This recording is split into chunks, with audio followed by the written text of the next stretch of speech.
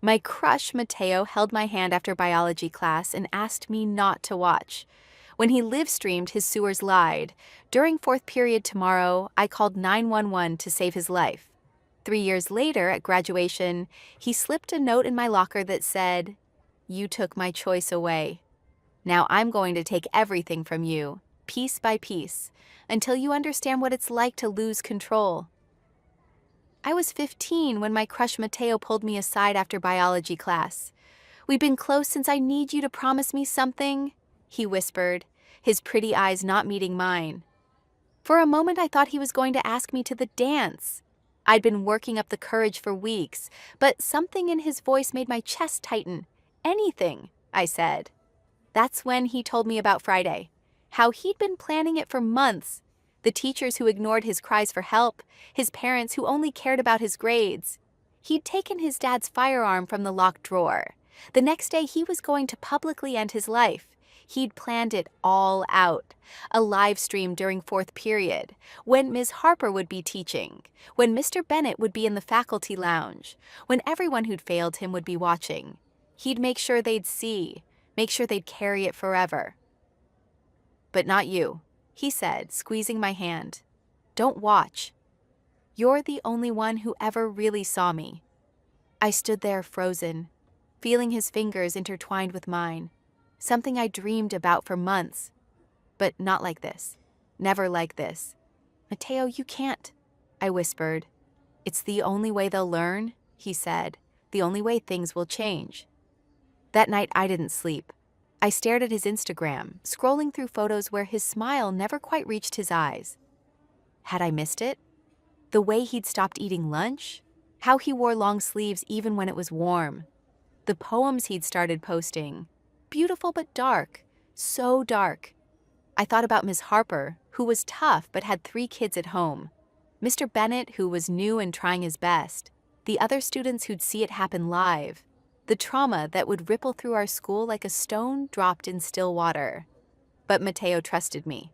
He'd held my hand. He'd chosen me to confide in. Wasn't that worth something? By the time 3 a.m. hit, I was typing and deleting texts to him. What if I was overreacting? What if he hated me forever? What if I lost the only boy who'd ever made me feel like I mattered? Then I imagined the alternative. His empty desk in biology. His parents at a funeral instead of graduation.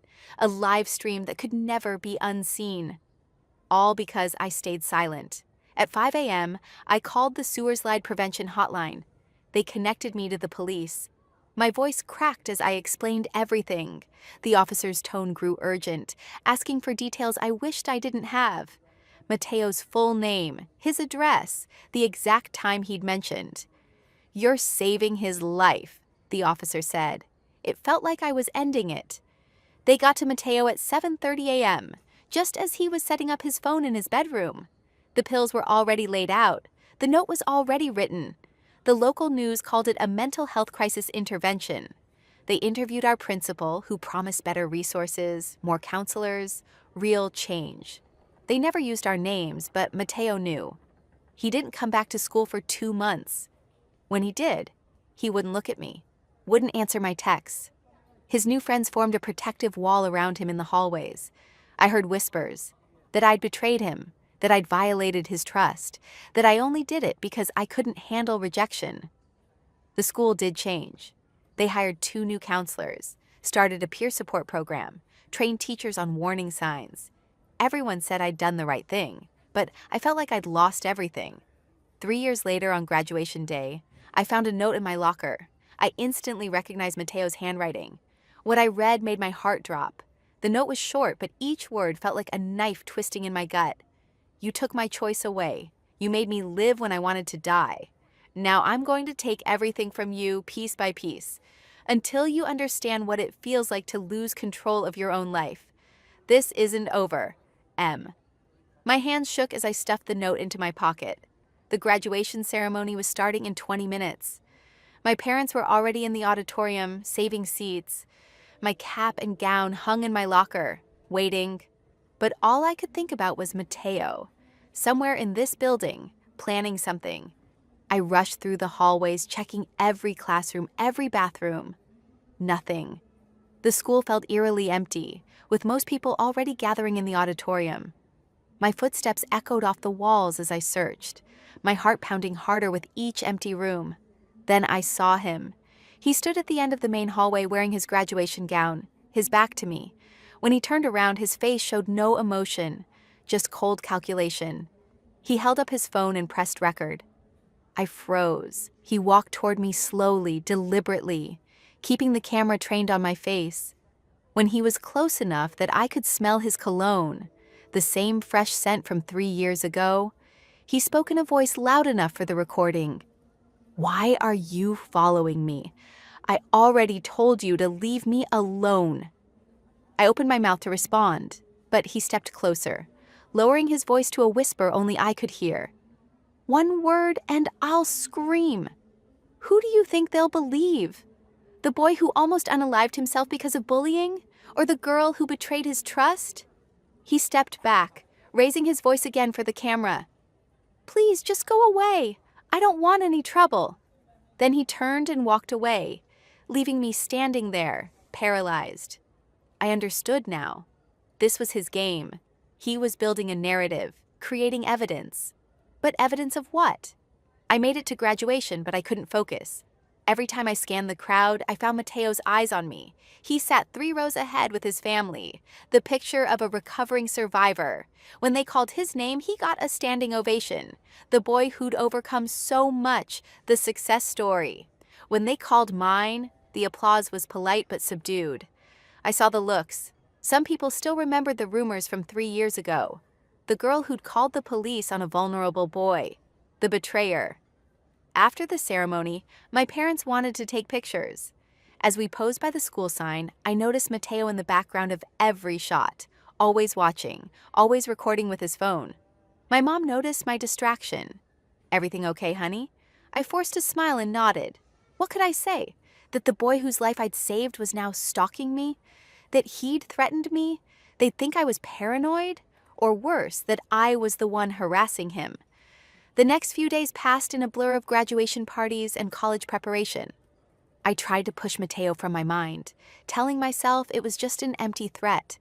Maybe he just needed to vent his anger. Maybe it would pass. Then the posts started appearing. First, it was subtle. A photo on Instagram from someone's graduation party. In the background, barely visible, was me looking in Mateo's direction. The caption read, "Great party." Though some people clearly can't take a hint, then a video surfaced on TikTok, security footage from the school hallway showing me following Mateo. The video was edited, cutting out the part where he'd waited for me, showing only me walking behind him. The comments were brutal, creepy behavior. This is why he tried to, some girls just can't handle rejection. I reported the video, but more kept appearing, each one carefully edited, each one painting me as an obsessed stalker who couldn't leave him alone. My Instagram started getting flooded with messages from strangers calling me horrible names. My Facebook was bombarded with friend requests from fake accounts. I tried reaching out to mutual friends, but Mateo had gotten to them first. He'd shown them the videos, told them how I'd been following him, how scared he was. They believed him. Why wouldn't they? He was the victim. He was the one who'd almost died. My parents started noticing my mood changes. I was jumpy, constantly checking my phone, barely sleeping. They asked if something was wrong, but I couldn't find the words. How could I explain that my act of saving someone had turned into my own nightmare? 2 weeks after graduation, I was at the grocery store when I felt someone watching me. I turned to see Mateo at the end of the aisle, phone in hand. He smiled and waved, then typed something. Seconds later, my phone buzzed. A photo of me in the cereal aisle. The caption, "Can't even shop without her showing up, this is getting scary." I abandoned my cart and left immediately, but the damage was done. By the time I got home, the photo was already circulating in our city's Facebook group. People were commenting about calling the police, about protecting Mateo, about how someone should do something about that girl. My mom was waiting in the kitchen when I walked in. Her face was pale, her laptop open on the counter. "We need to talk," she said. She'd seen the posts, the videos, the comments. She wanted to know what was really going on. I tried to explain, but even to my own ears it sounded crazy. A conspiracy by the boy I'd saved? Edited videos? Staged encounters? My mom wanted to believe me. I could see it in her eyes, but doubt crept in. She asked why Mateo would do this. What could he possibly gain? I showed her the note from graduation, but she pointed out it wasn't signed. It could be from anyone. That night, I lay in bed scrolling through my phone, watching my reputation crumble in real time. Friends were unfriending me. College acquaintances were blocking me. 3 years of being known as the girl who saved a life were being erased, replaced by something much darker. Then I noticed something. In one of the videos, a reflection in a window, another person filming. Someone was helping Mateo.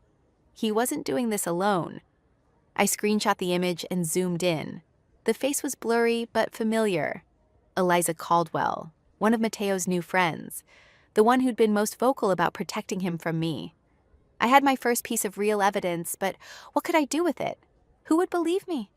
I wonder what Mateo's really thinking with this whole revenge plan he's got going on. He's clearly been planning this for a while, but why wait 3 whole years? There's something about the timing that makes me curious about what else might be going on in his life right now. And more importantly, what was Mateo's endgame? The note said he'd take everything from me piece by piece. My reputation was already in ruins. What came next? My phone buzzed. Another message, this time from an unknown number. This is just the beginning. Sweet dreams. Attached was a photo of my house taken from across the street. Tonight, I jumped up and looked out my window. The street was empty, but I knew he was out there, watching, planning, and I was running out of time to figure out how to stop him. I rushed to my parents' bedroom and shook my dad awake. He groaned and checked the clock, but when he saw my face, he sat up immediately. I showed him the photo and explained everything as quickly as I could. My dad grabbed a flashlight and headed outside while my mom called the police. The officers arrived within 15 minutes. They took my statement, examined the photo, and checked the area. They found nothing. No footprints, no evidence anyone had been there. One officer suggested it could have been taken earlier in the day with a timer. The other asked if I'd been having any conflicts with anyone recently. I tried explaining about Mateo, showing them the posts and videos. They took notes, but I could see the skepticism in their eyes. One officer pulled my parents aside. I couldn't hear the conversation, but I saw my mom's worried glances in my direction. After they left, my parents sat me down. My dad suggested maybe I should talk to someone, a therapist perhaps. My mom mentioned that the stress of graduation and starting college could affect people in different ways. They weren't saying they didn't believe me, but they weren't saying they did either. I spent the rest of the night wide awake, refreshing social media obsessively. More posts kept appearing, photos from different angles at the grocery store I hadn't even noticed being taken. Videos from graduation showing me staring at Mateo. Each post carefully crafted to build a narrative of obsession. By morning, I had 17 missed calls from friends. Not to check on me, but to tell me to stop, to leave Mateo alone, to get help. My best friend since middle school sent a long text about how disappointed she was, how she never thought I was that kind of girl. I decided to fight back. I created a document with timestamps, showing how the videos were edited, pointing out the inconsistencies. I wrote a long post explaining my side of the story, about saving Mateo's life, about the note, about everything. Within an hour, my post was gone, reported for harassment. My account was temporarily suspended for violating community guidelines. Meanwhile, Mateo's posts remained up, gathering more views, more angry comments directed at me. My college orientation was in 3 days. I'd been looking forward to it for months. A fresh start at a school 2 hours away where nobody knew my history. Now I wondered if the story would follow me there too. That afternoon, I drove to the mall to buy supplies for my dorm. I kept my head down, avoiding eye contact with anyone who might recognize me.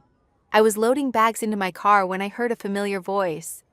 Eliza Caldwell stood behind me with 2 other girls I recognized from school. They weren't threatening exactly, just standing there, watching. Eliza held up her phone, not recording this time, just showing me the screen. It was a group chat with over 50 members.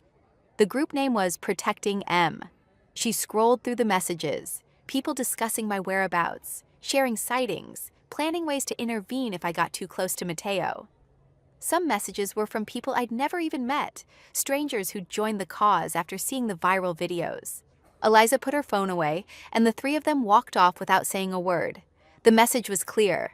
I was being watched by an entire network of people who believed I was dangerous. I drove home in a daze.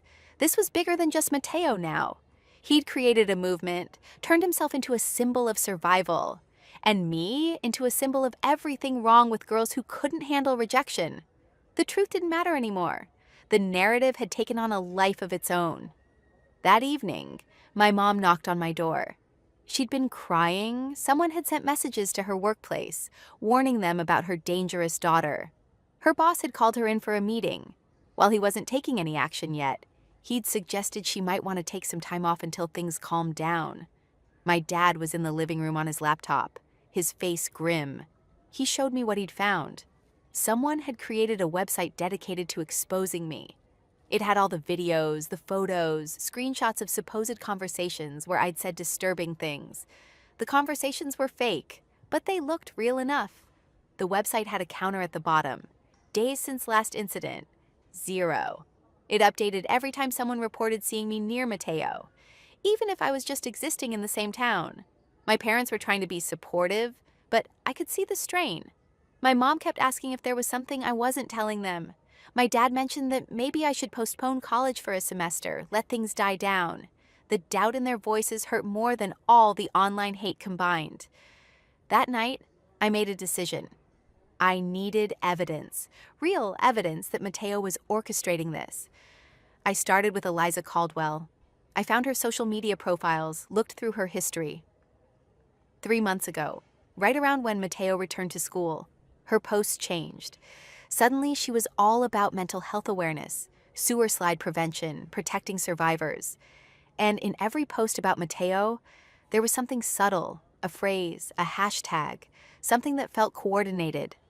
I dug deeper, found connections between Eliza and the other people most active in posting about me. They all seemed to have become friends with Mateo around the same time. They all used similar language in their posts. It was organized, planned. Then I found something interesting, a photo from a party 2 weeks before graduation. In the background, barely visible, was Mateo's laptop. The screen showed a document titled Project Restoration. I zoomed in as much as I could. I could make out what looked like phases, timelines, goals. It wasn't much, but it was something. I saved everything, creating my own folder of evidence. But I knew I needed more. I needed someone on the inside, someone who could confirm what Mateo was planning. I thought of Liam, a boy from our biology class who'd been friends with Mateo before everything happened. He'd been one of the people who hadn't immediately taken sides after the intervention. Maybe he'd listen. I found Liam working at the bookstore downtown. He saw me coming and his face went tight, but he didn't run or call for help. I approached carefully, keeping my hands visible, maintaining distance. I asked if we could talk. He hesitated, glanced around the empty store, then nodded toward the back corner. We sat at a small reading table, his body tense, ready to bolt. I explained everything as calmly as I could. The note, the videos, the coordination. Liam listened without interrupting. When I finished, he was quiet for a long moment. Then he told me something that made my blood run cold. Mateo had approached him months ago, wanting him to join what he called his recovery project. He'd explained it as a way to take back control, to show that survivors could be empowered. But the details had made Liam uncomfortable. The talk of justice, of making sure people understood consequences of teaching lessons. Liam had declined to join, and Mateo had cut him off completely. Now Liam was seeing the results play out online, and he was scared. Not of me, but of what Mateo was capable of. He agreed to help, but carefully. He still had access to some group chats, could see some of the planning. He warned me that Mateo was smart, careful. Everything was designed to look organic, spontaneous. The people helping him genuinely believed they were protecting a victim. Over the next few days, Liam fed me information. Mateo had phases planned out. First was isolation, cutting me off from support systems. Second was escalation, making me seem increasingly dangerous. The third phase was something called resolution, but Liam couldn't find details about what that meant. I was living in a constant state of anxiety. Every time I left the house, I was photographed. Every move I made was documented and twisted. My parents were getting pressure from all sides. Old friends were cutting contact. The college I was supposed to attend had called about concerns they'd received. Then Mateo made a mistake. He got overconfident. I was at the gas station when he appeared, like always, with his phone out. But this time, he spoke to me directly, quietly while pretending to text. He told me I could make it all stop.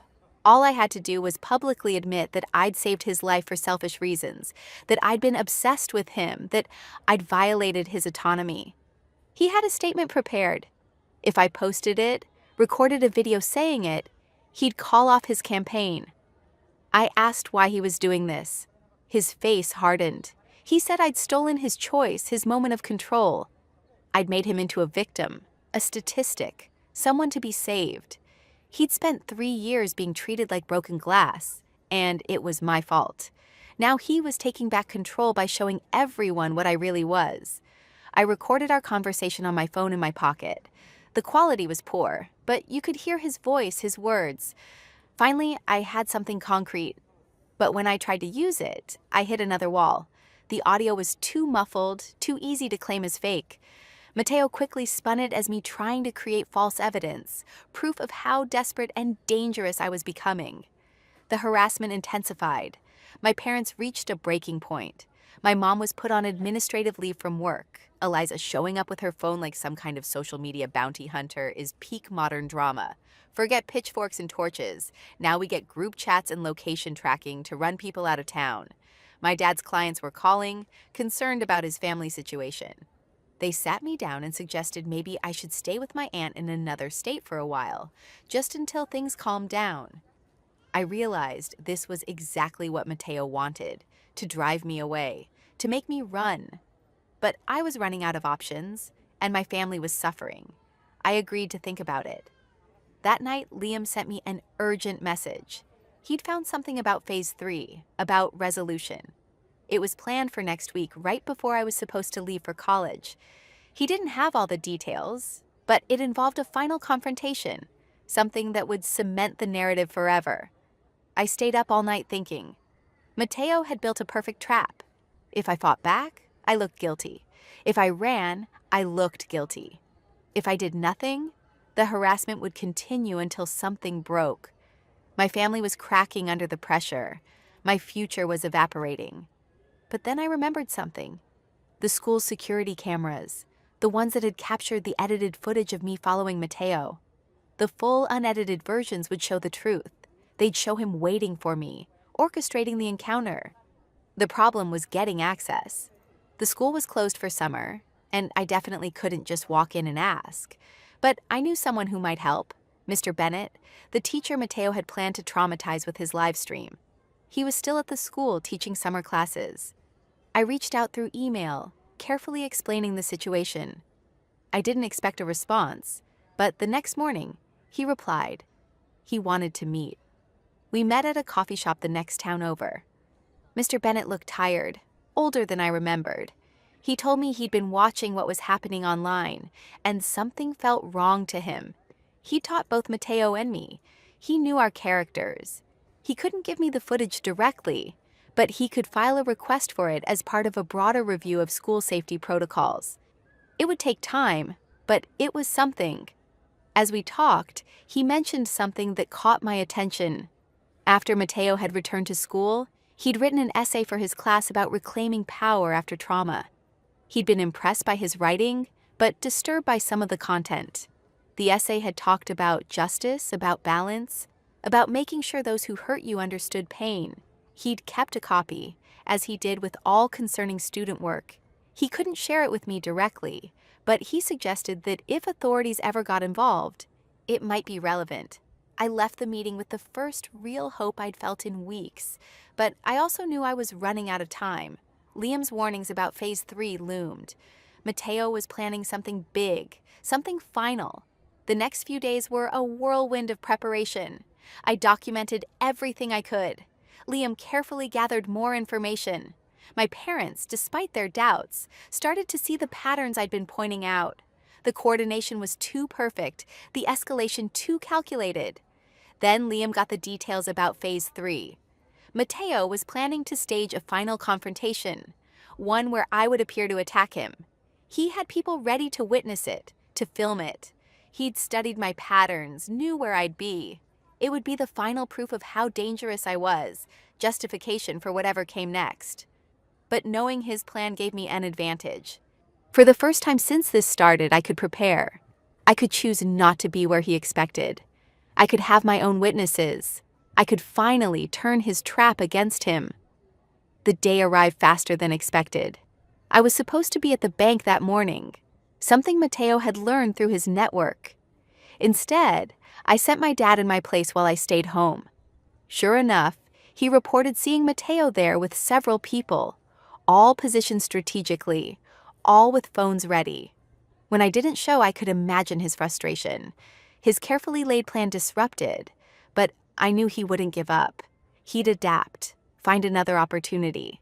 That afternoon, he did something desperate. He came to my house. I was in my room when I heard the doorbell.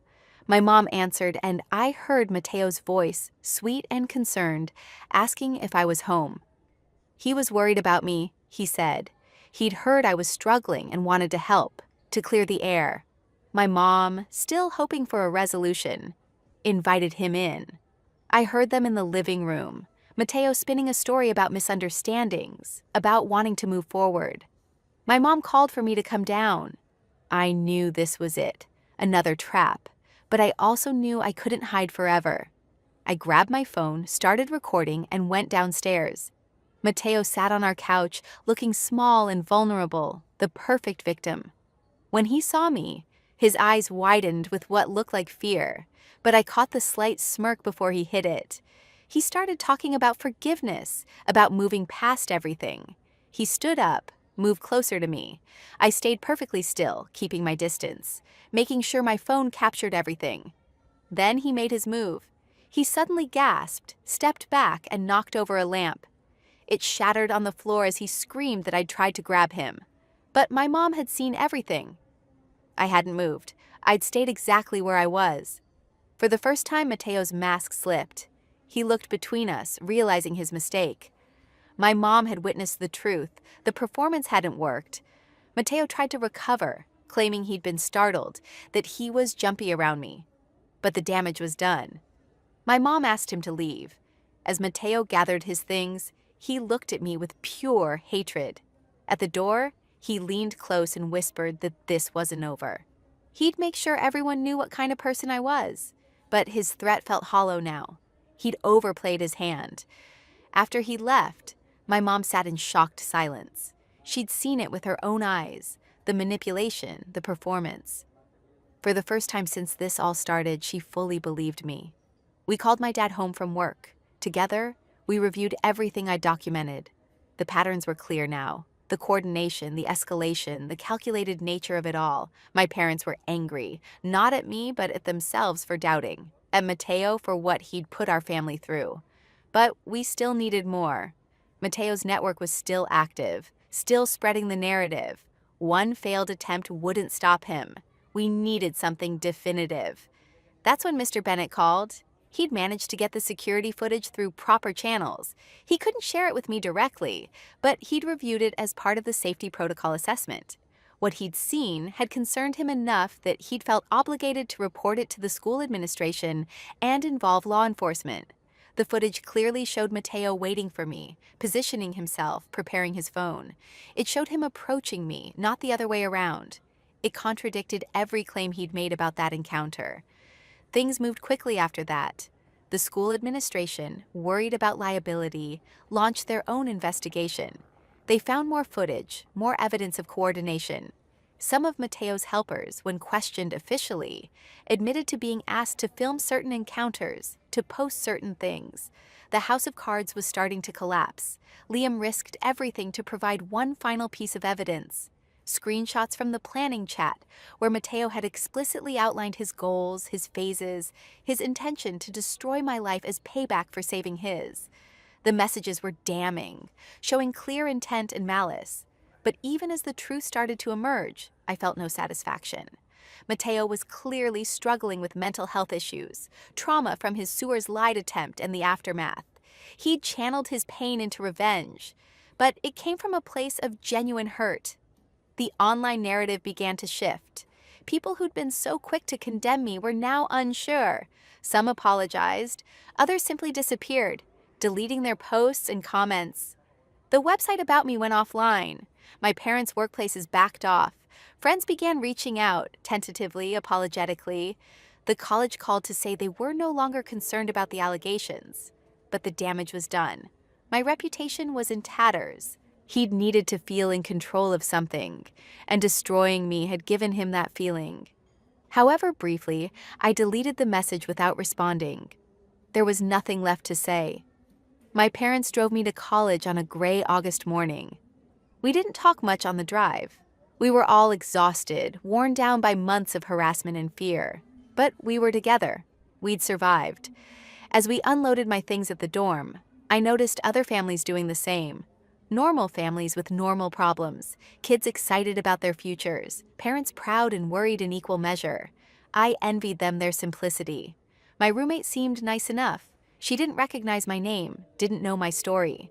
It was a fresh start, or as fresh as it could be with the internet existing. I knew the story would follow me eventually. Someone would make the connection, spread the word. But for now, I could pretend to be just another freshman. Security footage that perfectly shows everything. How convenient that Mr. Bennett just happens to get access right when it's needed most. The timing of Mateo's desperate house visit feels oddly calculated too. He's been so careful until now. Why suddenly get sloppy in front of witnesses? That night, alone in my dorm room, I thought about choices. The choice I'd made to save Mateo. The choice he'd made to destroy me. The choices we'd both have to live with forever. I'd saved his life, but I'd also taken something from him. He'd tried to take everything from me in return. Neither of us had won. We'd both lost something in the exchange. My phone buzzed with a text from my mom checking in, then one from Liam, wishing me luck. Even Mr. Bennett sent a brief email, hoping I was settling in well. These people had stood by me when everything seemed lost. That had to count for something. I looked around my small dorm room, at the blank walls waiting to be filled with new memories, new experiences. This wasn't the college experience I'd imagined, but it was mine. The next morning, I woke up to my roommate's alarm. She groaned, threw a pillow at it, and asked if I wanted to grab breakfast. I said yes. It was a small thing, a normal thing, but after months of anything but normal, it felt like a victory. Classes started. I threw myself into them, grateful for the distraction. Psychology, ironically, became my favorite. Understanding why people do what they do, how trauma shapes behavior, how pain can twist into something destructive. Weeks passed. The story didn't follow me as quickly as I'd feared. When it finally did surface, my hallmates' reaction surprised me. Some were curious, some sympathetic. A few avoided me. But most seemed to understand that there were two sides to every story. I even made friends, real ones, who knew my history and chose to know me anyway. We didn't talk about it much, but when we did, they listened without judgment. One night, studying in the library, I saw a news article about Mateo. He was speaking at a mental health awareness event, sharing his story of survival. The article mentioned the girl who'd called for help, saving his life. It didn't name me, and the tone was neutral, factual. He was healing in his own way, finding his own path forward. I closed the article and went back to my studies. We were both moving on separately, carrying our scars and our stories. The boy with pretty eyes who'd wanted to die. The girl who'd saved him and paid the price. Two kids who'd made choices that changed everything. My phone buzzed. A text from a study group asking if I was coming. I packed up my things and headed out into the night, toward voices and laughter, and the possibility of normal college drama that had nothing to do with the past. The truth was, I'd do it again. Even knowing the cost, I'd still make that call because Mateo was alive. Troubled, angry, but alive. He had the chance to heal, to grow, to become whoever he was meant to be. That had to be worth something. As I walked across campus, I thought about second chances. How Mateo had gotten his, even if he hadn't wanted it. How I was getting mine now, building a life beyond what had happened. We'd probably never speak again. The damage was too deep, the hurt, too raw. But somewhere out there, he was living the life I'd helped give back to him. And here I was, living mine. It wasn't the ending either of us had planned, but it was an ending we could both live with. The first sign that my fresh start wasn't as fresh as I'd hoped came during my second month at college. I was walking back from my psychology lecture when I noticed a familiar figure across the quad. My stomach dropped. Eliza Caldwell stood near the student union, talking to someone from my dorm. I ducked into the library, my heart racing. Eliza being here couldn't be a coincidence. The college was 2 hours from home, and she'd never mentioned plans to visit. I watched through the window as she showed something on her phone to the student, who nodded and pointed toward my dorm building. That evening, I found my roommate acting strange. She kept glancing at me while pretending to study, and her phone buzzed constantly with messages. When I asked if everything was okay, she mumbled something about being tired and left for the common room. Over the next few days, the atmosphere in my dorm shifted. Conversations stopped when I entered rooms. People who'd been friendly suddenly had somewhere else to be. The study group stopped inviting me. My new friends became mysteriously busy. I recognized the pattern immediately. The isolation phase, just like before. But how? Mateo was supposed to be getting help, focusing on his own recovery unless he wasn't. Liam texted me late one night with a warning. He'd seen activity in some of the old group chats. Mateo had been discharged from the hospital weeks ago. He'd convinced his doctors he was better, that he understood his mistakes. But Liam had heard through mutual friends that Mateo had been planning something new, something he called his final project. I started documenting everything again. The strange looks, the whispered conversations, the way people suddenly had their phones out when I walked by. But this time, I wasn't going to wait for things to escalate. I needed to get ahead of whatever Mateo was planning. My psychology professor had assigned us to write about trauma responses in recovery. As I researched, I found myself understanding Mateo's behavior more clearly. The need for control, the inability to let go, the way trauma could manifest as aggression toward those perceived as taking away agency. It didn't excuse what he was doing, but it helped me see the pattern. Then I found the Instagram account. Truth About Predators had started posting 3 weeks ago, right when Mateo was discharged. The posts were careful, no names mentioned, but the details were unmistakable. Stories about a female student who had a history of stalking vulnerable men. Security footage that looked suspiciously like my dorm building. Photos taken from angles that suggested someone had been following me. The account grew quickly. My college had a strong culture around protecting survivors, and the posts were crafted to tap into that. Soon I started seeing people I didn't recognize watching me in the dining hall, following me between classes. I tried reporting the account, but it kept popping up under new names, each time more sophisticated, more believable. Mateo had learned from his mistakes. This time, he wasn't directly connected to anything. He was letting others do the work, creating a movement that seemed organic. My grades started slipping. How could I focus on calculus when I knew people were photographing me in class? How could I write essays when my laptop might be compromised? The paranoia was suffocating, which was exactly what he wanted. One night my roommate finally broke. She showed me the messages she'd been getting, anonymous accounts warning her about living with a dangerous person, links to articles about campus safety, stories that sounded just real enough to plant doubt. She said she'd requested a room change for her own safety. I spent that night in the library, afraid to go back to my dorm. That's when I met Alexa. She was a junior, working the late shift at the help desk. She noticed I'd been there every night that week and asked if I was okay. Something about her genuine concern broke through my walls.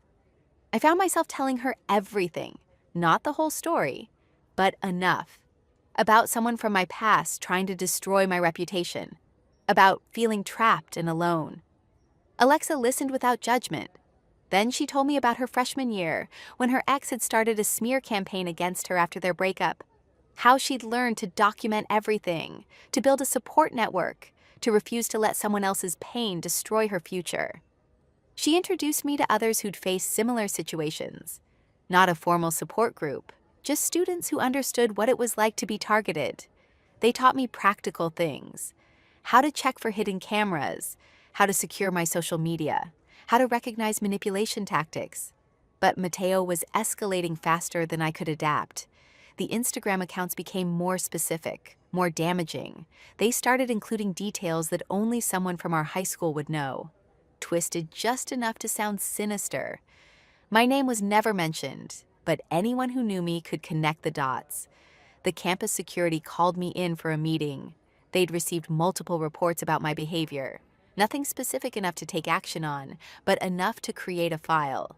They suggested I might benefit from counseling, gave me pamphlets about appropriate behavior. The security officer's expression made it clear he thought where there was smoke, there was fire. I was losing again. But this time I had people who believed me. Alexa and her friends helped me create my own documentation. We tracked the IP addresses of the anonymous accounts, found patterns in the posting times, identified stock photos being used to create fake victims. Then Liam sent another urgent message. He'd overheard something terrifying. Mateo was coming to campus, not just visiting, but moving here. He'd convinced his parents that being near me would help his healing process, that facing his trauma was necessary for recovery. They'd helped him get an apartment off campus. The next phase was beginning, and I knew it would be worse than before. On campus, he'd have access to everything: my schedule, my habits, my safe spaces. He could orchestrate encounters that would look random, but weren't. He could build his narrative in real time. I considered leaving, transferring schools, starting over somewhere else, but running would confirm every lie he'd spread. And there was no guarantee he wouldn't follow me again. This had to end here. Alexa helped me prepare. We mapped out campus, identifying cameras and blind spots. We created a buddy system, ensuring I was never alone in vulnerable situations. We even reached out to Mr. Bennett, who provided a written statement about what he'd witnessed, though we knew it wouldn't carry much weight here. Eliza playing detective with her phone while pretending to be casual visitor is peak. I'm definitely not here to cause drama energy. Buddy, everyone knows you don't travel 2 hours just to admire campus architecture. The day Mateo arrived on campus, I felt it immediately. The atmosphere shifted. People who'd started to doubt the rumors suddenly had new conviction. Fresh stories circulated. New witnesses came forward with concerns. I saw him for the first time outside the psychology building. He looked different, healthier, more confident. He was talking to a group of students, gesturing animatedly. When he noticed me, he didn't react, just continued his conversation as if I didn't exist. But I knew this was calculated. He was establishing himself as a presence on campus, building relationships, creating his network. Every interaction was a move in his game. The encounters started small. He'd appear in the coffee shop right after I arrived, forcing me to decide whether to stay or leave. He'd sit in the back of the lecture hall for my psychology class.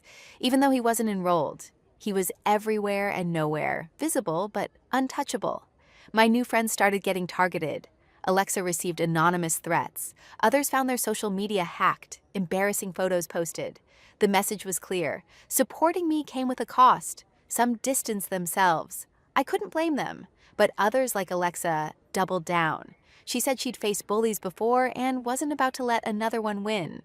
The breakthrough came from an unexpected source. My psychology professor pulled me aside after class. She'd noticed Mateo attending lectures without being enrolled.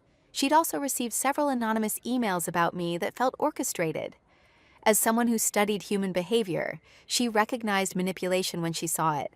She couldn't intervene directly, but she suggested I look into the college's policies on harassment and stalking, not to file a report since that would likely backfire, but to understand my rights and options. She also mentioned that the college took unauthorized access to classes seriously. That gave me an idea. Instead of defending against Mateo's attacks, I could document his actual violations, attending classes he wasn't enrolled in, accessing buildings with someone else's ID, creating a hostile environment for enrolled students. Alexa and I spent weeks carefully documenting everything. We didn't focus on the anonymous accounts or the rumors. Instead, we tracked Mateo's physical presence, when he attended my classes, when he appeared in my dorm building without authorization, when he photographed me without consent. The evidence pile grew. Security footage of him tailgating into restricted buildings. Sign-in logs showing he'd lied about his reasons for being on campus. Photos of him taking pictures of me during lectures. But I knew documentation alone wouldn't stop him.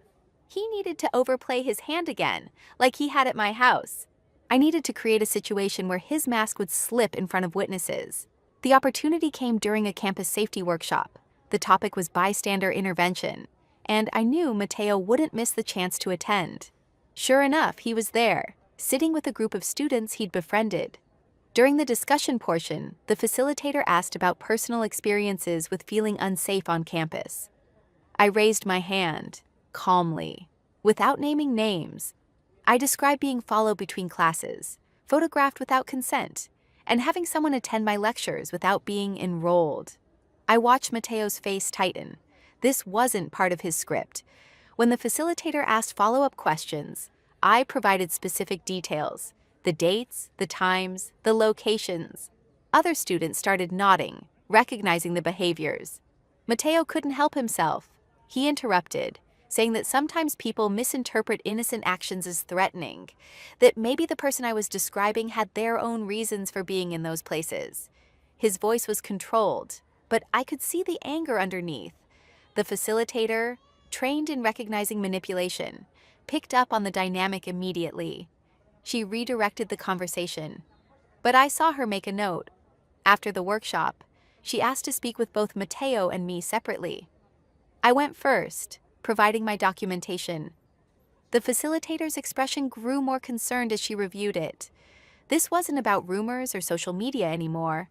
This was about concrete policy violations. When Mateo emerged from his meeting, his face was flushed. He'd been informed that attending classes without enrollment was grounds for removal from campus, that photographing students without consent violated privacy policies, that he needed to provide legitimate reasons for his presence in campus buildings. But Mateo wasn't done. That night, the anonymous accounts exploded with new content. Fake screenshots of messages I'd supposedly sent, doctored photos suggesting inappropriate behavior, a coordinated campaign to destroy me before the administration could act. My phone rang at 2 a.m. It was Alexa, panicked. Someone had called the police, reporting that I was planning something dangerous. Multiple anonymous tips had come in. The police were looking for me. I stayed calm, called campus security myself, and explained the situation. I was in my dorm room, exactly where I was supposed to be. When the officers arrived, I cooperated fully.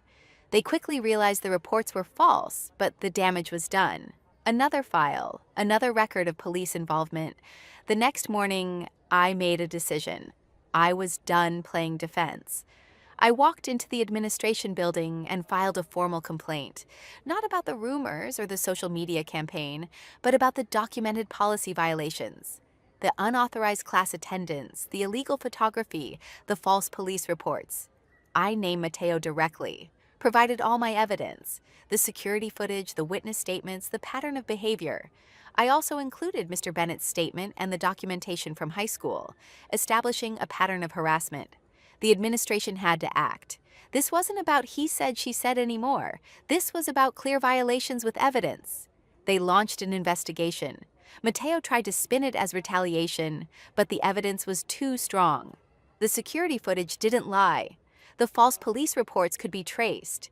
His own friends, when questioned officially, admitted he'd asked them to watch me, to report my movements. The investigation took 2 weeks. During that time, Mateo escalated desperately. He staged another confrontation, this time in the dining hall, trying to provoke a reaction. But I was ready. I kept my distance, stayed calm, let his performance play out in front of hundreds of witnesses. When he realized I wouldn't engage, he made his biggest mistake. He grabbed my arm as I tried to leave, screaming that I was running away again, that I couldn't face what I'd done. But this time, dozens of phones captured the truth. Me trying to leave peacefully, him physically preventing me, his aggression, not mine. Security intervened. The whole incident was recorded on multiple cameras. There was no way to edit or spin what had happened. Mateo had finally shown his true face in a way that couldn't be denied. The administration's decision came down a week later. Mateo was banned from campus. His unauthorized presence would be considered trespassing.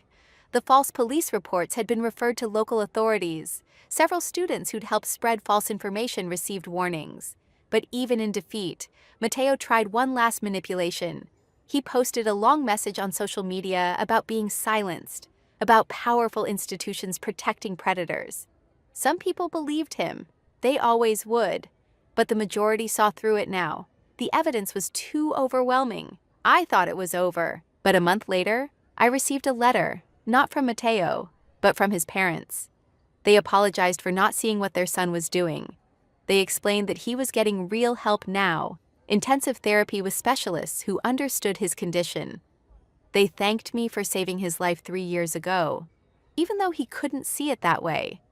They also included a letter from Mateo. I hesitated before opening it. His handwriting was different, less controlled. He didn't apologize exactly, but he acknowledged what he'd done. He wrote about the therapy, about understanding his need for control, about learning to live with the choice I'd taken from him. He ended by saying he was transferring to a school across the country, that we'd never cross paths again. I didn't respond. There was nothing to say. But I kept the letter as a reminder that even our darkest choices can come from places of deep pain. The rest of my freshman year passed quietly. The rumors faded. New scandals replaced old ones. Some people still looked at me suspiciously, but most moved on.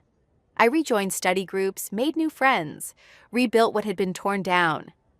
Alexa became my closest friend. We'd been through something intense together, and that created a bond. She introduced me to her boyfriend Oliver, who'd had his own experience with a stalker. The three of us formed our own support network. My grades recovered. My psychology professor became a mentor, helping me understand not just what had happened, but why.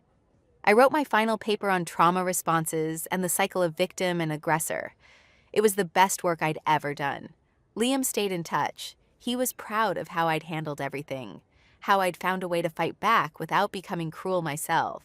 He was applying to law school, inspired by seeing how the system could work when properly engaged. Mr. Bennett sent an email near the end of the year. He'd heard about what happened at college and wanted me to know he was proud of how I'd handled it. He reminded me that saving a life was never wrong, even when the person couldn't appreciate it. Summer arrived with its promise of a fresh start. I decided to stay on campus, taking classes and working in the library. Mateo's parents writing to thank her for saving their son's life while he was actively trying to destroy hers seems oddly timed. The whole family dynamic here feels strange. Where were they during all this stalking and harassment that apparently required intensive therapy with specialists? I needed to reclaim this space as mine, to build new memories that weren't tainted by fear and paranoia.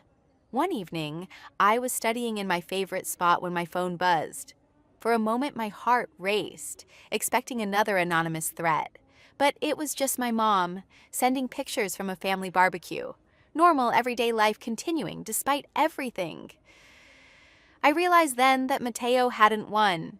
He'd tried to take everything from me piece by piece, but I'd rebuilt each time.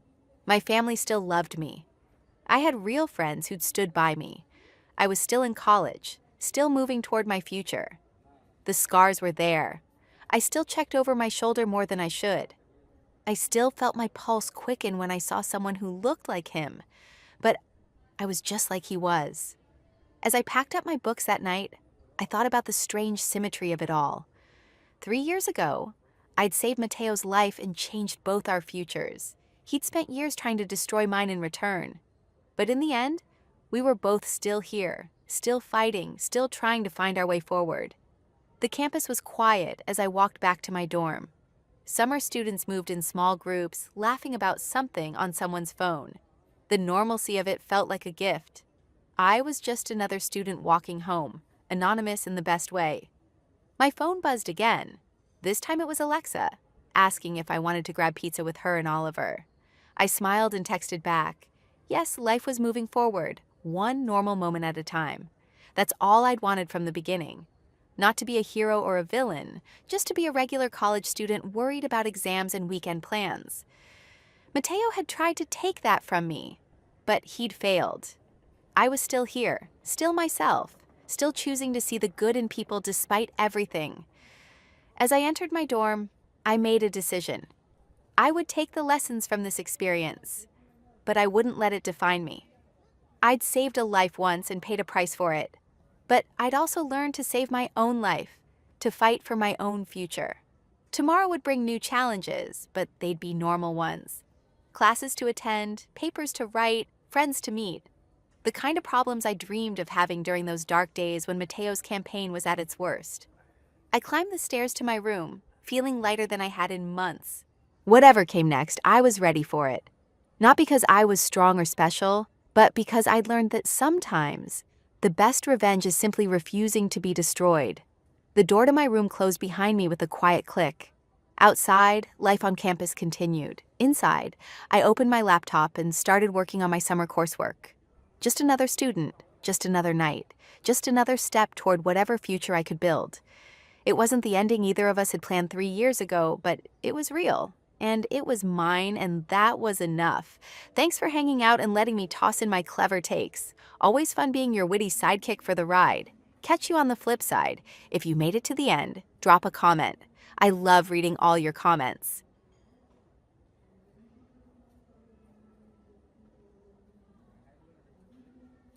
The moment I told my partner I'd been fired, he didn't even pause.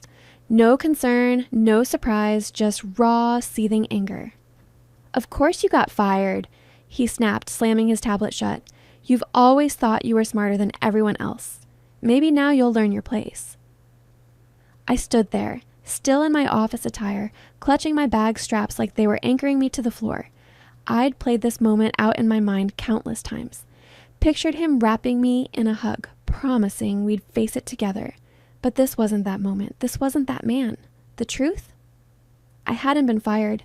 I'd been promoted suddenly, joyfully, after years of quiet, relentless work. Walking home that evening in Seattle, mulling over how Ethan had grown distant, distracted, I felt a flicker of doubt. What if he couldn't handle my success? What if he resented me for out-earning him?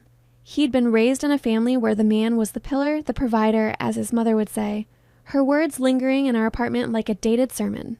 Still, I didn't expect the outburst. He glared at me like I was a burden he'd just noticed. "Do you even realize the mess you've put us in? How are we supposed to cover the rent now?" he shouted, pacing the living room, never once asking how I felt or what happened.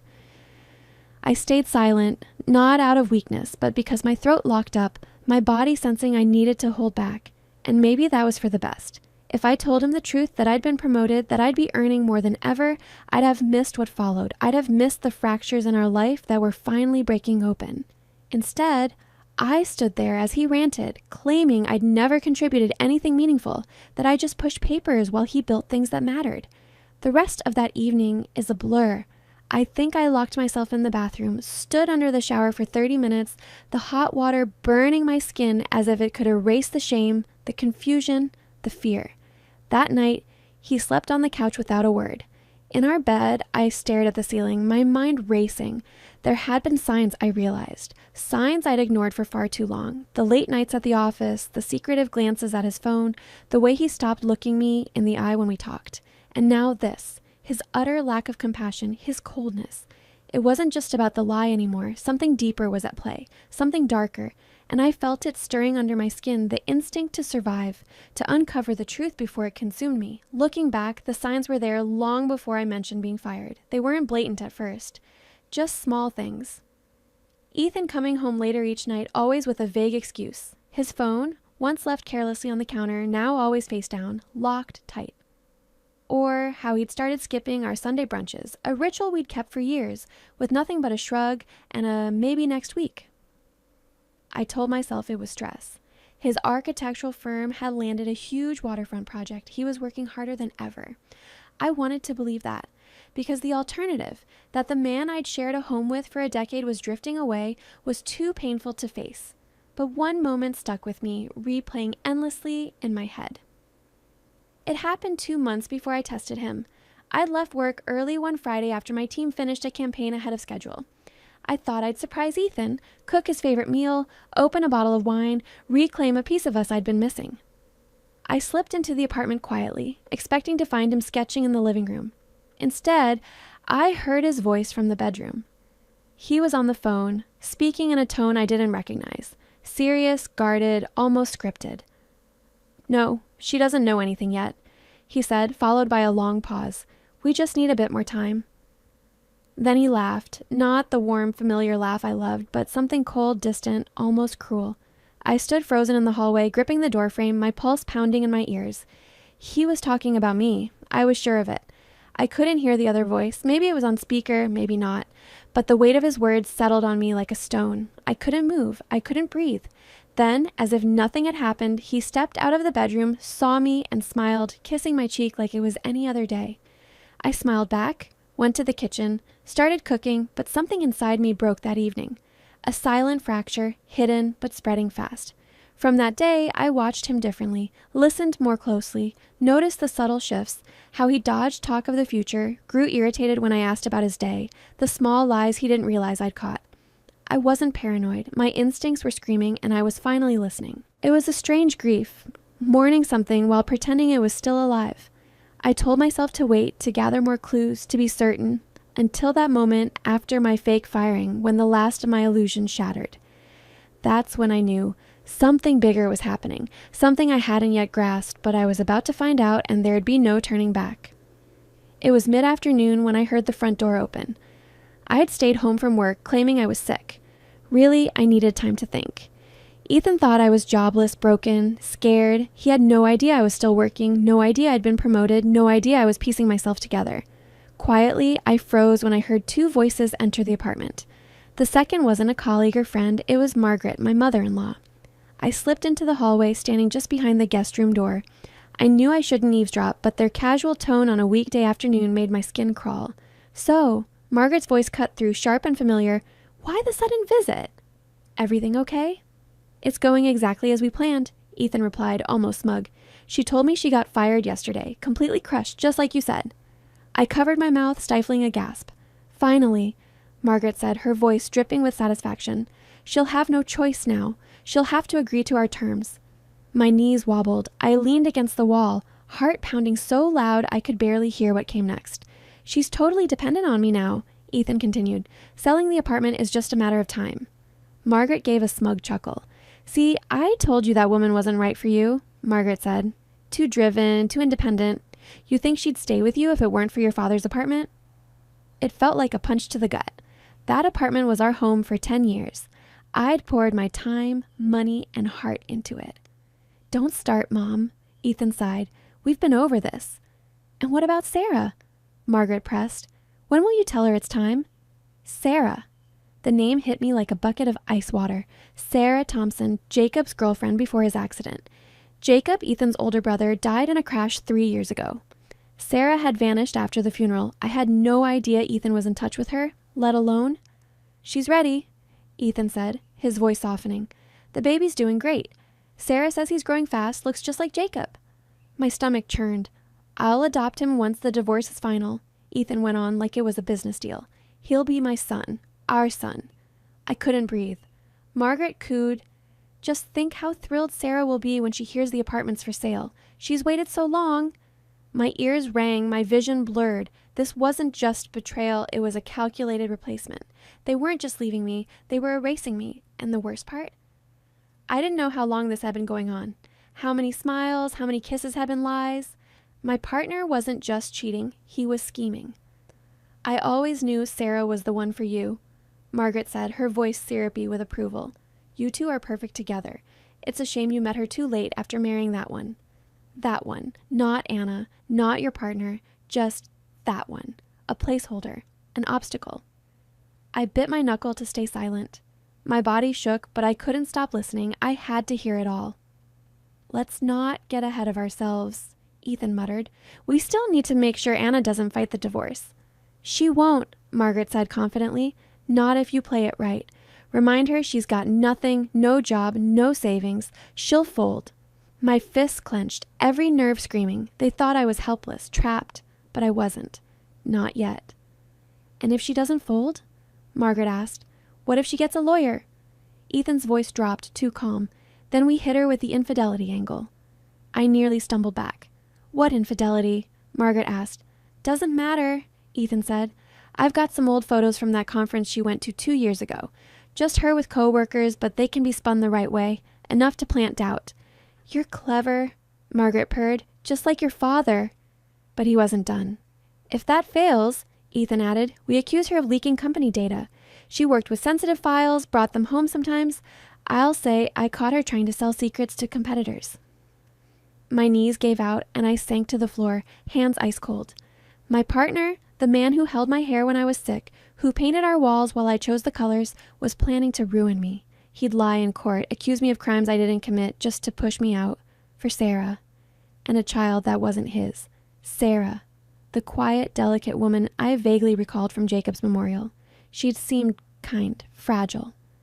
I never imagined she'd re-enter our lives like this, as the woman replacing me, the mother of the child my partner wanted to claim. How's the baby doing? Ethan asked, his voice light, almost happy. Strong, Margaret replied proudly. Sarah says he's growing fast. Looks just like Jacob. Same eyes, same laugh. You'll see soon enough. The room spun. They were building a new family.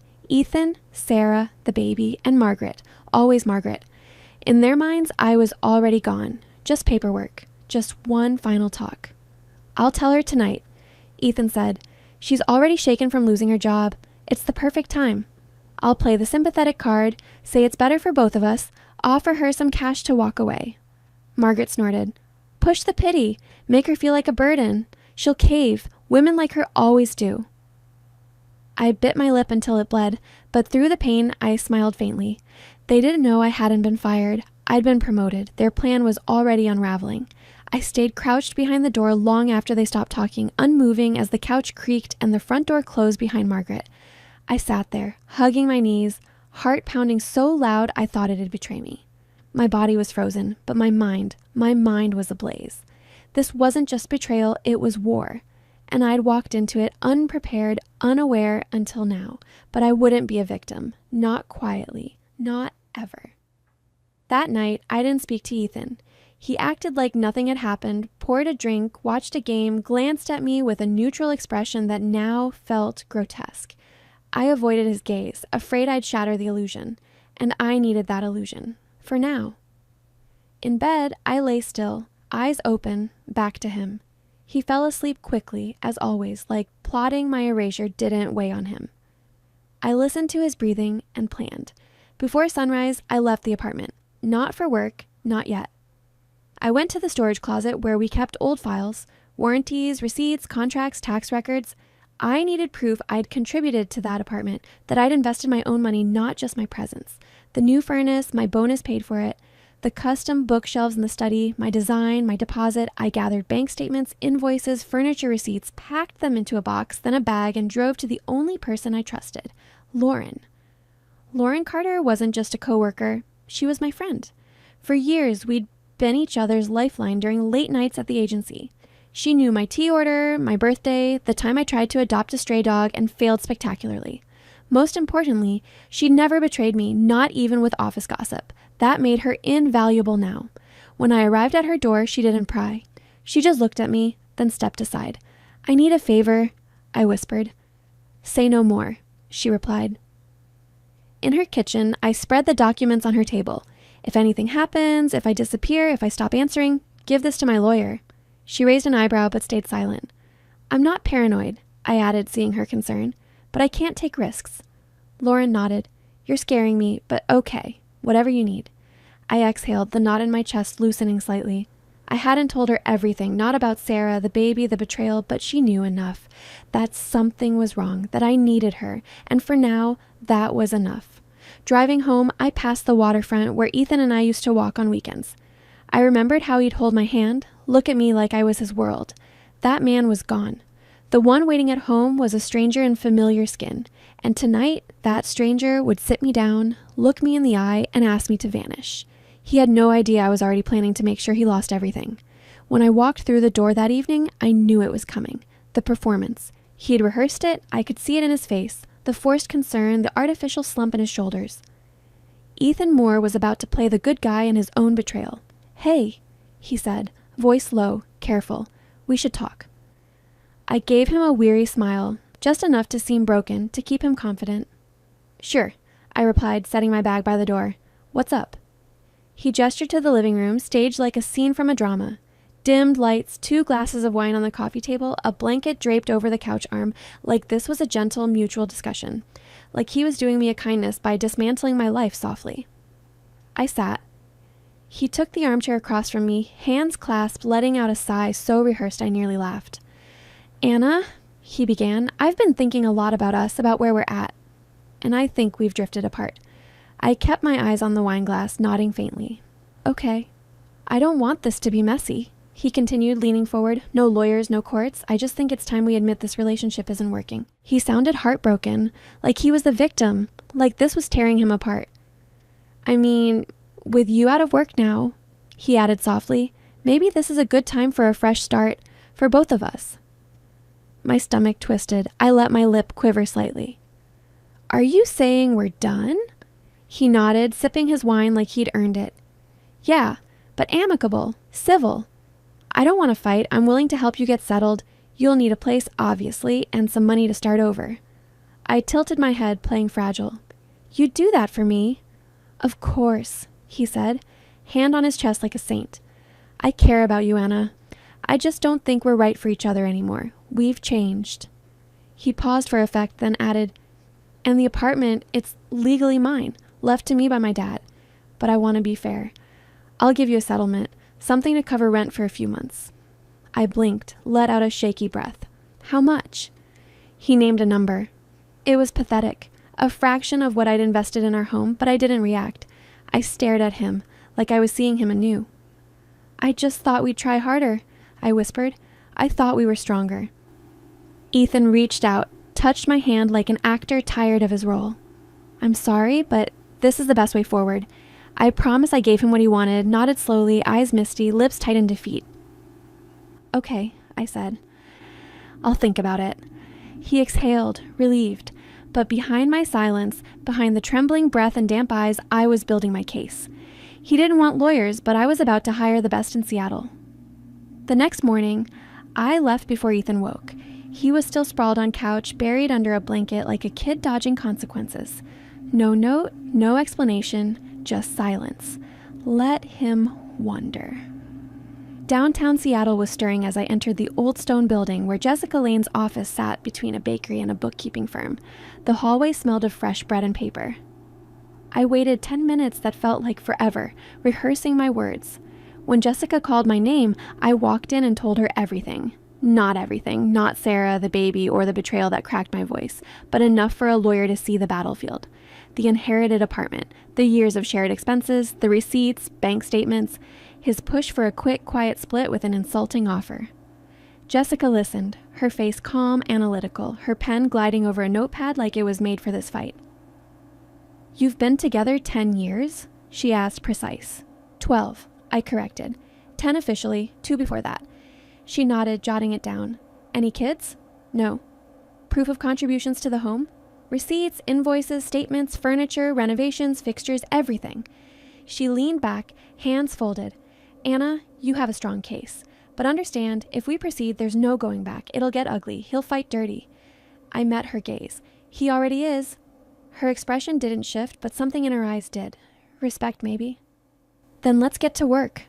When I stepped outside, the air felt lighter, crisper. The road ahead was steep, but the weight on my chest had lifted. I wasn't lost in the dark anymore. I had an ally who saw the pieces and knew how to play them. I went straight to the office after. No more hiding. I walked in, head high, greeted my team, sat at my desk, and opened the department dashboard like nothing had changed. Ethan thought I was jobless, fragile, but I was back, fully. My phone buzzed at lunch. A text from him. "Hope your interviews went well. Let me know when you're ready to talk next steps." I nearly laughed. Next steps. He had no idea I'd already taken them. I replied, "Will do." That afternoon, I met with my team, reviewed goals, scheduled meetings, and approved a new client pitch. I was sharp, focused, unbreakable. At sunset, leaving the office, I knew I'd changed permanently. The woman who cried in the hallway, who trembled in silence as her partner plotted her erasure, she was gone. In her place was someone stronger, sharper, ready. He wanted me to vanish quietly, but I was preparing to take everything back on my terms. Ethan was waiting when I got home, leaning against the kitchen counter, arms crossed, trying to look calm. But the twitch in his jaw, the slight shift in his stance, betrayed his nerves. "Hey," he said, casual like we were discussing takeout. "Got a minute?" I hung my coat slowly, turned to face him. "Sure." He nodded toward the living room. Same setup as before, couch, wine, blanket, the same rehearsed scene. He thought I'd bought his first act. "I've been thinking," he started. "I want to finalize things soon. The split, the paperwork, get it settled so we can move on." I nodded, keeping my face soft. "Okay." He blinked. "So, you agree?" "I'm not fighting the split," I said gently, "but I want to understand what's fair. So I've talked to someone." He froze. "Someone?" "A lawyer." His eyes narrowed. "Why would you need a lawyer? I'm offering a fair deal. We can handle this ourselves." I tilted my head. "You said the apartment's legally yours, right?" "It is," he said quickly. "But we've lived there 10 years. I've put money in. I have receipts. I just want fairness." He laughed, sharp, defensive. "Anna, you're blowing this out of proportion. You lived here. That's not owning it." "I paid for the study remodel," I said softly. "The bathroom fixtures, the appliances, from my accounts, I want that recognized." Ethan stood, pacing. "I don't want this to get ugly." "Then don't insult me with a number that barely covers 3 months' rent." He turned, and the mask slipped, anger, panic. "You're being unreasonable." "No," I said calmly. "I'm being smart. You taught me that, remember? Plan ahead. Protect your assets." He ran a hand through his hair, eyes darting. "You really want to do this? Lawyers? You think that's smart?" "I think it's necessary," I replied. "You wanted fairness? This is how it works." He didn't respond right away, just stared, recalculating, reframing me. I wasn't the broken partner he'd expected. I was a problem now. "So what do you want?" he muttered. "Half the apartment?" "Not half," I said. "Just what I put in, and maybe a bit more for the time you wasted lying to me." His jaw tightened. He didn't deny it, and in that silence, I knew he was finally scared. He thought I'd crumble. He didn't expect me to sharpen. The split finalized 6 weeks later, not quietly, not quickly. Ethan stalled once he realized I wouldn't roll over. His lawyer, probably the smug friend he'd boasted about to Margaret, tried every tactic. But Jessica was sharper, relentless. She had every receipt, every transfer, every signature I'd made on that apartment. We didn't chase more than what was fair, but we ensured Ethan couldn't keep what wasn't his. I walked away with a solid settlement and full recognition of my contributions. Not just financial, but as a partner who'd built a home before he tore it down. The last time I saw him, we were signing papers in a stark conference room downtown.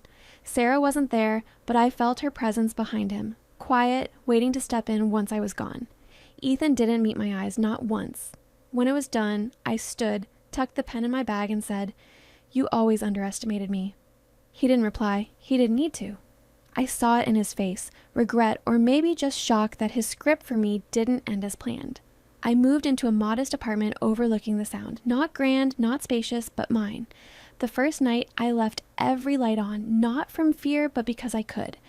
No one to call me dramatic, no one to label me a burden, just silence, peaceful, earned. Word spread that Sarah and Ethan were struggling. Their idyllic vision wasn't so simple. Raising a child wasn't just smiles and photos. Margaret tried to manage it, as always, but I heard through Lauren that tensions were rising, money tighter than expected, Sarah not quite fitting Margaret's mold. It didn't surprise me. Their life was built on lies, and lies don't hold up long. I don't dwell on them. I don't scroll their profiles or stew in bitterness. I've rebuilt slowly, deliberately. My job is solid, my name respected. Some nights I eat alone, but I've learned solitude isn't loneliness, it's healing. I've started kickboxing on Saturdays, rediscovered poetry, call my brother more. I've even begun writing again, something I hadn't done since college. Pieces of me I thought were lost were just buried under years of shrinking for someone else's ego.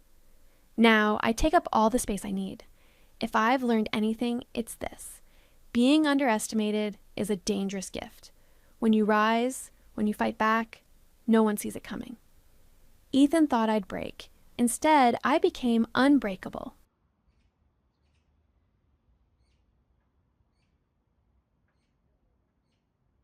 It was 3:17 a.m. when Emily finally pulled the zipper on her worn-out duffel bag. Her hands trembled so badly she nearly dropped it, but she tightened her grip and slipped out of the bedroom like a shadow. The soft snores of Jason echoed from the living room, a relentless reminder of years spent tiptoeing around a man who ruled their world with silence and sudden bursts of rage. In the next room, her daughter Sophie, 5 years old, slept soundly. She was curled around a threadbare stuffed unicorn, missing one eye, but still treasured like a sacred relic. Emily bent over, brushing tangled curls from her forehead. "Baby," she whispered, her voice soft as breath. "We're going on a little adventure." Sophie's eyes fluttered open. "Is it Disneyland?" she mumbled, half asleep. Emily smiled, though her throat tightened with tears. Something better. A place with stars. The apartment reeked of stale beer and fried onions. Last week, Jason had thrown a plate against the wall because she forgot to buy ranch dressing. The chip in the drywall still stared at her every morning, like a scar only she could see. Every movement was careful. Every zipper pulled, every drawer opened, every soft footfall on the carpet felt like it could trigger something explosive. But she didn't stop.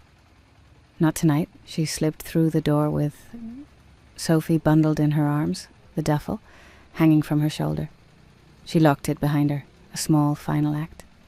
A bus took them across town, and then another. Emily kept checking over her shoulder, heart hammering.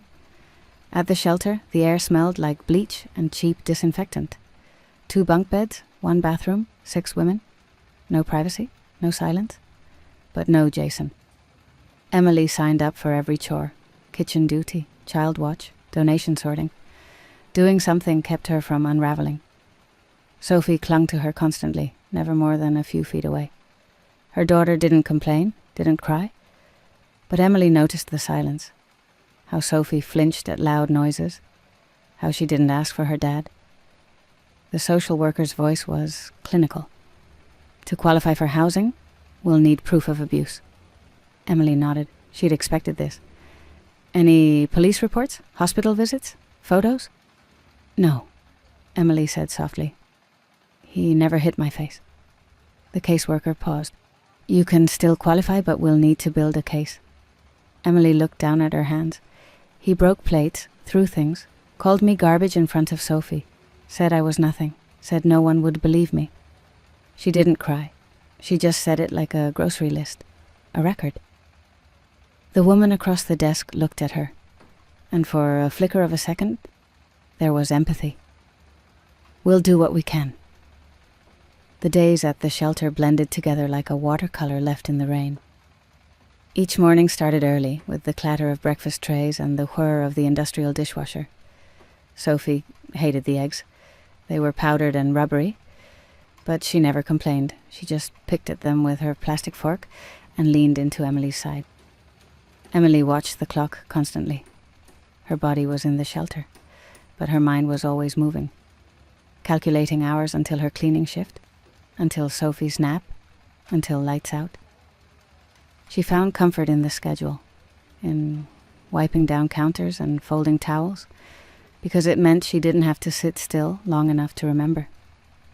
She met other women, Maria, who had fled with her baby after her boyfriend tried to drown her phone in the toilet, Jasmine, who wore long sleeves even in July and cried in her sleep.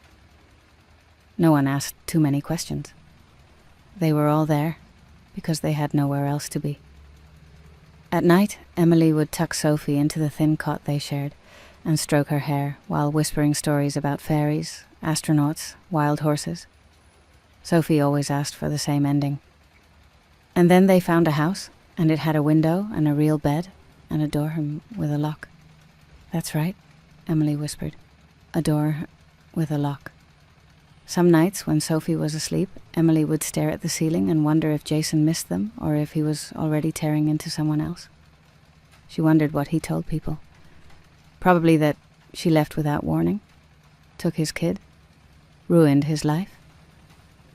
The lies men like him wrapped themselves in were always neat, rehearsed, convincing. She remembered the first time he broke something in front of her. A lamp. Just 3 months after Sophie was born. He said it was an accident, but when she flinched, he smiled like he'd won something. That was the beginning.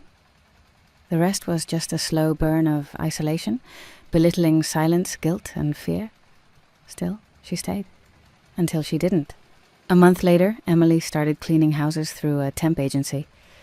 No one asked questions, and she didn't offer answers. The homes were big, quiet, and smelled like lemon cleaner and new money. She vacuumed rugs that cost more than she made in a month. She folded towels in bathrooms larger than her entire shelter room.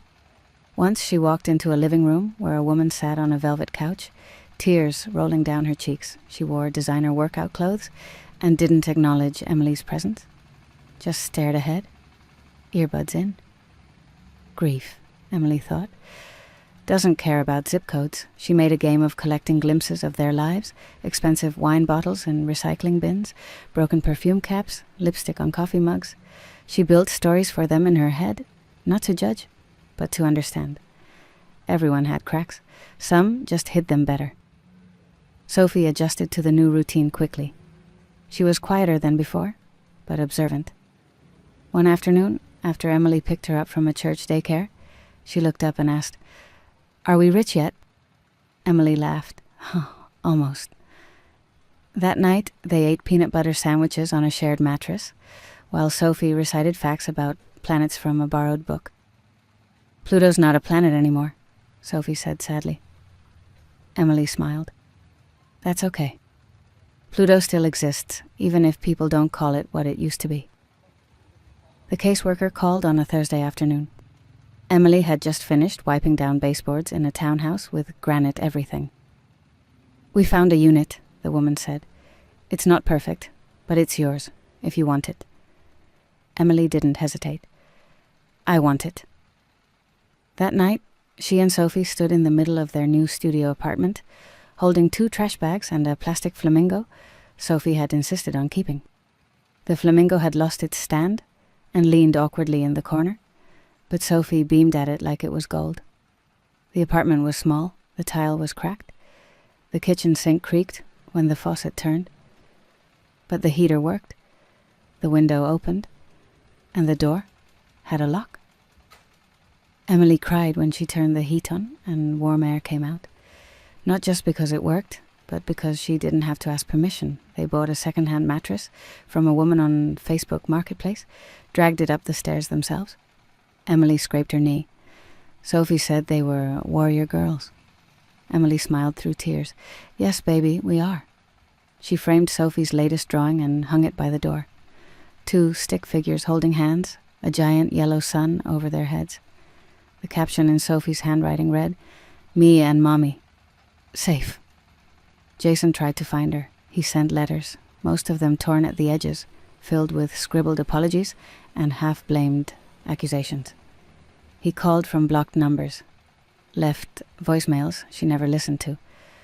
One day, he showed up outside the shelter and banged on the locked door, demanding to see his daughter. The staff called the police. Emily was ushered into an office and asked to write a statement. Her hand shook as she signed it. When the restraining order came through, it felt less like paperwork and more like armor. Still, he lingered. In nightmares. In the way she jumped when someone knocked too loud. In the tension in her shoulders when walking home at night. But slowly the ghost grew smaller. Sophie noticed, too. "Is Daddy coming back?" she asked one night. "No," Emily said, gently brushing her daughter's hair. "He's not." Sophie didn't ask again. Emily started writing in secret, long after Sophie went to sleep. Pages and pages of memories. Stories she hadn't said aloud. She filled notebooks from the dollar store with rage, grief, guilt, and hope. One night, Maria from the shelter came over for tea and read one of the stories. "You need to share this," she said. "It's real, it's raw, it's gonna help people." Emily wasn't so sure. But a small seed planted itself inside her. A whisper. Maybe my voice matters. The courtroom was too quiet, like it had been emptied of air. Emily sat on the left side, hands clenched in her lap. Jason sat across from her in a borrowed suit, pretending to be reformed. His hair was slicked back. He smiled at the judge like he was at a job interview. Emily's stomach turned. When the judge asked if she had something to say, she stood. Her voice trembled, but didn't break. Yes, Your Honor. She unfolded the paper she'd rewritten a dozen times. This man has never been arrested. He's never left a mark where someone could see. But he's left plenty that I still feel. He called me garbage. He isolated me from friends. He broke things to scare me. He told me I didn't matter. She looked directly at Jason. But I do matter. My daughter matters. And we're not going to live in fear anymore. The courtroom didn't make a sound. Jason smirked slightly but didn't speak. When the judge extended the restraining order, Emily didn't cry. She just exhaled, like she'd been holding her breath for 5 years. Outside it was raining. She walked slowly, umbrella-less, letting the water hit her face like baptism. Later that week, Emily visited her mother for the first time in over a year. The porch hadn't changed, the same chipped paint, the same rocking chair, with the squeaky joint. Her mother poured tea like it was a peace offering. You were always strong, Emmy, she said. Emily gave a bitter smile. You didn't believe me about Jason. Her mother looked down. I was scared. I didn't want to see it, and I didn't know how to help. But I'm proud of you now. You saved Sophie. They sat in silence for a long time. Forgiveness wasn't a door, it was a hallway. You had to walk it one quiet step at a time. Inside the house, her childhood bedroom still had faded stickers on the mirror. She stared at her reflection for a long time. The same face, but not the same woman. That night, Emily dreamed of stars and locks and open fields. That fall, Emily applied to a local community college. The application sat open on her screen for 2 full days before she dared to hit submit. She told herself she was too tired, too busy but really, she was scared of failing, scared of being too old, too broken, too late. In the essay section, she wrote, My daughter once asked me if I was brave. I told her no. Now, I tell her bravery isn't about not being scared. It's about leaving anyway. It's about opening a door with no idea what's on the other side. She was accepted. She enrolled in night classes, English literature, of course, and kept cleaning houses during the day. Her professor, Dr. Rivera, was a woman in her 60s, with sharp eyes and a sharper mind. On the 3rd week, she pulled Emily aside after class. You have a voice, she said. Don't let it go quiet again. Emily hadn't realized how much she'd needed to hear that. She started a blog. Late nights, after dishes and homework and bedtime stories. She wrote about her life. Not the glamorous version, but the real one. The nights on shelter floors. The panic attacks in grocery aisles. The power in signing a lease with your own name on it. She wrote a letter to her younger self and posted it. Dear Emily, you're 22. You think love is supposed to hurt a little. You think you deserve silence, crumbs, rage. You don't. You never did. You're allowed to want more, to raise your voice, to leave. One day, you'll look in the mirror and see someone worth fighting for, and you'll be proud of her. Love, Emily. The post went viral. Thousands of shares, messages from women and girls all over the country. Some were still in the darkness, some had already left. All of them said the same thing. I thought I was alone. 2 years after leaving Jason, Emily was reading excerpts from her memoir at a public library in Portland. The book wasn't a bestseller, but it had found its way into women's shelters, classrooms, and book clubs. It wasn't for profit.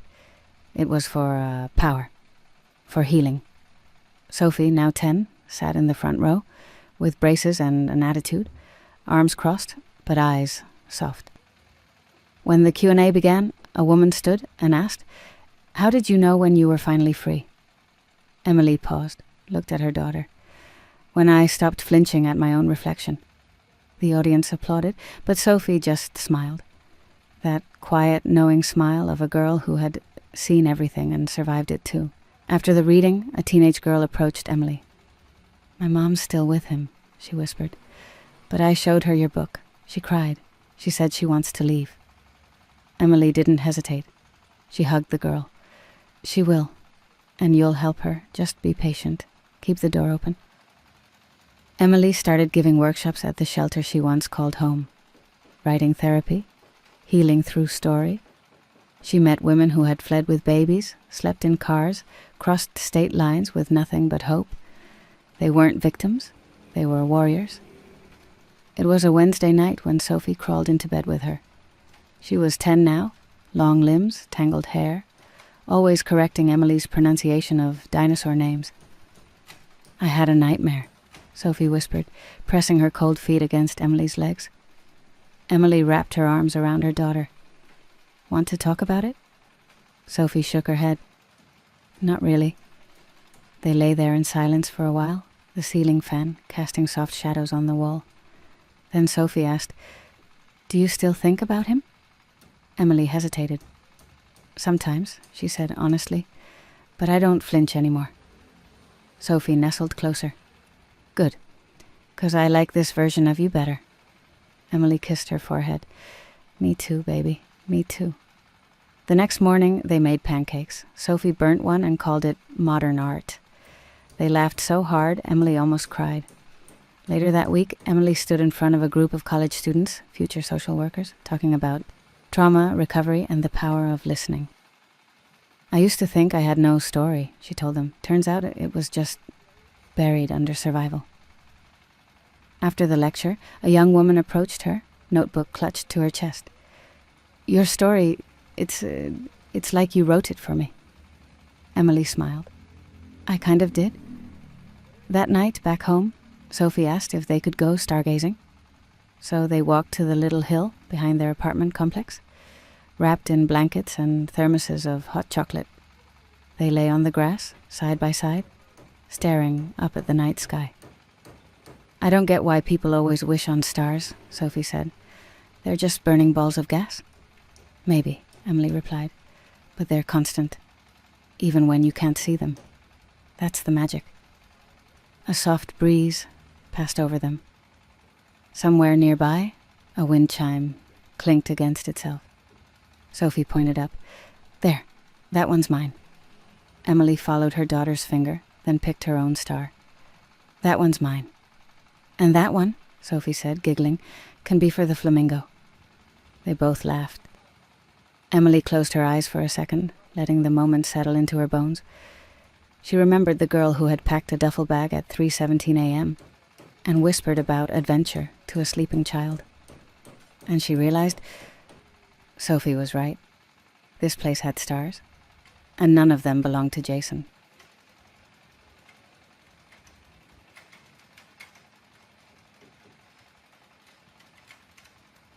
My name is Mia Carter. I'm 31. I live in Portland and teach art therapy for girls. People say I'm strong, independent, grounded.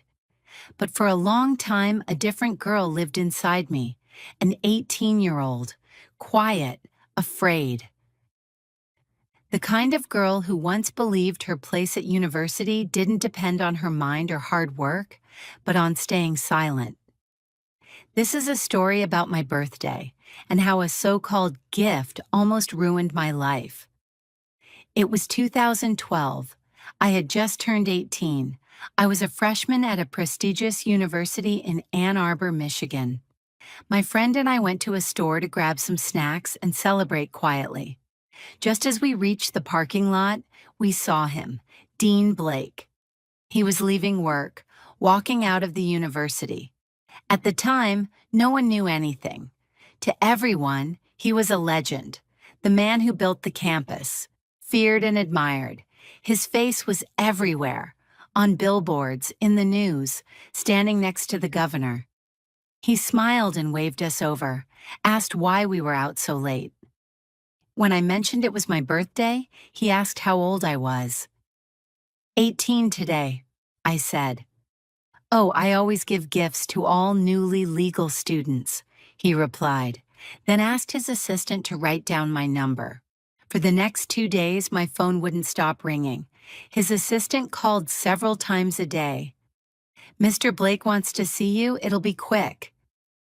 Something didn't feel right. My intuition sliced through me like a blade. I didn't respond. Until I heard, "You're on a full scholarship, right? You like studying here?" That's when the unease fully set in. After work, I went home, took off my makeup, put on a modest dress, and went to see him. But first, I asked some older girls if it was normal. Of course, they said, it's just a tradition. I didn't know then that one of them was already involved with the vice president. I arrived at his office. There was a long line. He saw everyone, except me. I was left for last. Around 11 p.m., I finally stepped in. It was just him and me. The office was large. Warm wood, diplomas on the walls, portraits with presidents. At first, he was calm, asked about my professors, dorm life. Then, where do your parents work? Is it hard for you? And again, with long pauses, you want to keep your scholarship, right? He said it 3 times, like pressing on a nerve. After half an hour, he said, I'm heading to one of my restaurants in an hour. Come have dinner with me. And again, you're on financial aid, right? It didn't feel like an invitation. It felt like a test. Go downstairs. A car will be waiting just around the corner. I'll be there in 15 minutes. I walked down, thinking of turning away, but fear froze me. A black car, the assistant behind the wheel. I got in the back, leather seats, tinted windows. The 15-minute wait felt like an eternity. Then he sat down too. The drive was long. I started to realize we weren't going to a restaurant. Where are we going? I asked. Home. Can't be seen with students in public, he replied. My body went cold. The air thickened. I no longer felt in control.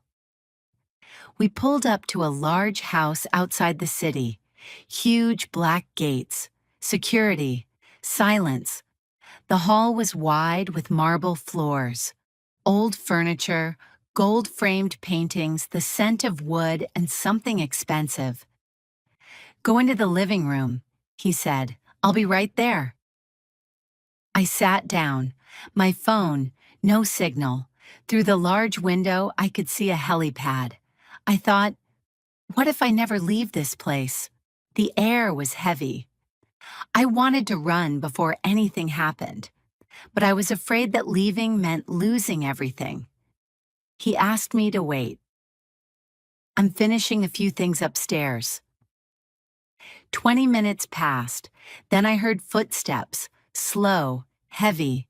He came down in a white robe, hair still damp, face relaxed, a glass of wine in his hand. His smile, sticky and familiar. You're so tense, he said, sitting next to me. I nodded. I couldn't even breathe. His hand landed on my knee. I flinched. Shh, he whispered, like speaking to a child. It's okay. His other hand touched my neck, cold, slow, controlling. He didn't ask.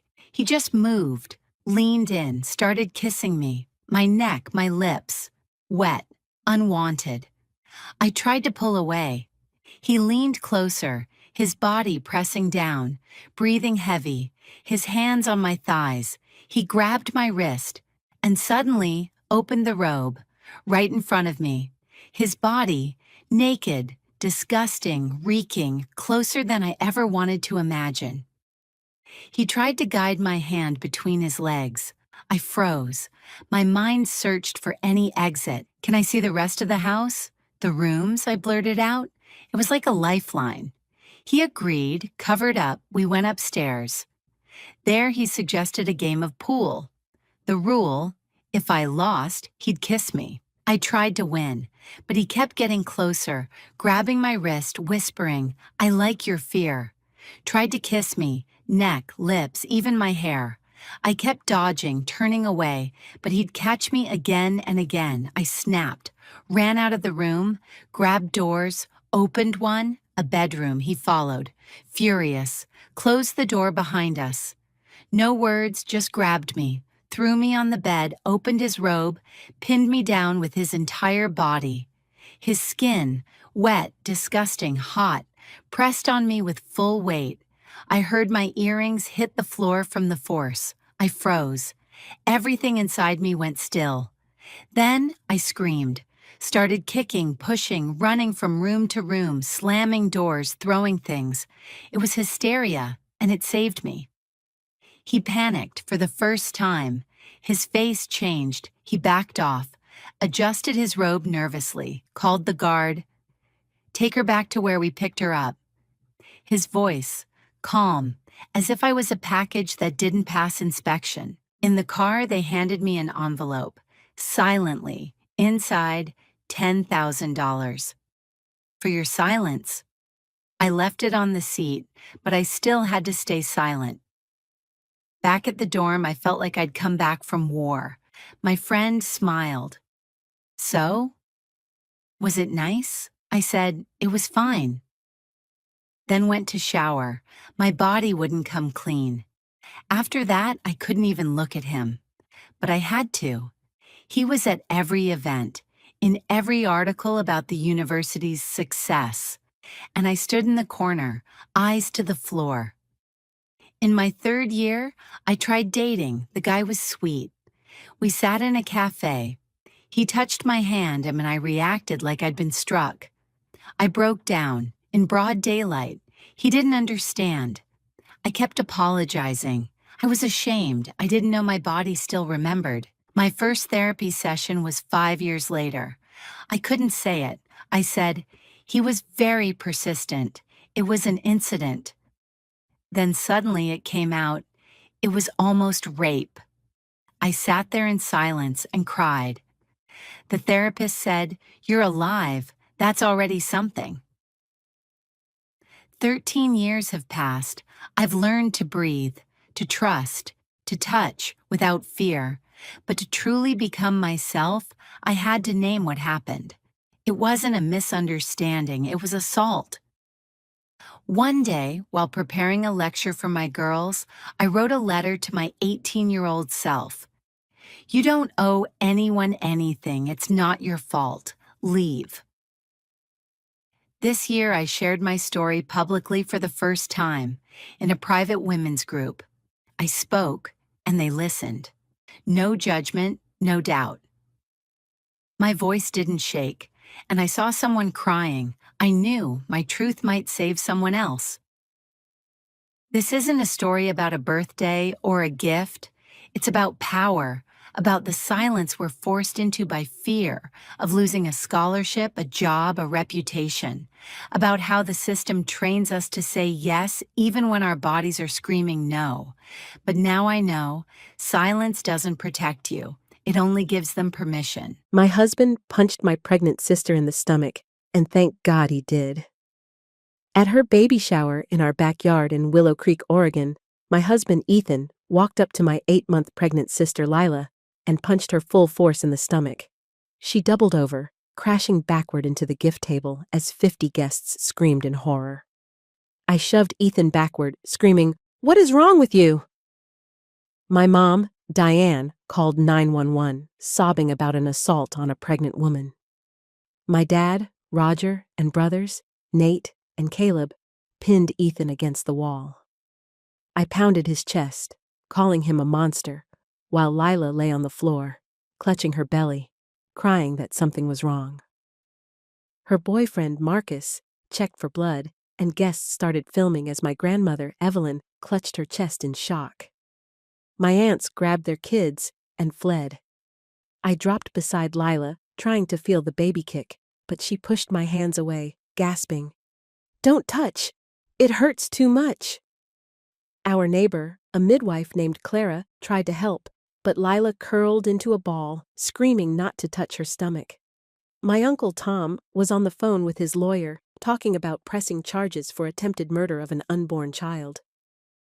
Lila's mother-in-law fainted and was laid on the couch. Lila kept her arms wrapped tightly around her stomach, sobbing that she felt something wrong inside. "Look at her stomach where I hit her!" Ethan yelled, struggling against the men holding him. I wanted to strangle him until I saw a deep dent in Lila's belly that wasn't popping back out. "That's memory foam under her dress, not a baby, and I can prove everything she's been doing," Ethan shouted. I reached Lila before she could stop me, feeling the dent. My hands went numb, pressing against foam edges and Velcro straps where my nephew should have been. She's been buying fake bellies online to fake the pregnancy, stealing ultrasound photos from forms, photoshopping her name on them, and scamming everyone for $30,000 in fake medical bills, Ethan said. I checked with every OB in Willow Creek. She never went to any appointments. I pressed the dented foam as Lila tried to push me away. Guests grabbed at her stomach, finding more straps and padding. I followed her yesterday after she claimed she had an OB visit, Ethan continued. She went to a bar in downtown Willow Creek, drank for 2 hours, then bought 3 more fake bellies at a costume shop. Lila screamed at him to shut up, tears streaming down her face, as my grandmother looked like she might collapse. Ethan showed us Lila's laptop, left at our house, with search history full of realistic pregnancy bellies, how to fake morning sickness, and what to say at a baby shower. But here's why I had to stop this today, Ethan said, sweating as he fought Nate's grip. I saw her at Willow Creek General last week, following a teenage patient in the maternity ward. Security footage shows she's been attending the teen pregnancy support group, pretending to be pregnant, for 2 months. Our mother sobbed as Ethan showed screenshots of Lila trailing a young pregnant girl, Sophie Miller, who was always alone sitting next to her in the hospital cafeteria, walking her to her car. Lila befriended this girl, who has no family, found out she's being induced tomorrow at 6 a.m., and yesterday bought a car seat, nurse scrubs, and checked the hospital's shift schedules for the nurse's changeover. Lila had told everyone she was delivering at a non-existent birthing center in nearby Pineview, planning to vanish tonight and return tomorrow with a stolen newborn she'd claim as hers. She'd practiced forging birth certificates, bought a breast pump and formula, and was taking hormones to induce lactation. My mom ripped up Lila's dress, exposing the prosthetic contraption strapped around her waist. Everyone screamed. Marcus backed away as Lila looked for exits like a cornered animal. My cousin Jenna called the police, describing the fraud and planned kidnapping, while my aunts tallied the money they'd given Lila for fake medical expenses.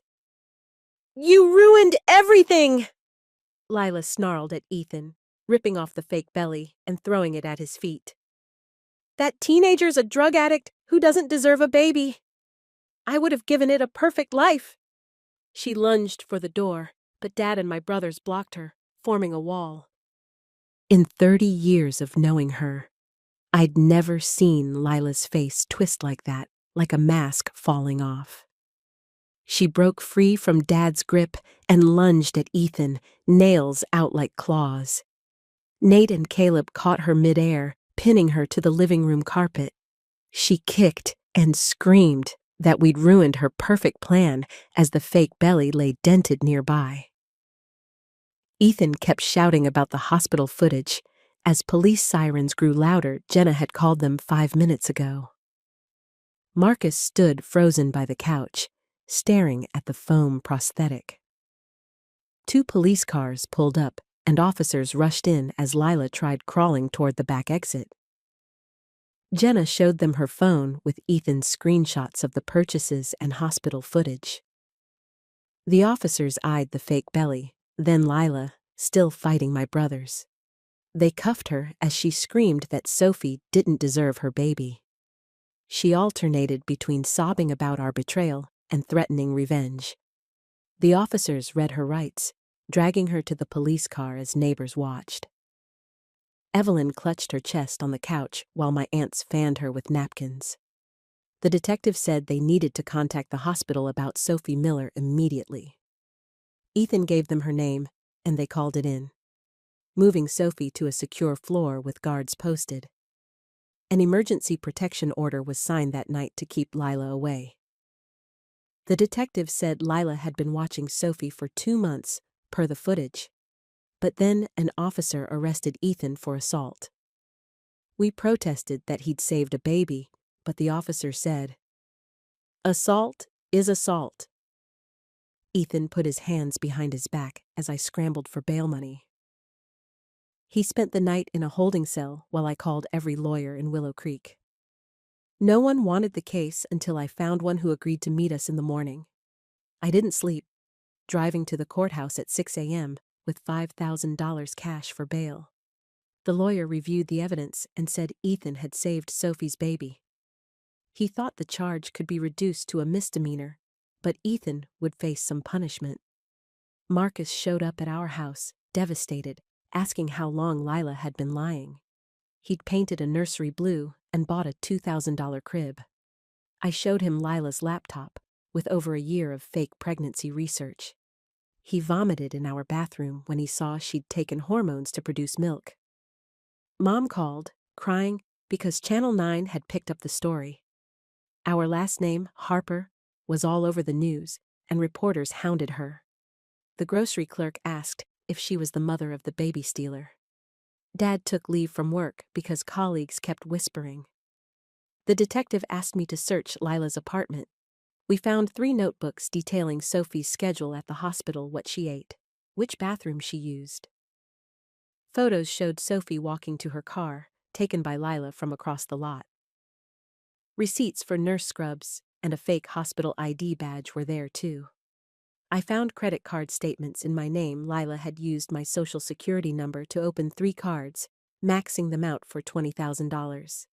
She'd done the same to Mom for another $20,000.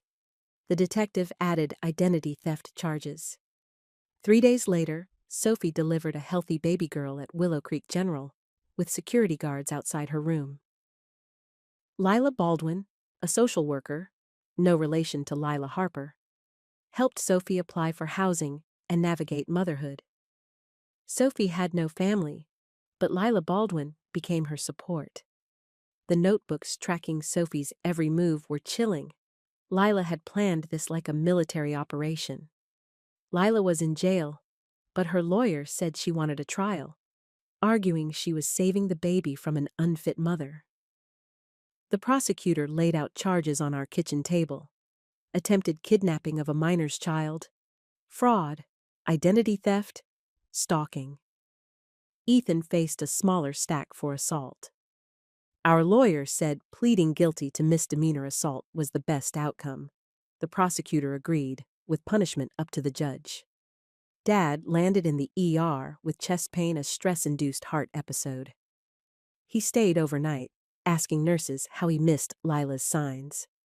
Mom sat by his bed, crying as machines beeped. Marcus called, asking me to come to their apartment. He'd found 3 more fake bellies in Lila's closet, labeled 6 months, 7 months, and 8 months. Receipts showed she'd bought them over a year, practicing how to wear them. Videos on her phone showed her trying different walks and poses. Notes detailed which clothes hid the straps best. Evelyn hadn't left her room in days. Mom found her staring into space.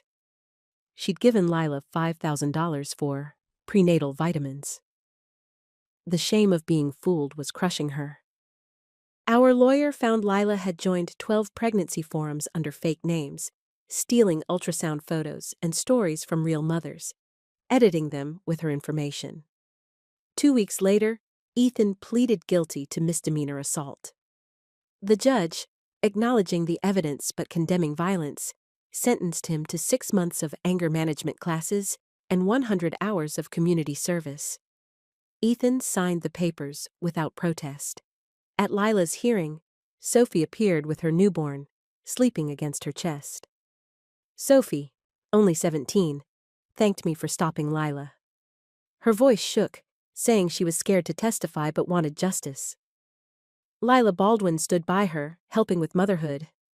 The psychiatrist's report diagnosed Lila with pseudopsoriasis delusion disorder and antisocial behavior, believing she deserved a baby more than unfit mothers like Sophie. The report sickened me, detailing how Lila justified her plan as noble. Mom and Dad hired a financial advisor. Lila had stolen nearly $50,000 through fraud.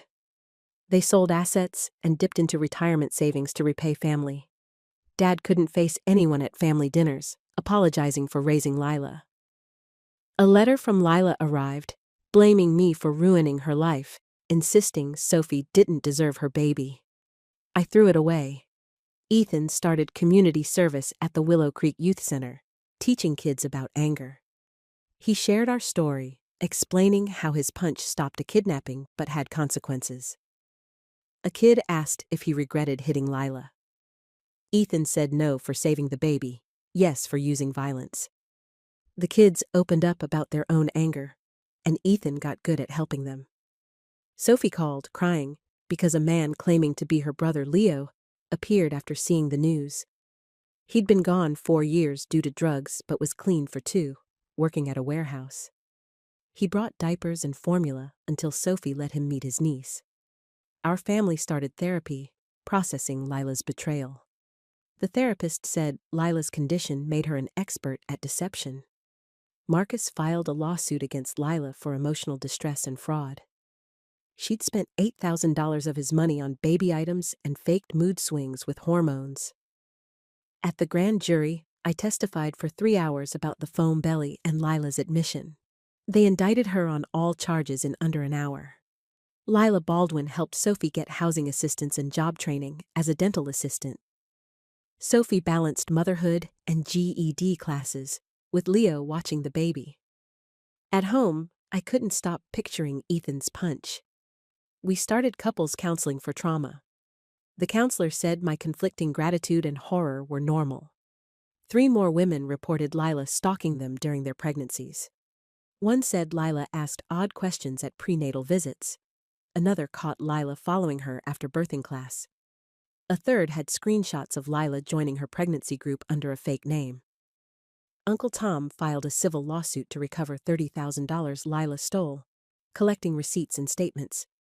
Lila fired her public defender, insisting on representing herself, claiming a conspiracy.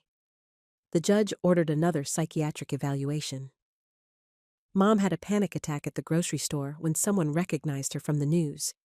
She started anxiety medication, quitting her book club and yoga. Leo took a security job, moving near Sophie to help with the baby. Ethan reached the halfway mark of his community service, connecting with a kid named Jonah, who reminded him of himself. The anger management instructor, a former Marine named Victor, mentored Ethan on de-escalation. The second evaluation confirmed Lila's narcissistic personality disorder with antisocial features, recommending 5 years of therapy. Dad considered early retirement after workplace stares. In Lila's old belongings, I found articles on international adoption and baby trafficking, with notes on forging papers. The prosecutor added premeditation to the charges. Victor worked with Ethan on scenarios to avoid violence. The prosecutor offered Lila a plea. 15 years, parole possible after 7 with treatment. Lila refused, insisting she'd done nothing wrong. She fired her new lawyer, researching kidnapping defenses in the jail library. In family therapy, we uncovered Lila's past lies, like faking cancer 5 years ago, prompting us to shave our heads, or claiming nursing school acceptance while working at a gas station. Ethan finished community service, and the kids threw a party. Jonah wrote a letter about learning to manage anger, which Ethan kept in his wallet. The youth center asked him to volunteer as a basketball coach. The prosecutor warned Lila would paint herself as a hero at trial. Mom and Dad sold their vacation cabin in Pineview to repay family. Evelyn refused repayment, wanting only healing. At the grocery store, I saw Sophie with her baby and Leo comparing formula prices. Sophie said the baby slept through the night, and she was taking GED classes online. Lila had written letters to family, accusing me of jealousy and Ethan of violence. Most were discarded, but Dad's brother questioned if we overreacted. Mom showed him the evidence. Jail call recordings revealed Lila still planned to take Sophie's baby, calling her a worthless addict. Guards found baby drawings in her cell. We moved to a quiet suburb in Meadowbrook, 40 minutes away, to escape reporters. Evelyn gave a video statement showing checks she'd given Lila for fake medical bills, her hands trembling. Sophie brought her 6-month-old to the prosecutor's office. Lila Baldwin praised Sophie's dedication as a mother. At jury selection, Lila looked gaunt in her jumpsuit, disrupting proceedings. She called jurors stupid and interrupted the prosecutor's opening statement, claiming she was saving a baby. The judge threatened contempt. I testified for 6 hours, describing the foam belly and Lila's confession. Sophie testified about Lila's intrusive behavior at the support group, crying as she recounted the fear of losing her baby. Ethan admitted his punch was wrong but necessary, showing the jury Lila's stalking footage. The jury deliberated 3 hours, convicting Lila on all counts. At sentencing, Lila got 18 years, parole possible in 10 with treatment. She laughed, refusing to admit fault. She was moved to a psychiatric facility 3 hours away, where doctors said her disorder would take years to treat. Mom and Dad joined a grandparent support group, and Mom spoke about loving without excusing crimes. They started a fund for young mothers like Sophie. Ethan coached youth sports, teaching kids about emotions. Sophie graduated with her GED, accepted into a social work program. Cade held her baby at the ceremony. We learned I was pregnant with a girl, naming her Grace for Hope. We declined a birth announcement, tired of explaining Lila. 5 years later, our family found a new normal with dinners and game nights. We installed security cameras, and Mom locked doors obsessively. Dad found peace at church, volunteering at the food bank. I taught Grace about boundaries. Lila made slow progress in therapy, admitting she needed help, but not remorse. Sophie earned her social work degree, working at a women's shelter. She and Leo saved for a house, with Lila Baldwin and her husband Ramon as extended family. Our family set new rules: no cash gifts, always verify expenses. Grace, now 3, asked about her sick aunt Lila, and we kept it simple. We learned to spot red flags, stopped excusing bad behavior, and rebuilt trust. Mom joined a support group for parents of disordered adults, and Dad wrote about forgiveness. Our lives weren't perfect, but they were honest, free from Lila's manipulation. Thanks for staying with this journey. Drop a comment if you made it to the end. I love hearing your thoughts.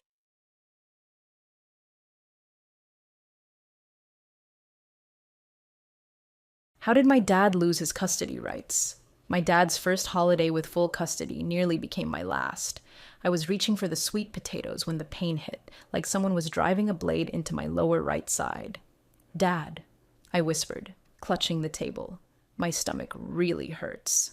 "Not now, Emma," he said, barely glancing my way. "We're about to do the family toast." This was our first Thanksgiving at Grandma Eleanor's house in 4 years. The first one since Dad won partial custody. The first one without Mom. "I want to make a toast," Grandma Eleanor began, raising her wine glass, "to having our family reunited, free from certain toxic influences." Everyone knew she meant Mom. The pain sharpened, a hot spike radiating through me. I pressed my hand against my side, feeling heat through my sweater. "Dad," I tried again, "I think something's really wrong." "Emma's trying to ruin dinner," my cousin Liam announced, "just like last time. Last time, when I was 9 and threw up at Christmas because Mom had just told me about the divorce, they still held it against me for causing a scene. I'm not trying to," I said, a wave of nausea hitting so hard I doubled over. "Oh, here we go," Aunt Clara sighed. "Eleanor, didn't I tell you?" The mother probably coached her to do this. "My mom's not even here," I protested, instantly regretting raising my voice as another stab of pain shot through me. "Watch your tone," Dad warned. "Your mother's not here because she lost that privilege. And you're not going to manipulate your way out of family time. I stood, planning to head to the bathroom, but the room tilted. I grabbed the chair to steady myself. Sit. Down, Grandma Eleanor's voice was cold as steel.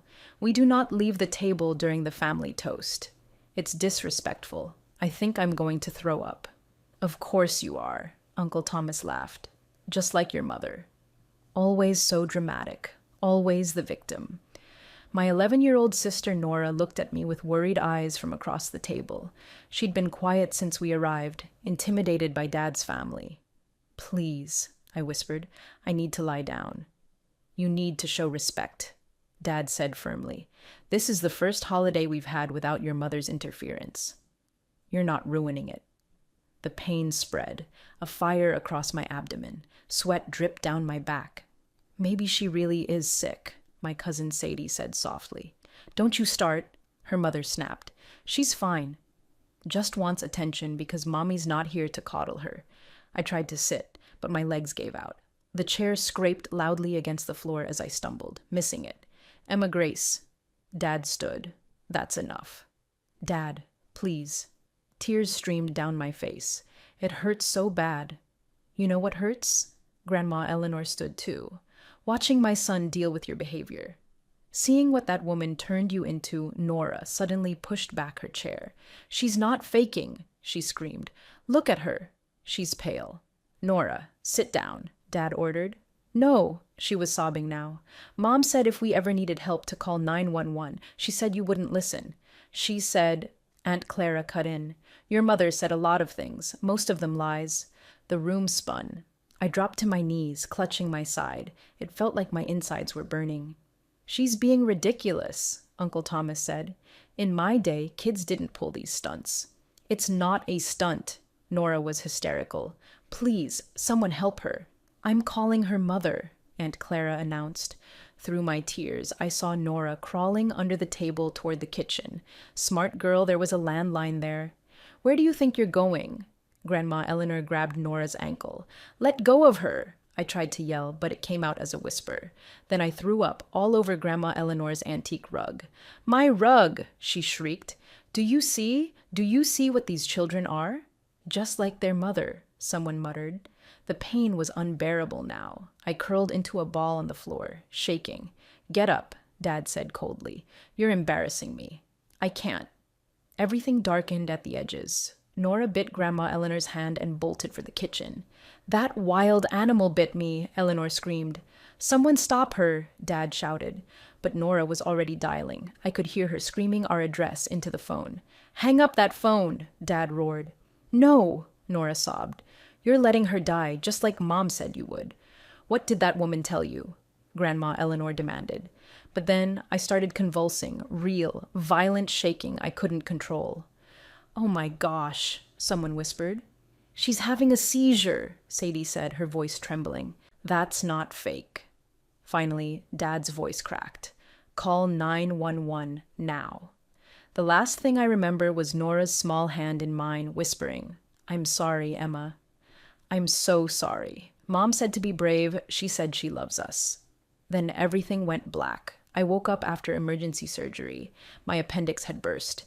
The doctor said another hour and I might not have made it. The infection was already spreading. Dad couldn't look at me. He just kept muttering, I didn't know, over and over. But Nora knew, Mom knew, and we were going to destroy him. The machines beside my bed beeped steadily as I watched Dad pace by the window in the hospital room in Willow Creek Medical Center. His boots squeaked on the linoleum with each turn. He repeated those 3 words, I didn't know, quietly, like a mantra. Nora's hand was warm and small in mine, and she leaned close, her breath smelling of the spearmint gum the nurse gave her, to whisper that she'd called Mom from the nurse's station. Dad's face looked ashen under the fluorescent lights, his jacket stained with my blood from where I'd grabbed him. The 4th in my arm tugged when I tried to sit up, sending a sharp sting through my wrist. Nora helped adjust the pillow behind me, her movements careful, like she thought I might shatter. The door opened, and a woman in green scrubs entered with a chart.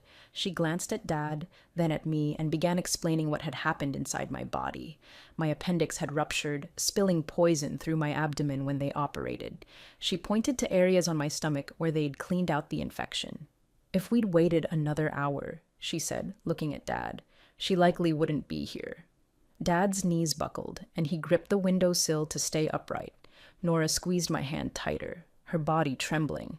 The surgeon kept talking about antibiotics and recovery time while Dad stared at the floor. She scribbled on her chart, noting she'd already informed the ER staff about the delay in treatment. Dad's head jerked up at that, but he stayed silent. The surgeon left, and the room fell quiet except for the beeping machines. Around 1 a.m., I heard hurried footsteps in the hallway. Mom burst in, her hair wild, her scarf trailing off one shoulder. Dad backed toward the door, but Mom didn't even look at him. She pulled Nora and me into her arms, holding us so tightly I could barely breathe. Her tears soaked into my hospital gown as she kissed my forehead repeatedly. Nora sobbed into Mom's shoulder, and my own tears came again. Mom held us for what felt like an eternity, rocking us gently like when we were little. Dad slipped into the hallway without a word. The next morning, a woman with short silver hair and a badge knocked on the door. She introduced herself as Karen Holt from Child Protective Services in Willow Creek, explaining the hospital had contacted them. Mom sat up straighter in the chair she'd slept in all night. Karen said the ER staff had documented that multiple adults prevented me from getting help for a life-threatening condition. She carried a folder and began asking Mom about custody arrangements. Dad and Grandma Eleanor arrived while Karen was there, and Eleanor immediately started talking loudly. She told Karen that Mom must have coached me to fake being sick to ruin their family dinner. Dad nodded, saying I'd always been dramatic, and Mom encouraged it. Karen looked at them, then opened her folder and showed them the medical report confirming my appendix had burst, and I nearly died from infection.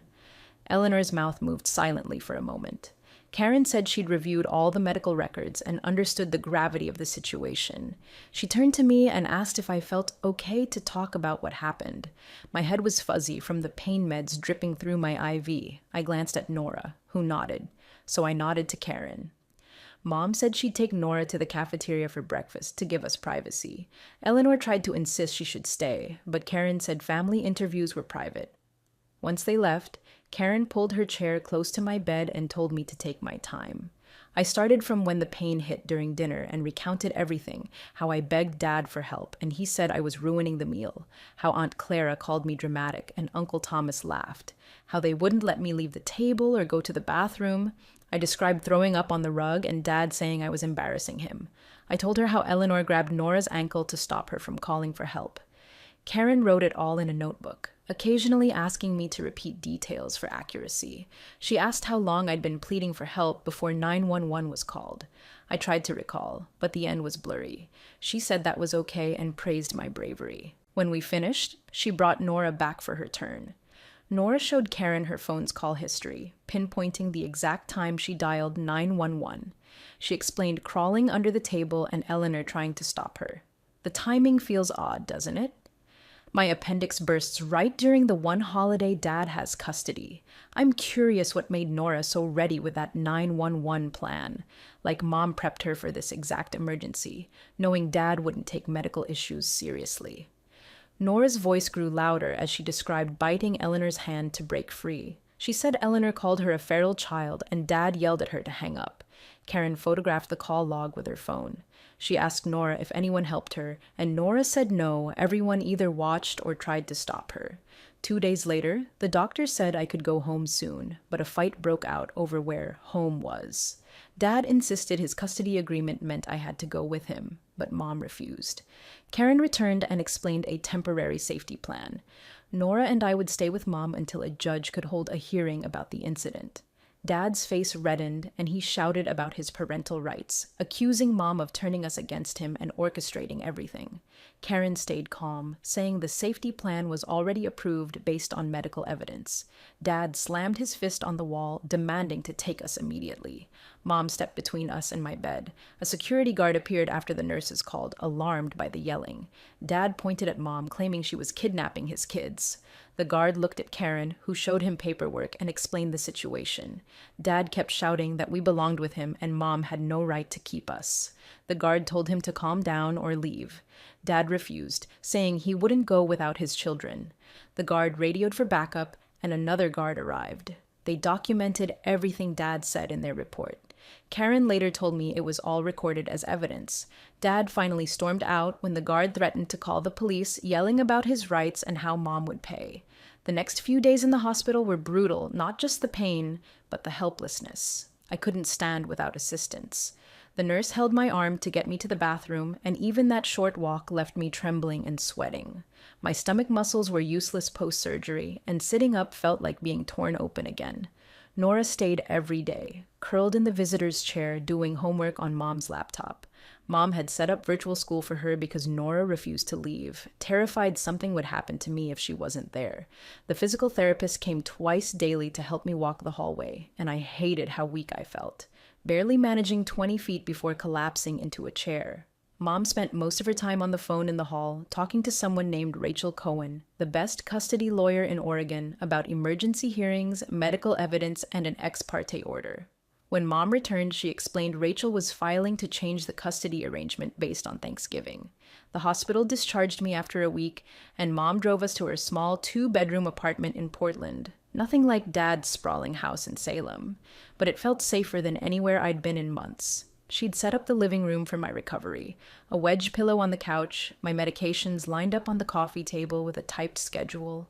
Nora and I shared the smaller bedroom, and she didn't complain, just helped Mom move her stuffed animals to make space for my things. I started writing everything in a notebook. Mom bought me every detail from Thanksgiving, and other times Dad ignored our illnesses or injuries, like when I had severe stomach pain 4 months ago, and he called me overdramatic, refusing urgent care. Or when Nora sprained her ankle and he just gave her an ice pack instead of seeing a doctor. Writing it down made it real, giving me hope someone would listen this time. Nora's teacher called to check on her, and Mom arranged a video call with the school counselor, Mia Torres, to ensure Nora was coping. During the call, I overheard Nora telling Mia how scared she was that night, thinking I'd die. Mia called Nora brave and promised to help her process it. About 2 weeks after moving to Mom's, we got a letter saying the court appointed a guardian ad litem, Victor Marshall, to represent Nora's and my best interests. Dad's family immediately texted Mom, claiming Victor was biased against them and this was a setup. Mom saved the texts and sent them to Rachel. Nora was checking her old phone when she found texts from Dad bad-mouthing Mom, calling her unstable and telling us not to trust her. She took screenshots, especially of ones where he insulted Mom and tried to convince us she didn't care. She asked if we should show them to Victor, and I said absolutely. My first meeting with Victor was 3 weeks post-surgery, and I was still moving slowly. He came to Mom's apartment, an older man with a calm voice and gray hair. He sat across from me in the living room and asked me to recount Thanksgiving.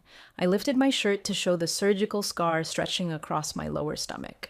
I walked him through every moment, the pain starting, passing out on Eleanor's floor, everything in between. He wrote on a yellow legal pad, never interrupting. When I finished, he said, "What happened was inexcusable. No child should have to beg for medical help." Nora met him next, showing her phone's call log with the 911 call timestamped at 7:49 p.m. She shared the screenshots of Dad's texts and described Eleanor grabbing her ankle, calling her a feral child. Victor told her she was incredibly brave and that her quick thinking saved my life, which made her cry, but in a good way.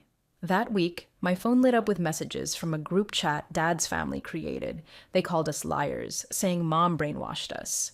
Aunt Clara wrote, "We were ungrateful brats who didn't appreciate Dad's efforts." Uncle Thomas said, "Kids today lack respect and need discipline, not pampering." But Sadie, who'd said I looked sick at dinner, sent me screenshots of the adult family chat where they planned to align their stories about Thanksgiving. Mia met with Nora the next day at school, creating a safety plan ensuring only Mom or approved people could pick her up. The office got a copy, and Mia explained the custody situation, warning that Eleanor might try something. Nora came home looking more relaxed, knowing Eleanor couldn't just take her. 3 days later, we had our first supervised visitation with Dad at a drab government building in downtown Portland. The supervisor, an older woman named Ellen, sat in the corner with a clipboard while Dad tried to act normal in a playroom with toys too young for Nora, 11, or me, 15. Dad kept mentioning Mom, asking if she told us what to say to the social worker, if she coached us about Thanksgiving, if she was filling our heads with lies. Ellen cleared her throat when he got pushy, but then her phone rang and she stepped into the hall for just a minute. The second she left, Dad grabbed my wrist, not painfully, but firmly enough I couldn't pull away. "Your mother put you up to this, didn't she?" I slipped my phone out with my free hand, hit record discreetly, and kept it on my lap. She's been planning this for years, waiting to turn you against me. He ranted about Mom's manipulation, how she'd poisoned us against his family, how we were ruining everything he'd built. Ellen returned after 3 minutes, and Dad released my wrist, switching to small talk about school. Nora, who'd been in the bathroom, whispered as we left that she'd heard Eleanor's voice in the lobby. Eleanor had been outside the bathroom door before we arrived, telling Dad to say Mom was unstable, had a history of false accusations, and couldn't provide for us financially. Nora had stood on the toilet seat to eavesdrop through the vent, memorizing every word. We told Mom when she picked us up, and she called Rachel, who said to document it with the exact time and date. 2 weeks later, I had a follow-up with the surgeon who saved me. She examined my scar, still raw and red across my stomach, pulling when I moved too quickly. She asked me to recount Thanksgiving and how long I'd been in pain before help arrived. She spent 20 minutes typing a detailed letter about my condition's severity, using terms like peritonitis and negligent delay. Emma's recovery journal is like a masterclass in evidence collection. She knows documentation trumps denial, especially with Dad's family texts incriminating themselves. The letter noted the delay nearly killed me, and infection had spread by the time I reached surgery. She printed 3 copies, one for me, one for my records, one for the court if needed. Rachel called that afternoon, saying the surgeon's letter was critical medical evidence. The next morning, Karen visited Mom's apartment for a home inspection. Mom had cleaned for 2 days, though the place was already spotless. Karen checked each room with a list, photographing Nora's homework corner in the living room, with school supplies in neat bins. She snapped the medication schedule on the fridge, showing my antibiotics and pain meds with check marks for each dose. She inspected the kitchen cabinets, stocked with food, confirmed we had clean beds, and checked the bathroom for toiletries and first aid supplies. She spent extra time in our room, where Mom had hung our artwork and photos, making it feel like home, despite our short time there. Karen noted everything was stable and appropriate and praised Mom's organization under pressure. That night, my phone buzzed with a long text from Aunt Clara. She apologized for Thanksgiving getting out of hand, but said I was tearing the family apart with my accusations. She claimed Dad was devastated. Eleanor was having chest pains from stress and family should stick together. She urged me to stop Nora's nonsense before it went too far. I screenshotted it and sent it to Victor without replying, as Rachel had advised. 3 days later, Mom got a call from Nora's school. Eleanor had tried to pick her up, claiming emergency custody papers. A lie. The staff followed the safety plan, refusing her access. Eleanor yelled about her grandmotherly rights, but the principal called the police while the secretary stalled her with fake paperwork. The officers made Eleanor leave and filed a report for attempting to violate the custody agreement, which the school sent to Mia, Karen, and Rachel. A week later, while grocery shopping with Mom, I passed the deli section and smelled gravy heating. My body froze. Suddenly, I was back on Eleanor's floor, curled up in agony while everyone called me dramatic. My chest tightened, my breathing shallow, my hands shaking. Mom noticed, abandoned the cart, and got me to a bench outside. She helped me breathe slowly, counting until my heart slowed.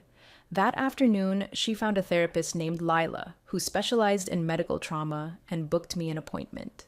Days before my first therapy session, Nora devised a plan to sneak into Dad's house in Salem when he was at work, and check Eleanor's unlocked phone, always charging in the kitchen, for texts about us or Thanksgiving. I shut it down, saying it was too risky and possibly illegal. Nora was upset, insisting we needed more proof, but I explained we had enough evidence and breaking in could hurt Mom's case. We agreed to trust the legal process. After my first session with Lila, where I recounted Thanksgiving, I met with Victor and Rachel at her office. I played the recording from the supervised visit, where Dad accused Mom of coaching us. The audio was slightly muffled but clear enough to hear him say, Mom had poisoned us and planned this for years. Rachel took notes, and Victor asked why I recorded it. I explained Mom taught us to document everything with Dad's family because they'd lie. They said the recording showed Dad's pattern of manipulation and blame shifting. The next day, Mia worked with Nora at school, helping her write down her Thanksgiving account in a quiet room with colored pens. Nora wrote slowly, her tongue out as she focused, describing her fear when I collapsed and how she bit Eleanor to reach the phone. Mia recorded Nora reading it aloud for practice. Meanwhile, Rachel had me visit her office 3 times that week to review every Thanksgiving detail on a whiteboard timeline. I got angry recounting Uncle Thomas's laughter or Eleanor's rug obsession while I was dying.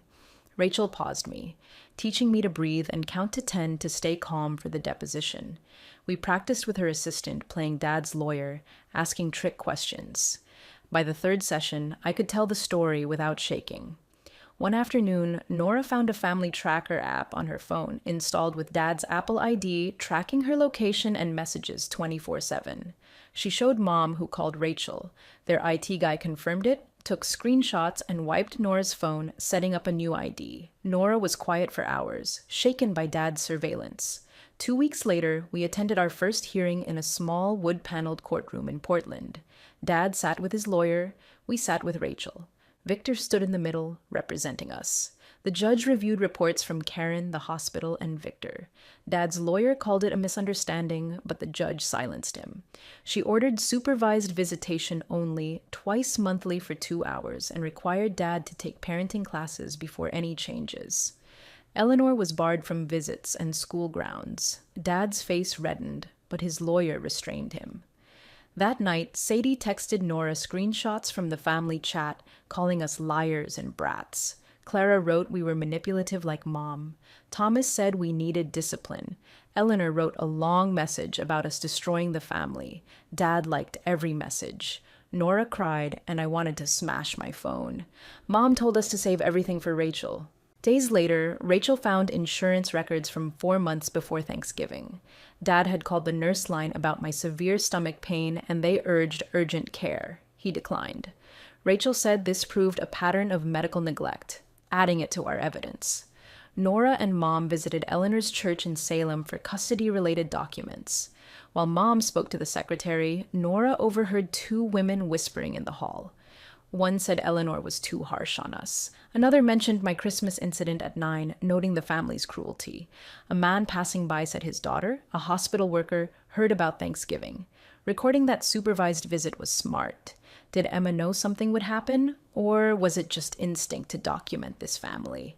Nora realized not everyone bought Eleanor's perfect family story. My sessions with Lila were tough. Talking about lying on Eleanor's floor triggered panic-tight chest, shallow breathing. Lila taught me a grounding technique. Name 5 things I see, 4 I hear, 3 I touch, 2 I smell, 1 I taste. It brought me back to her office. We worked through the story in pieces, pausing when needed. After a few sessions, I could recount it without panicking. Sharing a room with Nora at Mom's helped her. She'd wake up nightly, checking my breathing, whispering my name to ensure I was okay. Mom got her a star-projecting nightlight, and we read together at bedtime. Her nightmares lessened, and she knew she could wake Mom or me if needed. Dad's lawyer filed papers claiming Mom alienated us, including old photos of us smiling at the aquarium and picnics pre-divorce, arguing we were happy with him. He said Mom coached us to lie about Thanksgiving for child support. Rachel called it a common tactic, saying the medical evidence my burst appendix was undeniable. 2 weeks before the trial, Victor interviewed my teachers and the school nurse at Willow Creek High, who'd seen me doubled over from stomach pain twice that semester when Dad didn't refill my acid reflux meds. They signed statements, and the principal provided security footage of me struggling to walk post-Thanksgiving. Mia showed Victor notes on Nora's anxiety and eyelash pulling. His evidence folder grew thicker. A detective, Elena Voss, visited Mom's apartment with a recorder, asking me to detail Thanksgiving minute by minute. Mom held my hand as I described who said what, how long I was on the floor, and Eleanor stopping Nora. Elena underlined Eleanor's ankle grabbing twice, noting the hospital's mandatory report would aid the custody case, though criminal charges were unlikely. Nora received a letter from Eleanor at school, written in her neat cursive, expressing disappointment for biting her and calling 911, saying good girls don't betray their grandmothers, and demanding an apology. Nora read it, folded it, and gave it to Mom for Victor, unfazed. At our first supervised visit with Dad in the same drab Portland building, Supervisor Janet explained the rules. Dad arrived late, looking exhausted. We played Uno, and I asked why he didn't believe my pain. He stared at his cards, then said he thought I was dramatic like Mom, who taught me to manipulate for attention. Janet wrote it down. At the next visit, Dad favored Nora, giving her candy and calling her sweetie, while muttering I was clumsy when I dropped a card. Nora started a notebook, logging his comments, calling me weak for post-surgery pain, telling me to toughen up. After 3 visits, it was 3 pages long. Rachel got my full surgical records, showing my appendix began failing at noon on Thanksgiving, hours before I spoke up. The surgeon's report, with photos, highlighted preventable complications and negligent delay. That weekend, Clara approached Nora in the visitation center parking lot, but security intervened, filing another violation report. The judge ordered Dad for a psychological evaluation to assess his parenting fitness, including tests and interviews about Thanksgiving. His lawyer objected, but the judge cited medical evidence and violations. Karen extended the safety plan, keeping us with Mom until the final hearing in 2 months, recommending permanent custody modification based on neglect. Her 15-year career rarely saw such clear documentation, she said. Victor scheduled testimony practice, emphasizing calm, factual delivery. Mia worked with Nora in a mock courtroom at school, using a desk as a witness stand.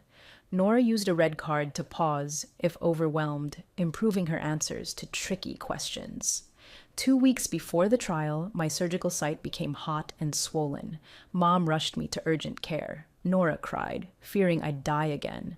The doctor treated a minor infection, noting it was common post-surgery. Mom photographed it, and the doctor wrote a note for our records. Rachel added it as evidence of ongoing complications.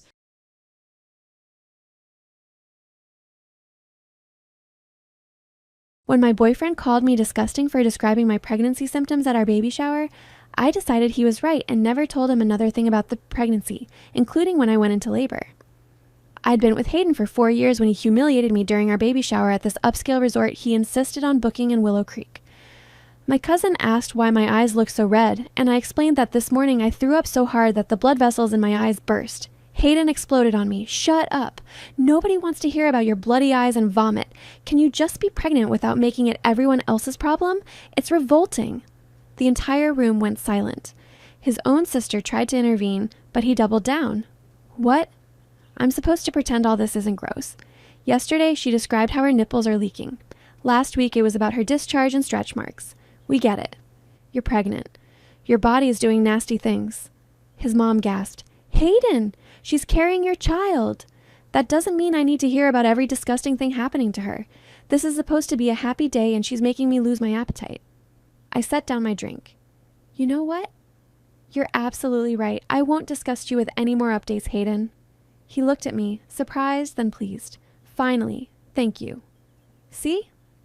Not that hard to keep all that private. 2 days later, Hayden found me getting dressed for my 20-week anatomy scan.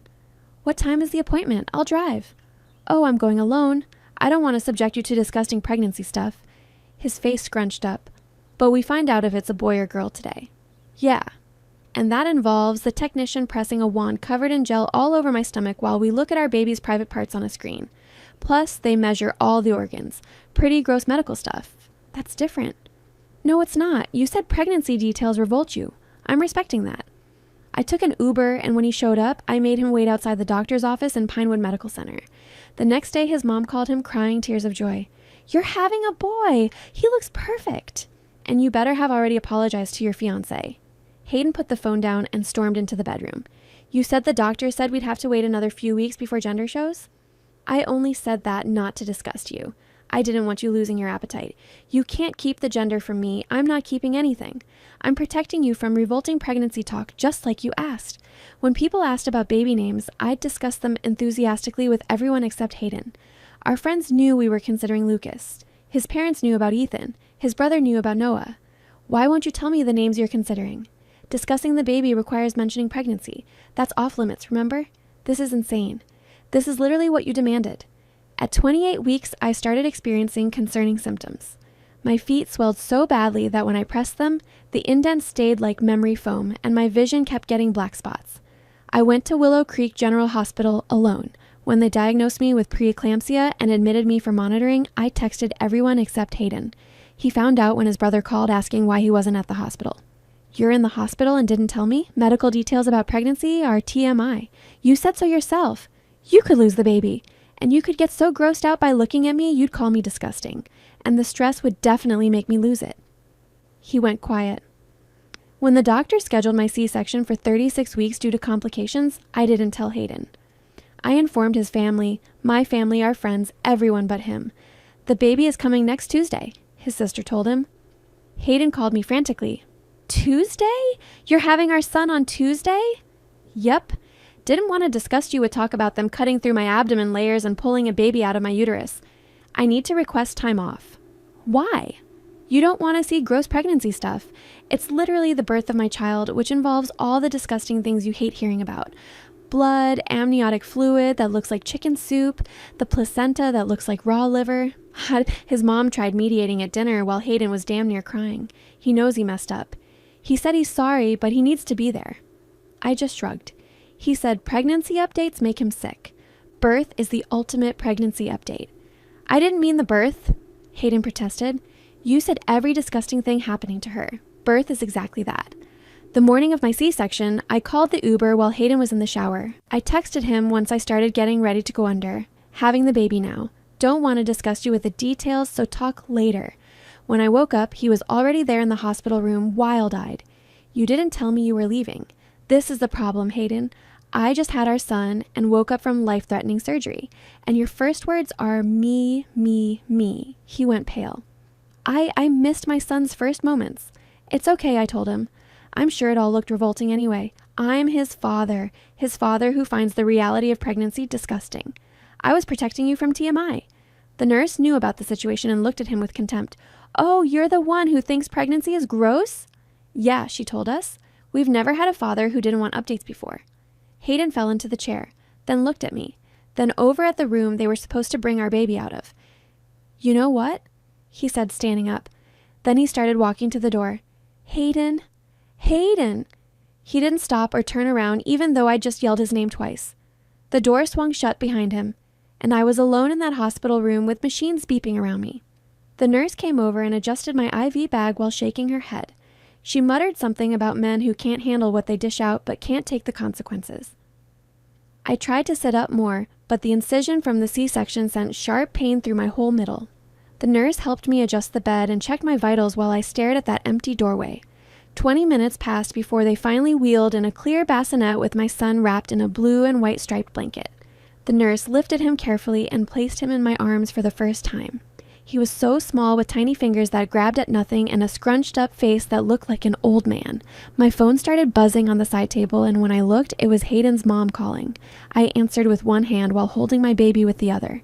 She was talking fast, asking why Hayden just showed up at her house sobbing and wouldn't tell her what happened. I told her flat out that he walked out right after I woke up from surgery. The line went quiet for a long moment before she said she was on her way to the hospital. About an hour later, a woman with a clipboard knocked and came in, introducing herself as a social worker. She pulled up a chair next to my bed and started asking gentle questions about my support system at home. Did I feel safe going back there, and did I have people who could help me with the baby? I started from the beginning, telling her about the baby shower and how Hayden called my pregnancy disgusting in front of everyone. She took notes while I explained how I'd kept him out of appointments and how he'd missed the birth.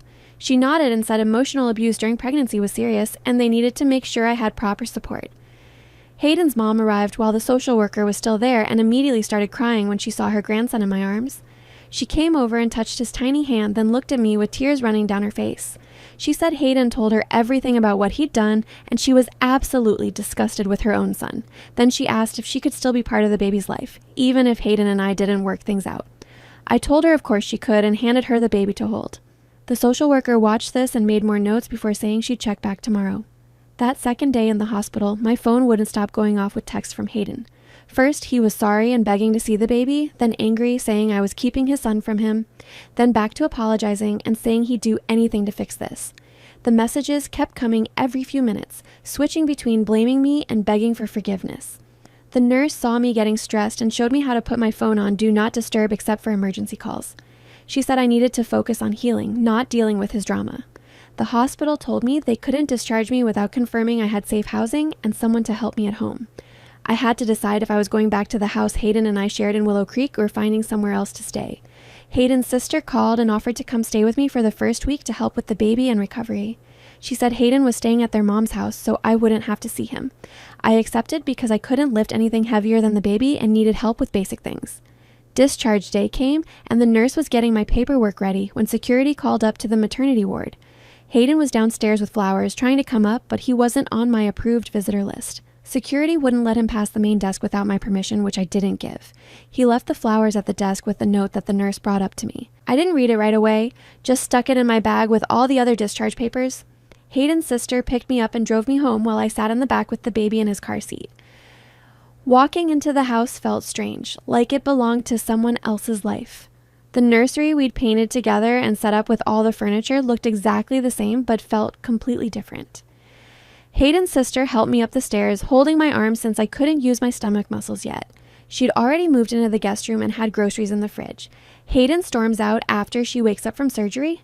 That's telling. I wonder if he's running from guilt or just can't handle being confronted with what he caused by missing his son's birth. Hayden was staying at his mom's house, and his sister made sure he knew not to come by. Everything hurt, and I could barely walk to the bathroom without help, but at least I was in my own bed. My milk came in on day 3, and my chest felt like rocks that were on fire. I was sitting there crying from the pain, trying to pump, when my phone buzzed with another text from Hayden. He was asking if he could come see the baby and promising he'd only stay a few minutes. I texted back that I needed to focus on healing and would contact him when I was ready. He sent 5 more messages, but I didn't read them, just deleted the notification. The pediatrician appointment was in 2 days, and Hayden's name was on the insurance, so I had to text him the basic information. Just the date and time, nothing else about how the baby was doing or how I was recovering. He immediately texted back, asking if he could come to the appointment and drive us there. I told him I'd already arranged transportation with his sister, and he didn't need to come. He kept texting, but I turned off read receipts and stopped responding to anything that wasn't absolutely necessary for the baby's care. The pediatrician appointment arrived 2 days later, and I strapped the baby into his car seat while Hayden's sister drove us to Willow Creek Pediatric Clinic. The waiting room was full of other new moms and crying babies, and I filled out the paperwork with one hand while holding my son with the other. When they called us back, the nurse weighed him and measured his length before the doctor came in asking about family medical history. She needed Hayden's side for genetic conditions and allergies, and I realized I couldn't completely cut him off from medical information about our son. I texted him, asking for his family's health history, and he immediately sent back paragraphs of information plus offered to come to future appointments. The doctor noticed my hand shaking and asked if I had support at home. I told her about the situation, and she handed me a stack of pamphlets about single-parent resources and postpartum support groups. Back home that evening, Hayden's mom called, asking if she could help with the night feeding since she knew I was doing everything alone. She showed up at 9 with her overnight bag and took over the 3 a.m. feeding without me even asking. She never mentioned Hayden unless I brought him up first and just focused on helping with bottles and diapers and laundry. On my 5th day home, I finally opened the envelope from the flowers Hayden left at the hospital. The note was 3 pages long, acknowledging how cruel he'd been at the shower and how he understood why I'd excluded him from everything after that. He wrote about being ashamed of calling my pregnancy disgusting when I was growing our child and admitted he'd failed as a partner when I needed him most. I folded it back up and stuck it in the drawer with the hospital discharge papers because words didn't mean anything compared to actions. Hayden's sister was changing the baby when she mentioned that Hayden had started seeing a therapist twice a week. This surprised me since he'd always said therapy was for weak people who couldn't handle their own problems. She explained their mom made it a condition for him staying at her house and was paying for his sessions herself to make sure he went. 3 days later, I woke up with a fever of 101 and called my doctor, worried about infection from the C-section incision. Hayden's mom drove me to urgent care while his sister stayed home with the baby, and I sat in the waiting room feeling my incision throb with each heartbeat. The doctor examined the incision and found a small infection starting where one stitch hadn't dissolved properly. She prescribed antibiotics and asked about my stress levels since that could slow healing. I admitted things were complicated at home with the baby's father, and she wrote me a referral for a therapist who specialized in postpartum issues and relationship trauma. The antibiotics kicked in within 2 days, and the fever broke. but I still felt exhausted from everything. 2 weeks after giving birth, Hayden's sister handed me a thick envelope that Hayden asked her to deliver. Inside was a formal letter, clearly written with help from his therapist, requesting a mediated discussion about establishing a co-parenting agreement. The letter used words like accountability and repair and taking responsibility for harmful behaviors that didn't sound like Hayden at all. I set it aside and called the family law office in downtown Willow Creek to schedule a consultation before agreeing to any meetings. The lawyer's office was on the 3rd floor, and I had to stop twice on the stairs to catch my breath since my stomach muscles were still healing. She listened to the whole story from the baby shower through the birth and took notes on a yellow legal pad. She explained that Hayden's behavior at the shower could be considered emotional abuse, and his pattern of missing appointments and walking out during birth would affect custody decisions. She helped me create a timeline documenting everything from the public humiliation to him leaving the hospital room to missing the actual birth. We went through my texts, showing I'd tried to include him in medical decisions while he complained about being excluded from everything else. She printed out screenshots of his messages and organized them by date in a thick folder. The pattern was clear when laid out chronologically, and she said I had strong grounds for primary custody with supervised visitation if that's what I wanted. She explained the difference between joint and sole legal custody and how physical custody schedules worked with newborns who were breastfeeding. The consultation took 2 hours, and by the end, I understood my rights and options better than I had before. She recommended waiting until I was physically healed enough to sit through a long meeting before agreeing to mediation. I texted Hayden's sister that I'd meet with him and a mediator once I hit 4 weeks postpartum and could sit comfortably for an hour. Hayden immediately started texting, asking if we could meet sooner, but I didn't respond and just forwarded his messages to the lawyer for documentation. The baby needed another feeding, and I focused on that instead of Hayden's demands for immediate meetings. Hayden's mom continued coming over for night feedings 3 times a week and never pushed me to forgive her son or rushed me to make decisions. She held the baby while I showered and cooked meals I could eat one-handed while nursing and became more like my own mom than his.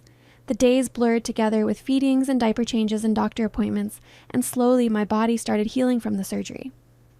My phone buzzed with a text from Hayden's brother asking if he could come meet his nephew without Hayden there. I appreciated him respecting my boundaries and texted back that he could visit tomorrow while Hayden's mom would be helping me. The next afternoon, he arrived with a stuffed giraffe and held the baby so carefully like he might break. He mentioned Hayden talked about the baby constantly at work, but understood he'd messed up badly. He didn't push me to forgive Hayden or make excuses, just focused on being a good uncle and took photos with his nephew. After he left, my cousin from the baby shower showed up with 2 bags of groceries and put everything away while I nursed the baby. She'd been coming by every few days since I got home, holding the baby so I could shower or just sit without someone needing me. She reminded me how strong I was, standing up to Hayden when he humiliated me at the shower while I was already so vulnerable. She said most people would have just cried, but I protected myself and my baby from someone who couldn't respect what I was going through. 3 weeks after the C-section, I started pumping milk into bottles so other people could help with feedings. Hayden's mom naturally took over the 3 a.m. feeding shift since she was staying over 3 nights a week anyway. She mentioned while washing bottles that Hayden had asked about the baby's feeding schedule, but she told him that was my information to share when I was ready. She never pushed me to include him or made me feel guilty about keeping boundaries. The pediatrician gave me a referral for a postpartum therapist, and I went to my first appointment 4 weeks after birth. I spent most of the hour crying about how this wasn't the motherhood I'd imagined. I thought I'd have a partner helping with night feedings and doctor appointments, and instead, I was basically a single mom with his family helping. The therapist validated that I was grieving the partnership I thought I had while also trying to protect my child from further harm. She said it was normal to feel angry and sad and overwhelmed all at once. She helped me see that Hayden's cruelty during pregnancy wasn't just mean words, but actual emotional abuse that put me and the baby at risk. When I got home from therapy, Hayden's sister was waiting with an envelope. Inside were photos of a certificate from a parenting class, showing Hayden had enrolled in a 12-week program. I felt something crack slightly in my anger, but then remembered him calling my pregnancy revolting in front of everyone at the shower. I remembered him saying my body was doing nasty things and making him lose his appetite while I was growing his child. The certificate went in the folder with all the other documentation my lawyer was collecting. 2 more weeks passed with the same routine of feedings and diaper changes and his mom helping overnight. The mediation date we'd scheduled for 4 weeks postpartum got pushed to 6 weeks when I still couldn't sit comfortably for long periods. Finally, the day arrived, and I drove myself to the mediator's office in downtown Willow Creek. Hayden was already there, and he looked terrible, with dark circles under his eyes and his clothes hanging loose like he'd lost weight. Hayden's family helping out this much while he's completely absent? There's something interesting happening here. His mom and sister seem to be filling the gap he left, but I'm curious about their real feelings toward his behavior right now. He started to speak, but the mediator redirected him to listen to me first about how his actions affected our situation. I explained how his public humiliation at the baby shower made me feel worthless and disgusting for experiencing normal pregnancy symptoms. I told them about throwing up so hard my eye vessels burst and him calling it revolting instead of showing concern. I described going to the hospital alone with preeclampsia because I couldn't trust him not to call my swollen feet and vision problems gross. I explained how I couldn't trust him with my medical care after he made it clear my pregnant body disgusted him. Hayden actually sat there and listened without trying to interrupt or defend himself. When I finished, the mediator asked Hayden if he wanted to respond. Hayden apologized without making excuses, admitting he was selfish and cruel, and let his personal discomfort override basic compassion for the person he claimed to love. He said he understood now that pregnancy was hard and scary, and he'd made it worse by making me feel ashamed of what my body was going through. He admitted he'd failed as a partner when I needed him most. The mediator asked what specific changes Hayden was making to address his behavior. Hayden pulled out a notebook and listed therapy twice a week with a counselor who specialized in emotional abuse recovery. He showed receipts for the parenting classes he'd already attended for 3 weeks. He had a stack of books about pregnancy trauma and postpartum recovery that he'd been reading to understand what I went through alone. He said he knew words meant nothing after what he'd done, but hoped to prove change through consistent actions over time. He wasn't asking for forgiveness or immediate access to the baby, just the chance to show he could be better. The mediator helped us create a basic framework where Hayden could have supervised visits starting with 1 hour twice a week at his mom's house. Hayden nodded and wrote it down in his notebook without arguing, which surprised both me and the mediator. The mediator helped us work out the details like pickup times and what supplies Hayden needed to have ready at his mom's house. I made a list of formula brand, diaper sizes, and emergency contact numbers while Hayden took photos of everything with his phone. His mom agreed to supervise every visit and send me updates, which made me feel slightly less anxious about the whole arrangement. The first visit was scheduled for the following week when I'd be 5 weeks postpartum, and I spent the entire week second-guessing myself. I packed the diaper bag 3 different times and wrote out feeding instructions, even though his mom had raised 2 kids herself. The morning of the visit, I drove to her house and handed over our son with shaking hands. Hayden was already there, sitting on the couch looking nervous, and his mom took the baby from me gently. I sat in my car down the street for the entire hour, checking my phone every 2 minutes. His mom sent photos showing Hayden holding the baby carefully with both hands supporting his head properly. In one picture, Hayden was looking down at our son with this expression of complete wonder mixed with fear. The baby was calm the whole time, according to the text, and even fell asleep in Hayden's arms. When I picked him up an hour later, Hayden handed him back without trying to extend the time or make any comments. The second visit went similarly, and by the third one, I managed to drive home instead of sitting in my car the whole time. After 3 successful visits, Hayden sent a message through the mediator asking if we could discuss gradually increasing the time. I thought about it for 2 days before agreeing to extend to 2 hours, but keeping the supervision requirement until he finished his programs. The mediator helped us adjust the schedule, and Hayden accepted the terms without pushback. My 6-week postpartum checkup came around, and I drove myself to the doctor's office, feeling physically better, but emotionally drained. The doctor examined my incision, which had healed well, and cleared me for normal activities, including exercise. She asked how I was doing emotionally, and I admitted that co-parenting with someone who'd hurt me was harder than the physical recovery. She gave me some resources for support groups and reminded me to prioritize my mental health too. That afternoon, Hayden's sister stopped by with groceries and mentioned Hayden had been going to therapy twice a week without missing a single appointment. She said he'd even started journaling about his feelings, which was shocking since he used to mock people who journaled. According to her, he seemed genuinely committed to understanding why he'd been so cruel and learning better ways to handle discomfort. She didn't pressure me to forgive him, but wanted me to know he was putting in real work. 2 weeks later, when the baby was 2 months old, Hayden sent another request through the mediator, asking to attend the next pediatrician appointment. I thought about it carefully and decided to allow it, but set clear boundaries that he could listen to medical information, but I made all decisions. The mediator communicated my terms, and Hayden agreed immediately. The appointment was scheduled for the following Tuesday, and I arrived early to check in and get settled before Hayden showed up. He came in quietly and sat in the chair by the wall instead of next to me on the exam table. When the pediatrician came in, she didn't know our history and treated us like any other parents. Hayden asked good questions about developmental milestones and took notes when she explained the vaccination schedule. He didn't make any comments about my choices or try to override my decisions about anything. The pediatrician mentioned we seemed to be co-parenting well, which felt surreal given everything that had happened. After the appointment, Hayden thanked me for letting him come and left without trying to extend the interaction. Later that week, his mom came over to help with laundry and mentioned how proud she was of how I was handling everything. She admitted she'd failed Hayden by never teaching him proper respect for women and always making excuses for his behavior. She said watching me set firm boundaries was teaching her about her own patterns of enabling him over the years. She apologized for not intervening sooner when she saw warning signs of his disrespect toward me. I appreciated her honesty, even though it didn't change what had happened. As the weeks passed, I started feeling more confident in my abilities as a mother. I realized Hayden's absence during those crucial early weeks had actually forced me to make decisions without someone questioning or criticizing my choices. Every decision was mine to make without someone questioning or criticizing my choices. The baby was thriving and meeting all his milestones, which proved I was doing something right. When he was 10 weeks old, Hayden sent a message through the mediator saying he'd completed his first month of parenting classes. He asked if he could share what he'd learned, and I agreed to read a written summary rather than meet in person. The summary arrived 2 days later and was more thorough than I expected. The pages went on for 12 typed sheets covering secure attachment, developmental milestones, and how stress hormones from pregnancy trauma affect both mother and baby long term.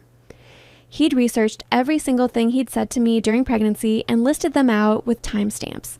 The baby shower comment got its own page, explaining how public humiliation during vulnerable moments creates lasting psychological damage. He wrote about the anatomy scan and how excluding fathers from gender reveals damages the bonding process he'd already broken. The preeclampsia section made me sit down because he'd printed out medical studies showing the mortality rates and included statistics about women who die from it. He understood I could have died alone in that hospital while he sat at home, angry about being excluded. My therapist appointment came 2 days later, and she watched me pace around her office holding the papers. She pointed out that my anger was valid but exhausting when I needed energy for night feedings and diaper changes. She asked if punishing Hayden was worth the toll on my own mental health. I spent the whole session crying about how unfair it was that I had to be the bigger person after everything. She reminded me that co-parenting meant thinking about what our son needed, not what would hurt Hayden most. 3 months postpartum arrived faster than expected, and the mediator suggested expanding visits to include 1 unsupervised hour. My stomach churned at the thought, but Hayden had completed 8 weeks of perfect supervised visits without any issues. We picked a coffee shop with big windows in downtown Willow Creek where I could see them from my car in the parking lot. I dropped the baby off in his carrier and watched Hayden's hands shake as he took the handle. I sat in my car for 60 minutes, watching the clock and crying so hard I couldn't see straight. Every few minutes, I'd check through the window and see Hayden carefully feeding him a bottle or walking him around when he got fussy. My phone buzzed exactly 1 hour later with Hayden standing outside ready to transfer the carrier back. He thanked me 3 times and waited until I had the baby secured before walking to his own car. That night, a photo came through showing our son sleeping against Hayden's chest with the message thanking me for trusting him.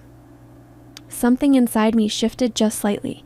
Not forgiveness, but maybe the first crack in the wall I'd built. Hayden's mom came over the next morning with groceries and mentioned finding medical textbooks about preeclampsia and C-sections all over Hayden's apartment. He had been studying what my body went through and told her he couldn't believe I survived it alone. Hayden's doing all the right things, therapy receipts, parenting classes, medical research, but something feels calculated about how perfectly he's checking every box. The way he had that notebook ready at mediation and documented everything makes me wonder if this is genuine change or just following a script to regain access. She said he broke down crying when he learned about HELLP syndrome and how close some preeclampsia cases come to organ failure. The swimming class recommendation came through the mediator as Hayden's therapist suggested parallel parenting activities. The community center in Willow Creek had a baby swim class where parents could both attend but focus on the baby instead of each other. I agreed, mostly because our son loved bath time, and I thought he'd enjoy the pool. We showed up at opposite ends of the changing area and entered the pool from different sides. The instructor didn't know our situation and treated us like all the other parents. Our son squealed with joy the second his toes touched the water and kicked his little legs so enthusiastically that other parents smiled. Hayden stayed on his side of the circle, but I caught him grinning when the baby splashed water in his own face and laughed. For 30 minutes, we both focused entirely on keeping our son happy and safe in the water. The awkwardness felt worth it when he fell asleep immediately after, exhausted from all the excitement. 4 months postpartum brought a letter from the parenting program instructor saying Hayden had completed all 12 weeks. She wrote that in 15 years of teaching, she'd never had a student more engaged or committed to change. She noted his perfect attendance, his thoughtful questions, and how he stayed after class, helping other fathers understand the material. Her professional opinion stated his remorse appeared genuine, and his dedication to breaking generational patterns seemed authentic. She included a copy of his final presentation about accountability and the harm of toxic masculinity during pregnancy. The custody agreement meeting took place in a lawyer's office with both our attorneys present. Hayden signed everything without arguing, accepting primary custody going to me with gradually increasing visitation rights for him. He agreed to continue therapy for a minimum of 1 year and submit to any additional requirements the court suggested. His lawyer mentioned Hayden had instructed him not to fight anything I requested. The child support calculation came out to a specific number, and Hayden immediately agreed to 20% above that amount.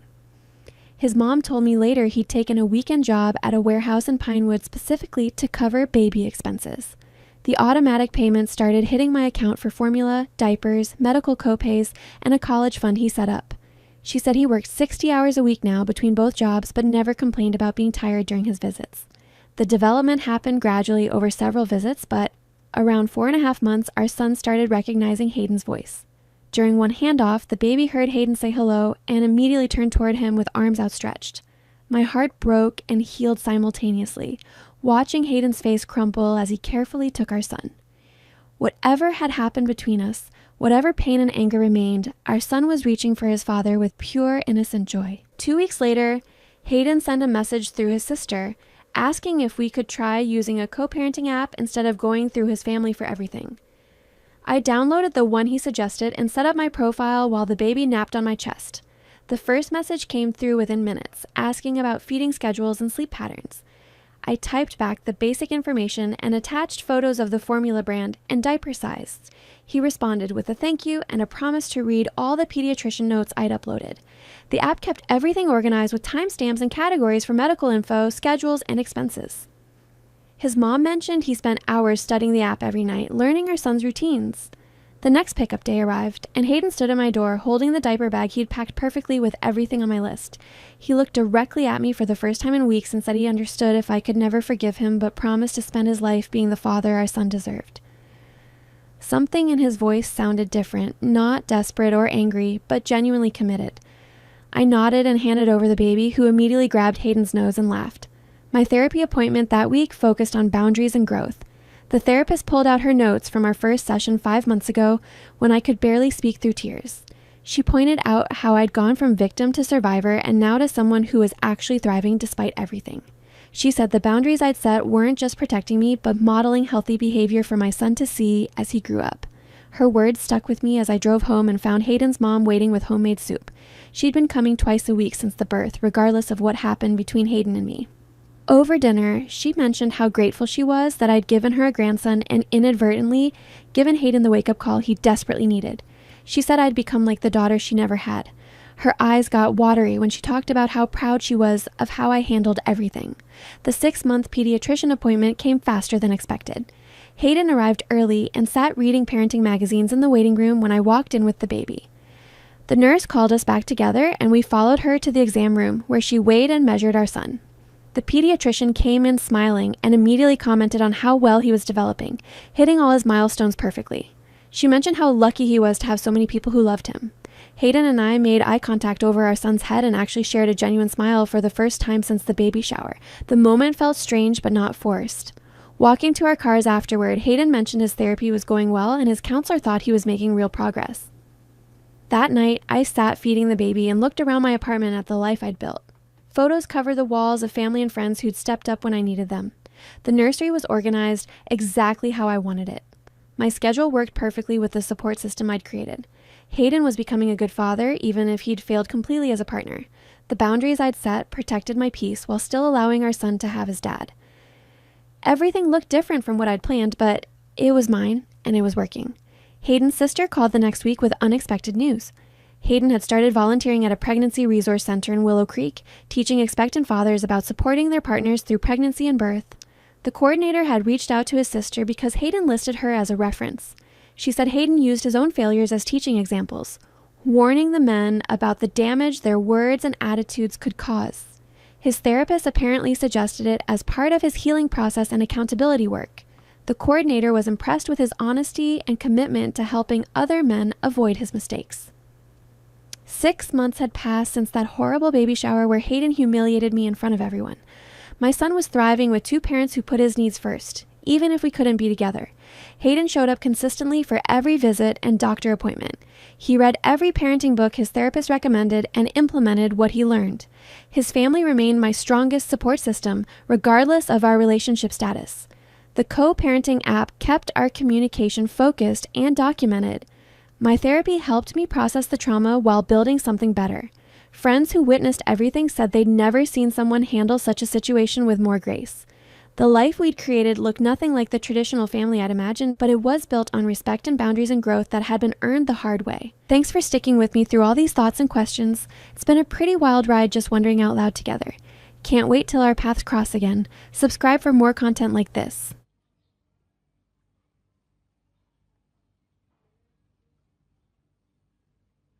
My name is Katarina, and this is the story of how my boyfriend tried to use my dying mother to teach me a lesson, and how I taught him one he'll never forget. When my mom was diagnosed with terminal cancer, my boyfriend refused to pick up her pain medication from the pharmacy next to his gym, claiming it wasn't his responsibility. I'd been with Javier for 3 years, living together in our San Eladio apartment for one, when my mother's cancer returned, aggressive and untreatable. The doctors gave her 4 months, but she barely lasted 3. During those months, I became a shadow of myself, balancing my job at a marketing firm with daily 40-minute drives each way to San Eladio General Hospital.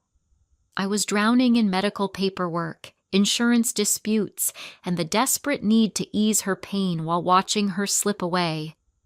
I never asked Javier for help until the day my car broke down, and I needed him to pick up her prescription on his way home from work. The pharmacy was right next to his gym in downtown San Eladio, where he went religiously every day. He looked up from his video game and said 4 words that shattered my view of him, our relationship, and my future. Not my responsibility. You need to learn to be more independent. My mother died 2 weeks later, and he had the gall to stand at her funeral in Oceanside, playing the supportive boyfriend, accepting condolences from my family who had no idea he'd never once visited her or lifted a finger to help. That night, sitting in our apartment while he laughed with his online gaming buddies, oblivious to my grief, I made my decision. If my problems weren't his responsibility, then his would no longer be mine. I started small the next morning by not setting his alarm, something I'd done daily since we moved in together. Getting to work on time wasn't my responsibility. He woke up 2 hours late, scrambling and yelling, asking why I didn't wake him. I shrugged, sipped my coffee, and said nothing. Next, I stopped making his breakfast and packing his lunch, which I'd done every day because feeding him wasn't my responsibility. He resorted to fast food for a week, then complained about gaining weight and feeling sick from the grease. When he whined about his stomach, I said, "Your health isn't my responsibility." Laundry followed. Washing his clothes wasn't my responsibility either. He ran out of clean work shirts and wore the same one 3 days straight until his coworkers at his tech startup commented on the smell. Then I stopped managing his calendar and appointments. He missed his dentist appointment, racking up a no-show fee, and forgot to renew his car registration, getting pulled over for expired tags in San Eladio's gas lamp district. Furious about the ticket, he yelled, but I calmly reminded him that keeping track of his life wasn't my responsibility. I stopped buying his favorite groceries, only shopping for myself. He'd stand in front of our empty fridge, baffled about where his protein shakes and meal prep containers went.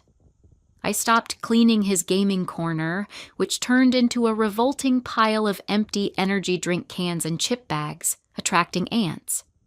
I stopped reminding him about his mother's birthday, his sister's art gallery opening, and the big pitch he'd been preparing for weeks at work. Each time he raged about how I knew these things mattered, I'd calmly say his family and job weren't my responsibility. His friends noticed the shift because I stopped organizing our social life. No more dinner parties I planned and cooked while he took credit. No more remembering his friends' birthdays or booking those coveted tea times at Torrey Pines he loved to boast about. His social circle collapsed within a month, and his best friend Miguel pulled me aside at a bar in La Jolla, saying, "You're being really cold to him lately." I replied, "His feelings aren't my responsibility." His work started slipping because I stopped proofreading his reports and presentations, something I'd always done. His boss, Elena Torres, called him out on the drop in quality. He came home stressed, confused about why everything was falling apart, and tried to talk about being a team. I reminded him that when I needed support during the hardest time of my life, he said it wasn't his responsibility, so I was just following his example. Things hit a breaking point when he forgot his huge quarterly review presentation because I stopped updating our shared calendar. He called me 15 times during my workday, panicking because he couldn't find his notes and didn't know the meeting time. I didn't answer. His job wasn't my responsibility. He barely got through the presentation, but Elena was unimpressed and hinted at reconsidering his promotion. He broke down when he realized he'd forgotten to pay rent, something I always handled, and his credit cards were maxed because I stopped tracking his spending. He cried, asking how I could let things get so bad. I said, "Your finances were never my responsibility. You just assumed they were." One morning, I woke up early and packed everything I owned while he slept off 6 beers from gaming until 3 a.m. I glanced at the calendar and saw he'd invited his boss and her husband over for dinner that night. He'd prepared nothing. I loaded my car with boxes and stood in our bedroom doorway, watching him sleep in his filthy sheets, surrounded by the chaos of his unmanaged life. The doorbell rang. Through the peephole, I saw Elena and her husband, Ricardo, dressed for dinner, waiting for Javier, who was still passed out in his boxers. This was the moment of choice: cover for him or let his life implode. The doorbell rang again, then a third time, more insistent.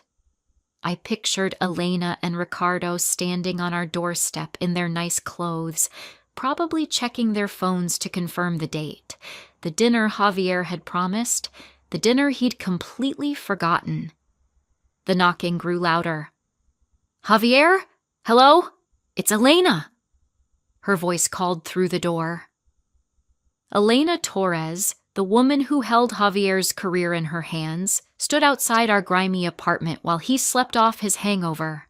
I grabbed my keys, took one last look at the disaster that used to be our home, and slipped out the back door to the parking garage. As I descended the concrete stairs, the knocking echoed above. They weren't giving up. Elena was not someone who tolerated being stood up.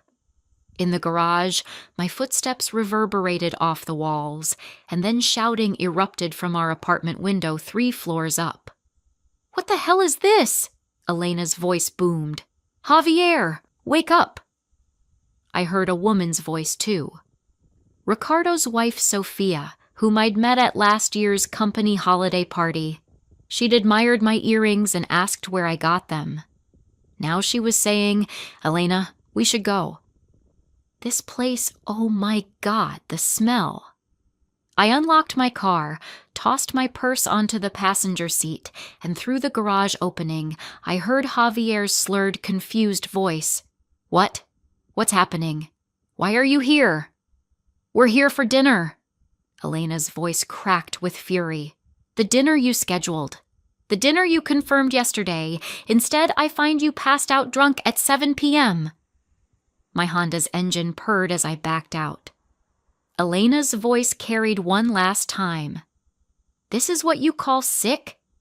You said you were too sick to work today. You're done, Javier. Done." Sophia was muttering about ants, moldy dishes, and how no one could live like this. I pictured her in her elegant dress, hand over her nose, staring at the wreckage of what happened when I stopped being Javier's unpaid life manager.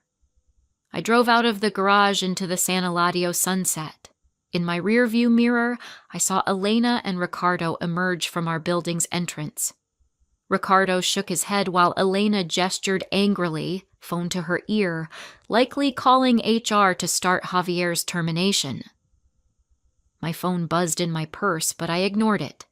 The timing felt almost too perfect, his boss arriving just as I left with my car packed, the universe delivering karma with surgical precision.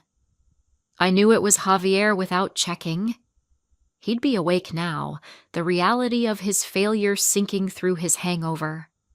His boss had seen him passed out after lying about being sick, seen the squalor he lived in, and told him he was finished. I drove through San Eladio as the sky darkened, my phone buzzing relentlessly. 20 minutes out, it started ringing nonstop.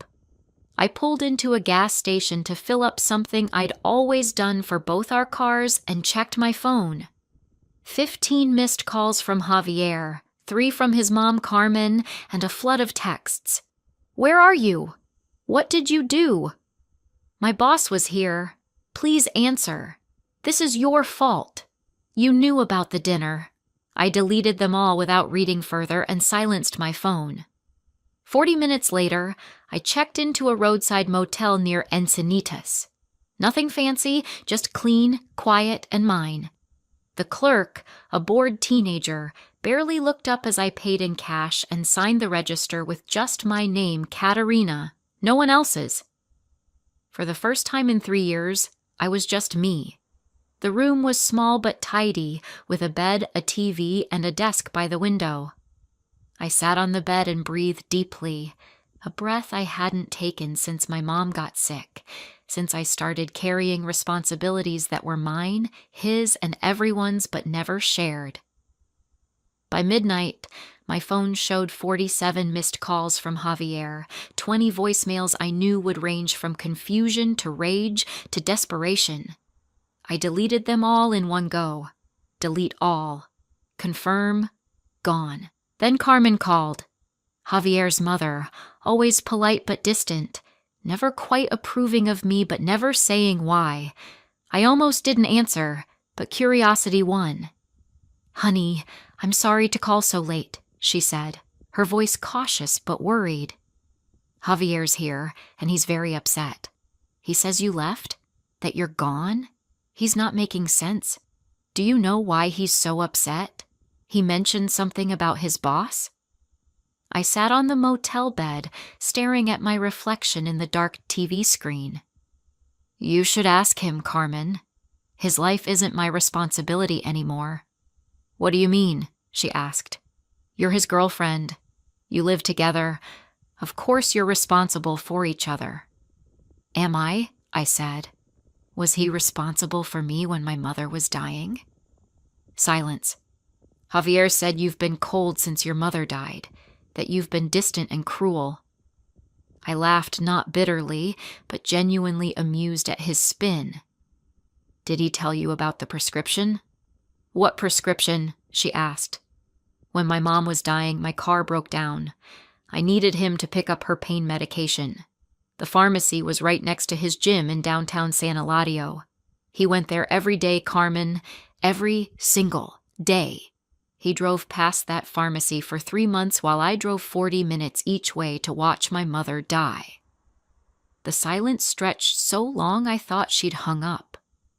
"I asked him once," I continued.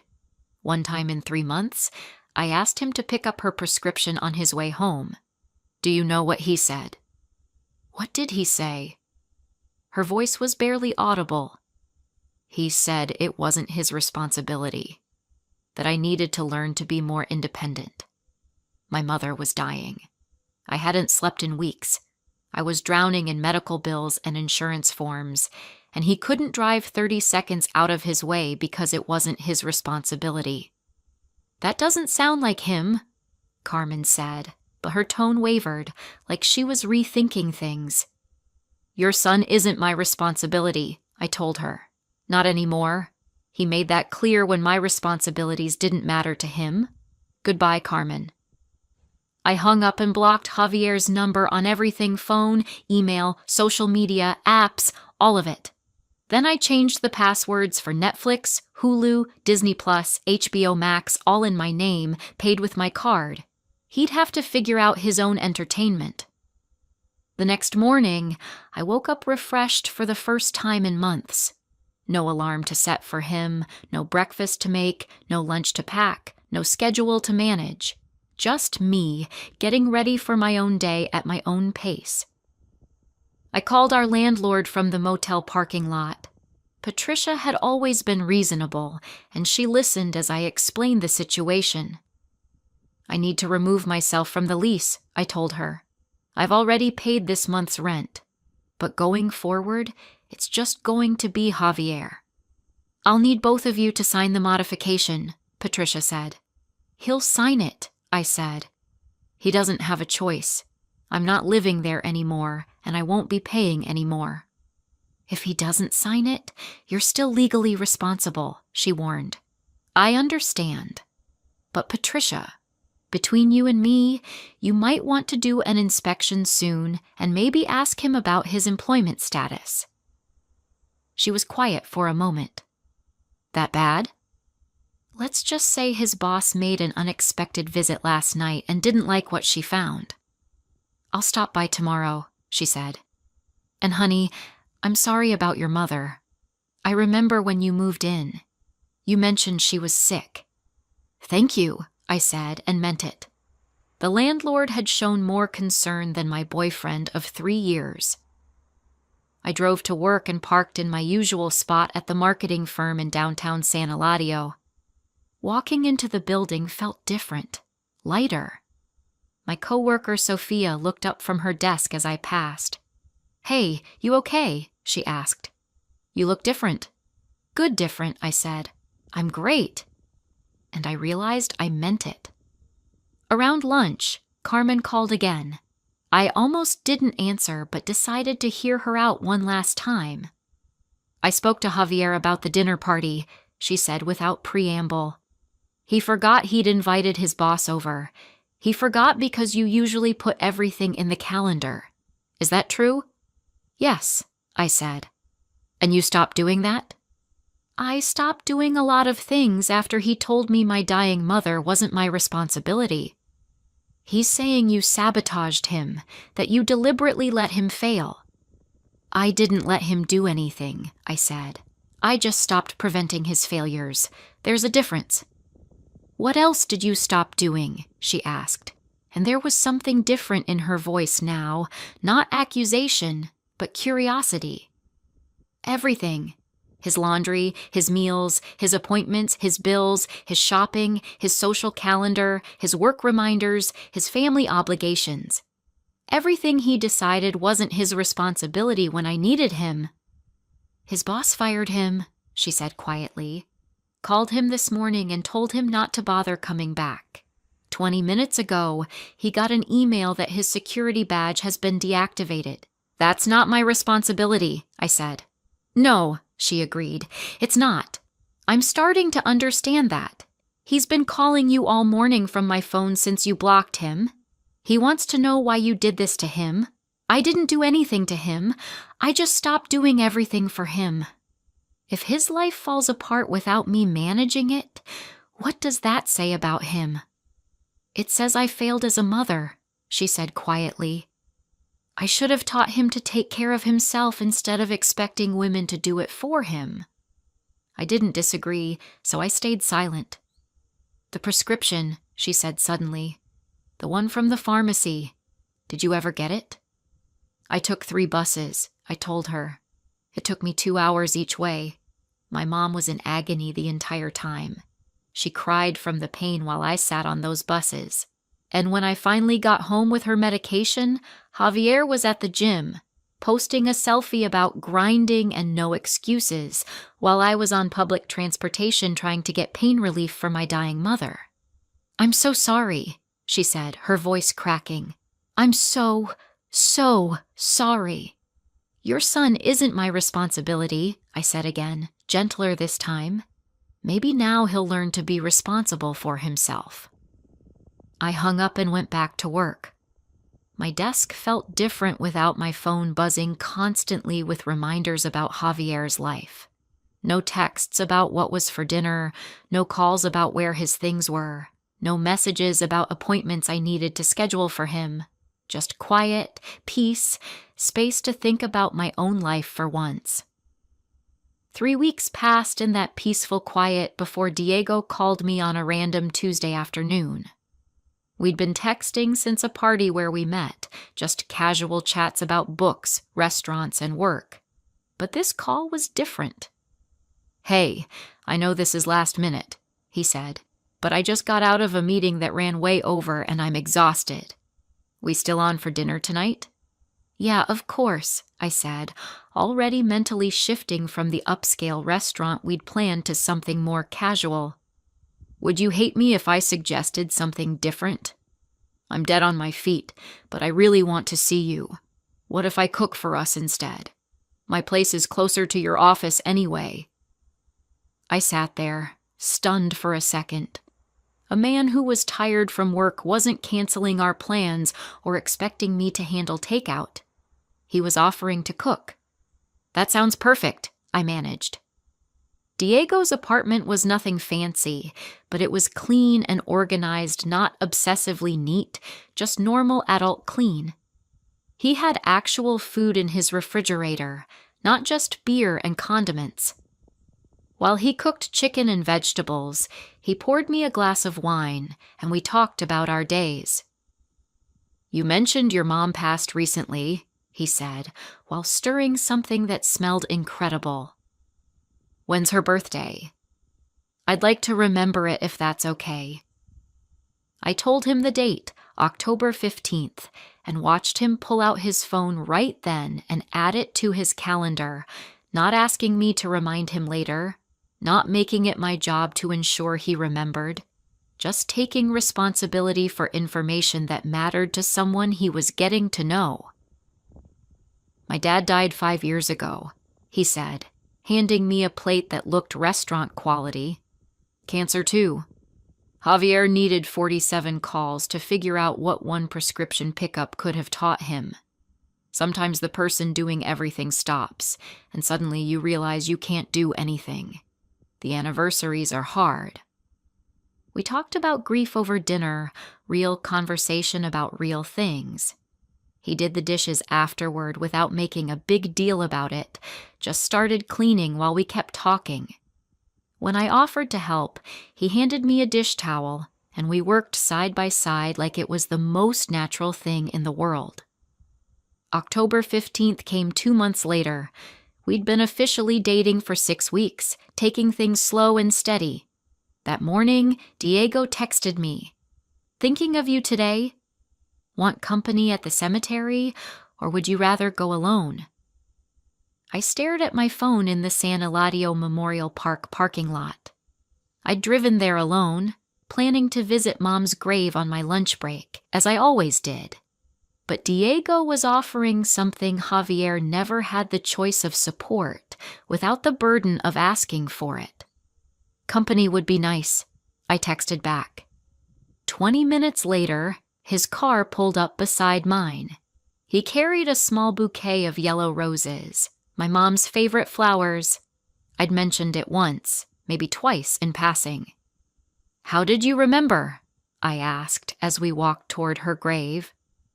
"I put it in my phone when you told me," he said simply. "Important things about important people. That's what calendars are for."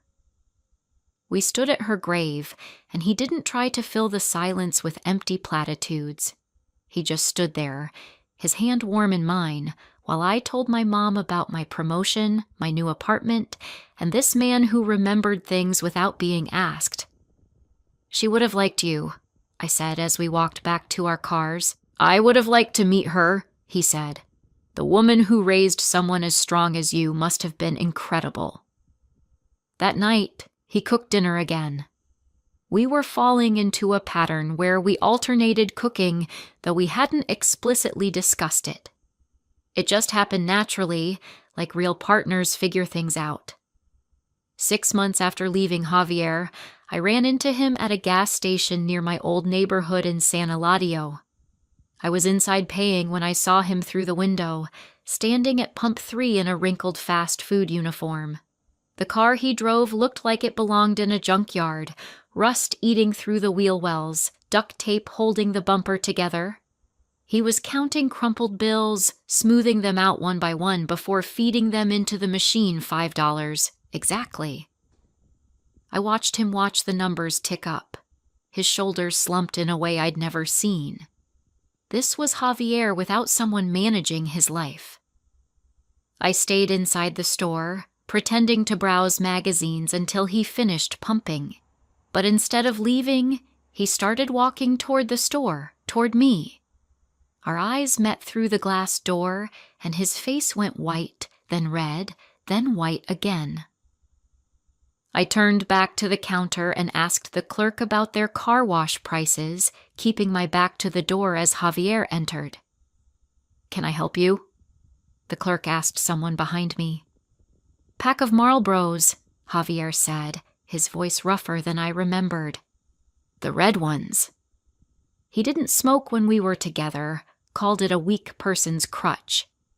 But there he was, buying cigarettes with what looked like his last $10 while I stood 3 feet away, pretending he didn't exist.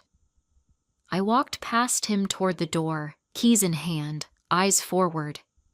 He said my name, quiet and desperate, but I kept walking. In the parking lot, I heard footsteps behind me and walked faster, hitting the lock button on my key fob when I was still 10 feet from my car. "Please," he called out, "just let me say something." I got in, locked the doors, and started the engine. In my rearview mirror, I watched him stand there in that ugly uniform, holding his cigarettes, looking like a man who'd thrown away everything good because he couldn't care about anyone but himself. 2 weeks later, a thick envelope arrived at my new apartment. The return address was Javier's parents' house in Oceanside, but the handwriting was his. I recognized it from the notes I used to leave him, the shopping lists, the calendar reminders on our fridge. I held the envelope, feeling its weight. An apology? An explanation? A desperate rewrite of history? I walked to the kitchen trash can and dropped it in unopened. His words, his feelings, his need to be heard, none of that was my responsibility anymore. That weekend, Carmen sent me a Facebook message. I'd unfriended her months ago, but she could still message me. "Javier's in therapy now," she wrote. "The therapist is helping him understand how much you did. He made a list of everything you handled, and it was 3 pages long. He can't believe one person managed all that."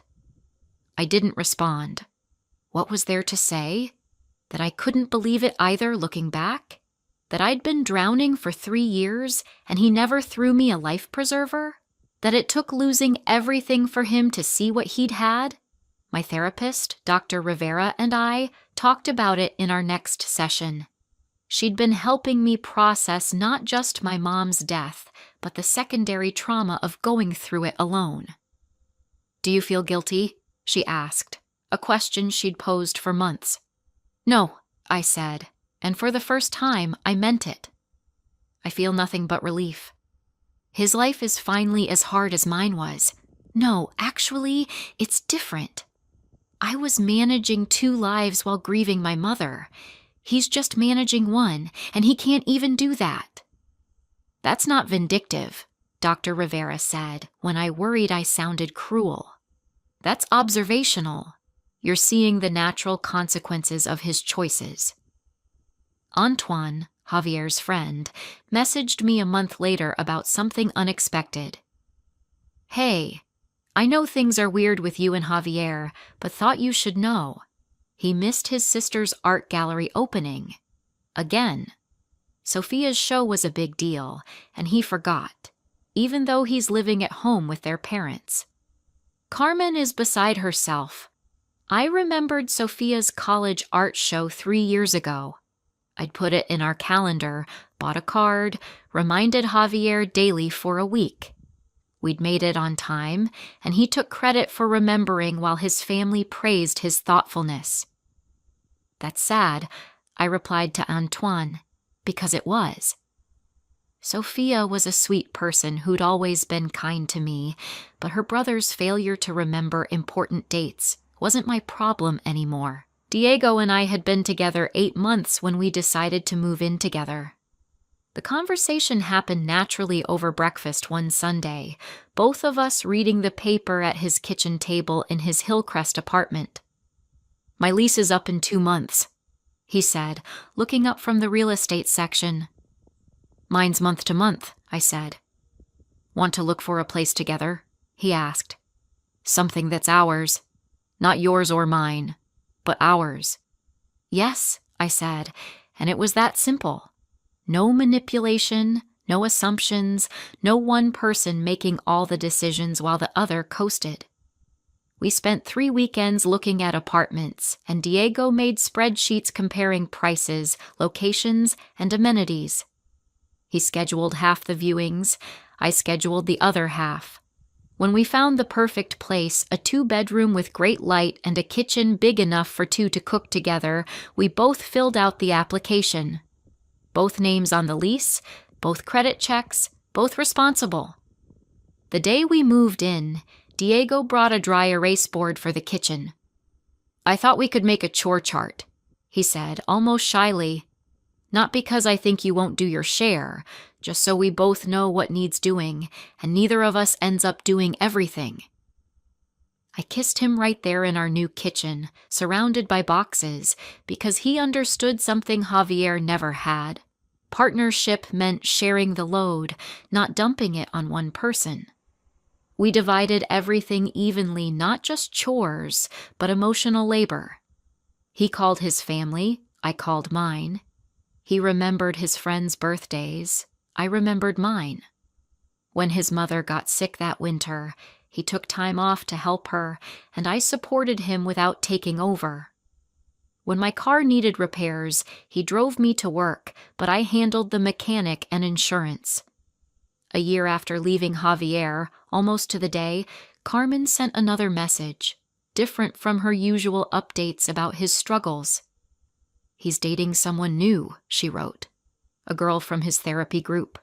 She's 22 and talks about how much she loves taking care of him. I want to warn her, but I know she won't listen. I didn't listen when Elena's mother tried to warn me 30 years ago." I looked at the girl's Facebook profile because I'm human and curious. She looked young, eager, and already exhausted, posting photos of elaborate meals she'd cooked for him with captions about taking care of my man, and love is putting someone else first. I felt bad for her. This girl about to lose years managing someone else's life. But Carmen was right, she wouldn't listen to warnings.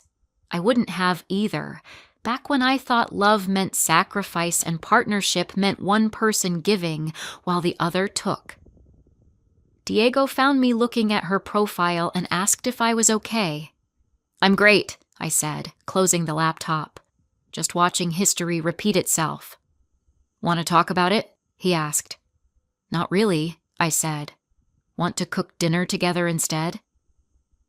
We made pasta from scratch that night, him mixing the dough while I made the sauce, moving around each other in our kitchen like dancers who knew the steps.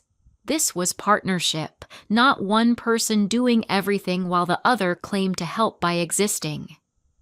Diego proposed 6 months later at the restaurant in La Jolla, where we'd had our first official date. He'd planned everything perfectly, checked my work schedule to ensure I had no big presentations the next day, invited my closest friends, made reservations for the golden hour so the lighting would be perfect for photos. He'd even called my jewelry designer friend secretly to get my ring size and style preferences. "I want to build a life with you," he said, down on one knee while our friends filmed and cried. "A real life where we both show up for each other." I said yes, obviously not because of the perfect proposal, but because he'd proven every day that he understood partnership. Wedding planning was surprisingly easy because Diego actually participated. He researched venues while I looked at caterers. He handled the music while I handled the flowers. When his mother had opinions about the guest list, he dealt with her. When my aunt started drama about seating arrangements, I handled it. "This is weird," my married friend Marisol said when we went dress shopping. "Where's the stress? Where's the groom who doesn't care about napkin colors and leaves everything to you?" "Dating someone who acts like an adult," I said, zipping up a dress that made me look like a mermaid. Revolutionary concept. I sent Carmen a wedding invitation out of courtesy, knowing she wouldn't come. She responded with a polite decline and a note. Javier saw the announcement on Facebook. He spent that day drinking alone in his childhood bedroom. "I'm happy you found someone who deserves you." The wedding went off perfectly. Everything split down the middle as it should be. Diego handled the photographer and DJ. I managed the flowers and catering. When vendor issues arose, we each dealt with our assignments without dumping problems on the other.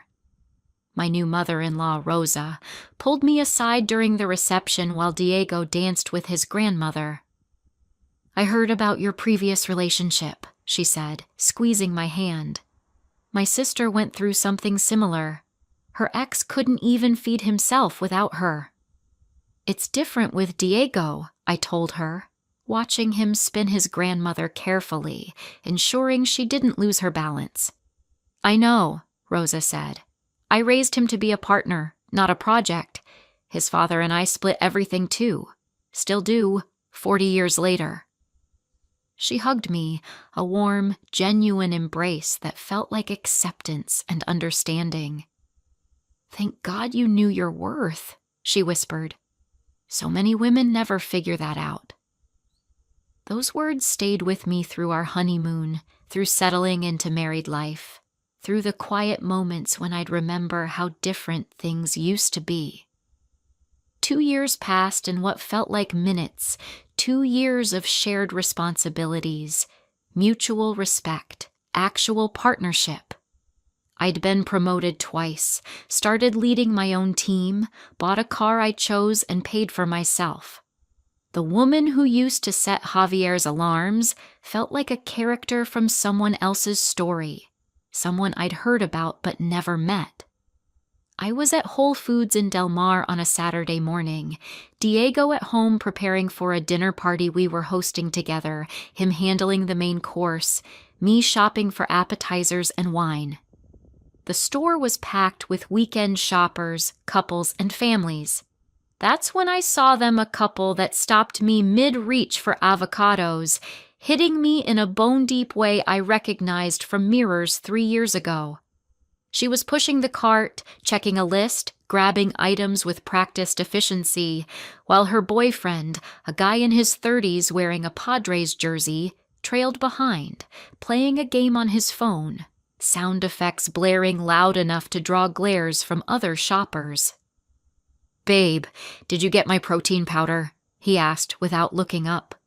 "It's not on the list," she said, already sounding defeated. "I told you yesterday I was out. You mentioned it while I was on a call, and I asked you to text it to me. Whatever, just get it now, the vanilla one. Actually, check if they have chocolate, too."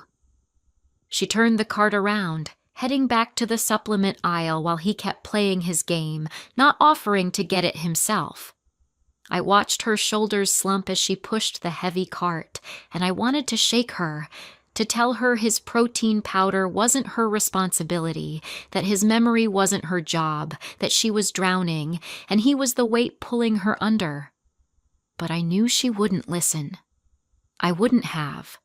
Back when I thought love meant anticipating every need, that being a good girlfriend meant being a maid, chef, and life coach rolled into one. I finished my shopping and saw them again at checkout. She unloaded the cart while he scrolled through his phone. When the total came up, she pulled out her credit card without him reaching for his wallet. The cashier asked if they wanted help to their car, and he said yes before she could answer, then walked ahead while she waited for the receipt. In the parking lot, I watched her load all the groceries while he sat in the passenger seat with the AC running. She closed the trunk, returned the cart, and got in the driver's seat. He never looked up from his phone. I sat in my car, remembering all the times I'd done exactly that, loaded groceries alone while Javier waited, paid while he assumed I would, driven because he was tired from gaming until 4 a.m. The ghost of that woman haunted me sometimes. The one who thought that was normal, that was love, that was just what girlfriends did. My phone buzzed with a text from Diego.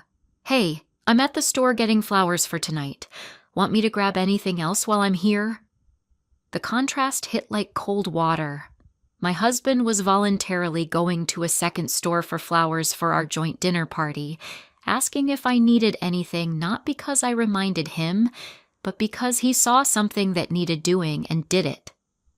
I texted back, "Maybe some of those fancy chocolates your mom likes?" She mentioned loving them last time. "Already grabbed them," he replied with a smiley face. Great minds. This was partnership, both people showing up. That evening, our dinner party went off perfectly. Diego and I moved around our kitchen like we'd been doing this for decades, him plating his perfectly cooked salmon while I arranged the appetizers I'd bought.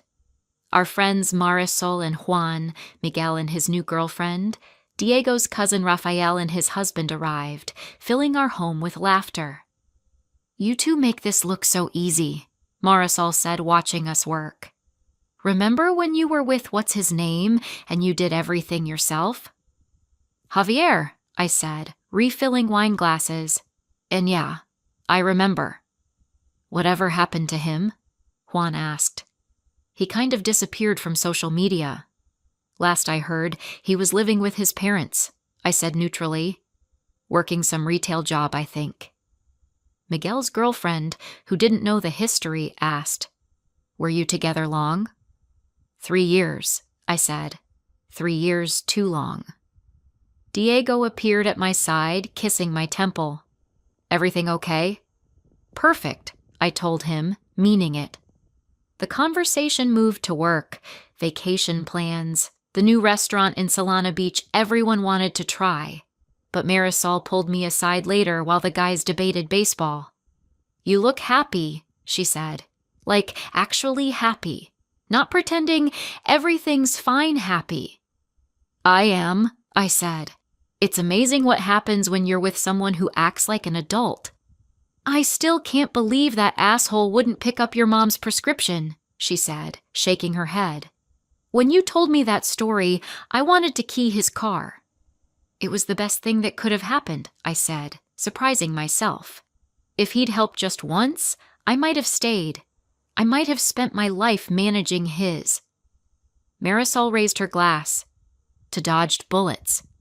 "To dodged bullets," I agreed, clinking my glass against hers. Later that night, after everyone left and we cleaned up together, Diego washing dishes, me drying and putting them away, we sat on our couch with the leftover wine, enjoying the quiet. "Your friends are great," he said. "I'm glad they like me." "They love you," I told him. "Marisol especially. She says you've restored her faith in men." He laughed. "The bar was pretty low after your ex."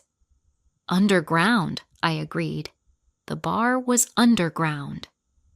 "Do you ever wonder what would have happened if he'd been different?" Diego asked. "If he'd helped with your mom?" I thought about it, really considered it for the first time in months. "I'd probably still be setting his alarms," I said. "Still packing his lunches, managing his calendar, living his life instead of mine. His loss, Diego said, pulling me closer. His loss, I agreed. But it wasn't about winning or losing anymore. It was about the life I'd built after walking away from someone who thought I existed to serve him. It was about the partner I'd found who understood that relationships meant both people showing up. It was about becoming someone who knew her worth and wouldn't settle for less. I thought about that woman in the grocery store, loading groceries while her boyfriend played on his phone. Somewhere out there, she was probably setting his alarm for tomorrow, meal prepping his lunches, checking his calendar. Diego's family understood the secret code. His mom whispered about knowing your worth like she was passing down a recipe for a happy marriage instead of tamales. That woman was drowning, just like I had been, convinced that was what love looked like. Maybe one day something would shake her awake. Maybe he'd refuse to help when she needed him most. Maybe she'd realize she was living his life instead of her own. Maybe she'd learn what I learned. His life wasn't her responsibility.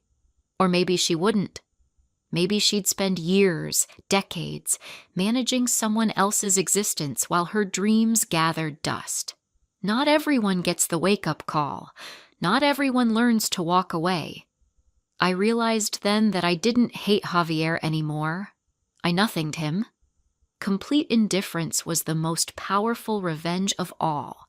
He was a lesson learned, a cautionary tale, a reminder of what I'd never accept again. He existed in my past like a bad dream you can barely recall once you're awake. The last time I thought about him with any focus was almost a year later when Carmen sent one final Facebook message. I almost didn't open it, but curiosity won. "He's getting married," she wrote, "to a girl who reminds me of you from 3 years ago. She does everything for him. I tried to warn her, but she thinks I don't understand their love. I wanted you to know you were right about everything. His life wasn't your responsibility. I just wish I'd taught him that sooner." I didn't reply. There was nothing to say. Some lessons are learned the hard way, and Javier would never learn his, because there'd always be another woman willing to be his mother, maid, personal assistant, another woman who confused servitude with love. I deleted the message and went back to my life. My actual life, not someone else's I was managing. Diego and I were planning a trip to Italy, something we'd researched and saved for together. My team at work had landed a huge client. I was training for a half marathon. I was living, not just existing as someone's support system. The woman who used to set Javier's alarms was gone. In her place stood someone who understood a fundamental truth it took too long to learn. The only life you're responsible for is your own, and once you really understand that, you're free. One morning, Diego's alarm didn't go off. His phone had died overnight because he forgot to plug it in. He woke up an hour late, panicking about a presentation. "Why didn't you wake me?" he asked, rushing around our bedroom. "I didn't know your alarm didn't go off," I said. "I was in the shower." He stopped, then laughed. "Right, my alarm, my responsibility. Sorry, that was unfair." "You're going to be okay?" I asked. "Yeah, I'll call my boss from the car, explain what happened. My fault for not charging my phone." He kissed me goodbye and rushed out. That evening, he came home with flowers and takeout from my favorite Thai place in Pacific Beach. "For being a jerk this morning," he said. "I was stressed and took it out on you." "You weren't a jerk," I said. "You asked a question and immediately recognized it was unfair." "Still," he said, "you're not my alarm clock." "No," I agreed, accepting the flowers. "I'm not." And he set 2 alarms for the next morning and bought a charging station for his nightstand that weekend. Because that's what adults do, they solve their own problems instead of making them someone else's responsibility. Thanks for letting me share this journey with you. It's been cathartic to tell my story. See you next time. Subscribe for more stories like this.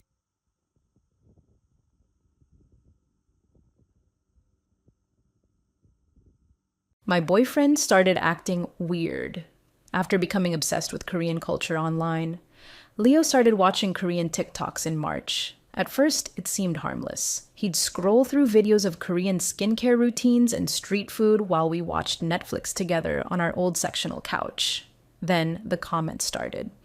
"Korean girls just take better care of themselves," he said one evening, glancing at me over his phone. I was in my usual Old Navy sweatpants and oversized Target t-shirt. I'd worked a double shift and hadn't showered yet. The next week, he started pointing out specific things. "Look how straight her hair is, so shiny." He showed me a video of some influencer applying Glossier lip balm. Korean beauty standards are just higher. By April, his phone usage doubled. He'd wake up at 6 a.m. and immediately start scrolling through Watch Her Korean Beauty and Watch Korean Girl hashtags. During dinner at our kitchen table, he'd hold up his phone. "See how she does her makeup?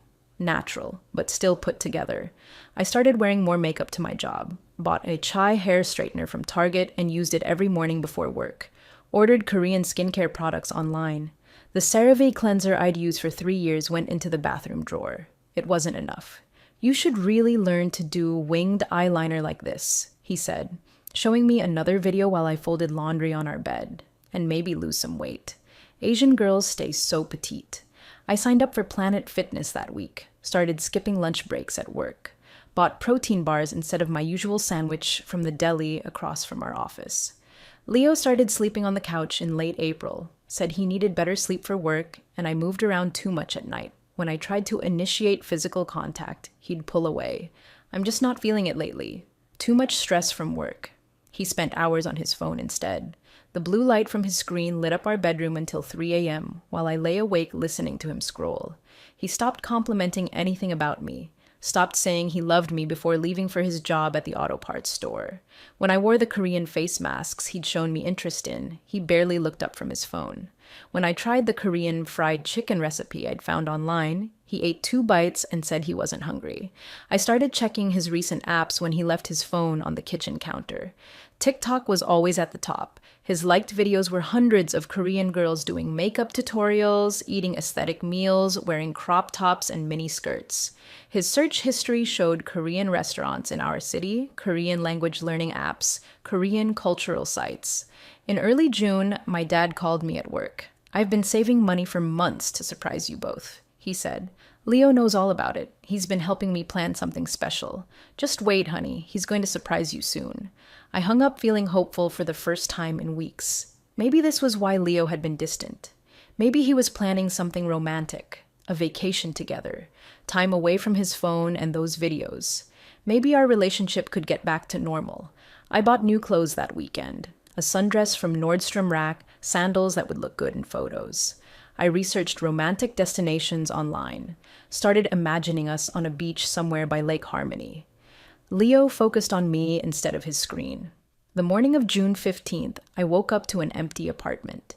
His side of the bed hadn't been slept in. His clothes were gone from our shared closet. His work uniform, his weekend clothes, his winter jacket. Toothbrush gone from the bathroom holder. Phone charger gone from his nightstand. Gaming headset gone from the computer desk. No note on the kitchen table. No text message. No missed call. I called him 18 times between 7 a.m. and noon. Every call went straight to voicemail. His voicemail box was full. I drove to his workplace. His manager said he'd called in sick. I went to his friend Max's house. Max said he hadn't seen Leo in 2 weeks. I contacted his brother in Denver, his mom in Miami, his co-workers from previous jobs, his college roommate. Nobody had heard from him. I filed a missing person report on June 16th. The police officer said adults have the right to leave, asked if there were signs of depression or financial problems. Max finally called me on June 18th. "I didn't want to get involved," he said, "but I need to show you something Leo sent me." He forwarded me a WhatsApp photo. Leo standing at the airport gate, grinning, holding up his boarding pass. The text on the ticket was clear. American Airlines Flight 271 to Incheon International Airport, Seoul. Departure June 15th, 5:30 a.m. One way. When I called my dad to tell him Leo was gone, he broke down crying. I gave him $15,000, he said. My retirement savings, he said it was for your surprise trip together. That night, I sat on our couch where he'd spent months watching videos of Korean girls while planning his escape. I looked at the Korean skincare products on my bathroom counter, the eyeliner I'd practiced applying every morning, the gym membership card in my wallet, the sundress I'd bought for our imaginary romantic getaway. 12,000 miles away, Leo was living his Korean fantasy with my father's retirement money. He thought he could just disappear from his life, from our shared apartment, from the promises he'd made. He thought he could leave me sitting here with his empty side of the closet and my dad's broken heart. First update. The next 3 days were absolute chaos, and I'm still trying to process everything that went down. First off, thank you to everyone who commented on my original post. Seriously, you guys kept me sane when I thought I was losing my mind.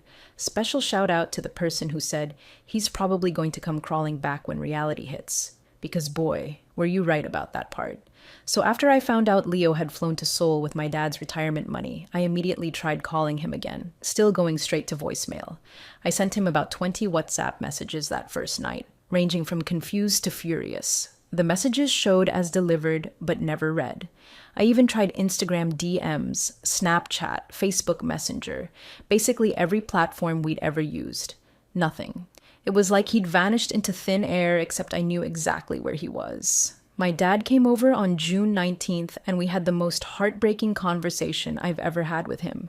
He sat at my kitchen table, the same one where Leo used to show me those stupid Korean beauty videos, and just sobbed. Turns out Leo had been working on him for weeks. Started in early May, right around the time he stopped sleeping in our bed.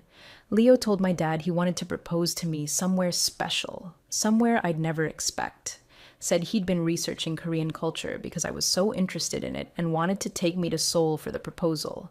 My dad was so excited about the idea of helping with a surprise proposal that he didn't ask questions he should have asked.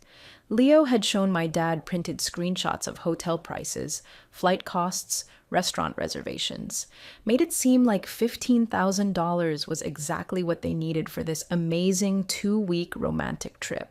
My dad said Leo even teared up talking about how much he loved me and wanted to make me happy. I wanted to scream.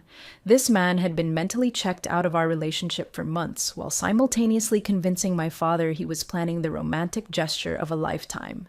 The worst part is my dad kept apologizing to me. He said he'd been so proud that his future son-in-law cared enough to plan something special. He'd been bragging to his friends at work about how thoughtful Leo was.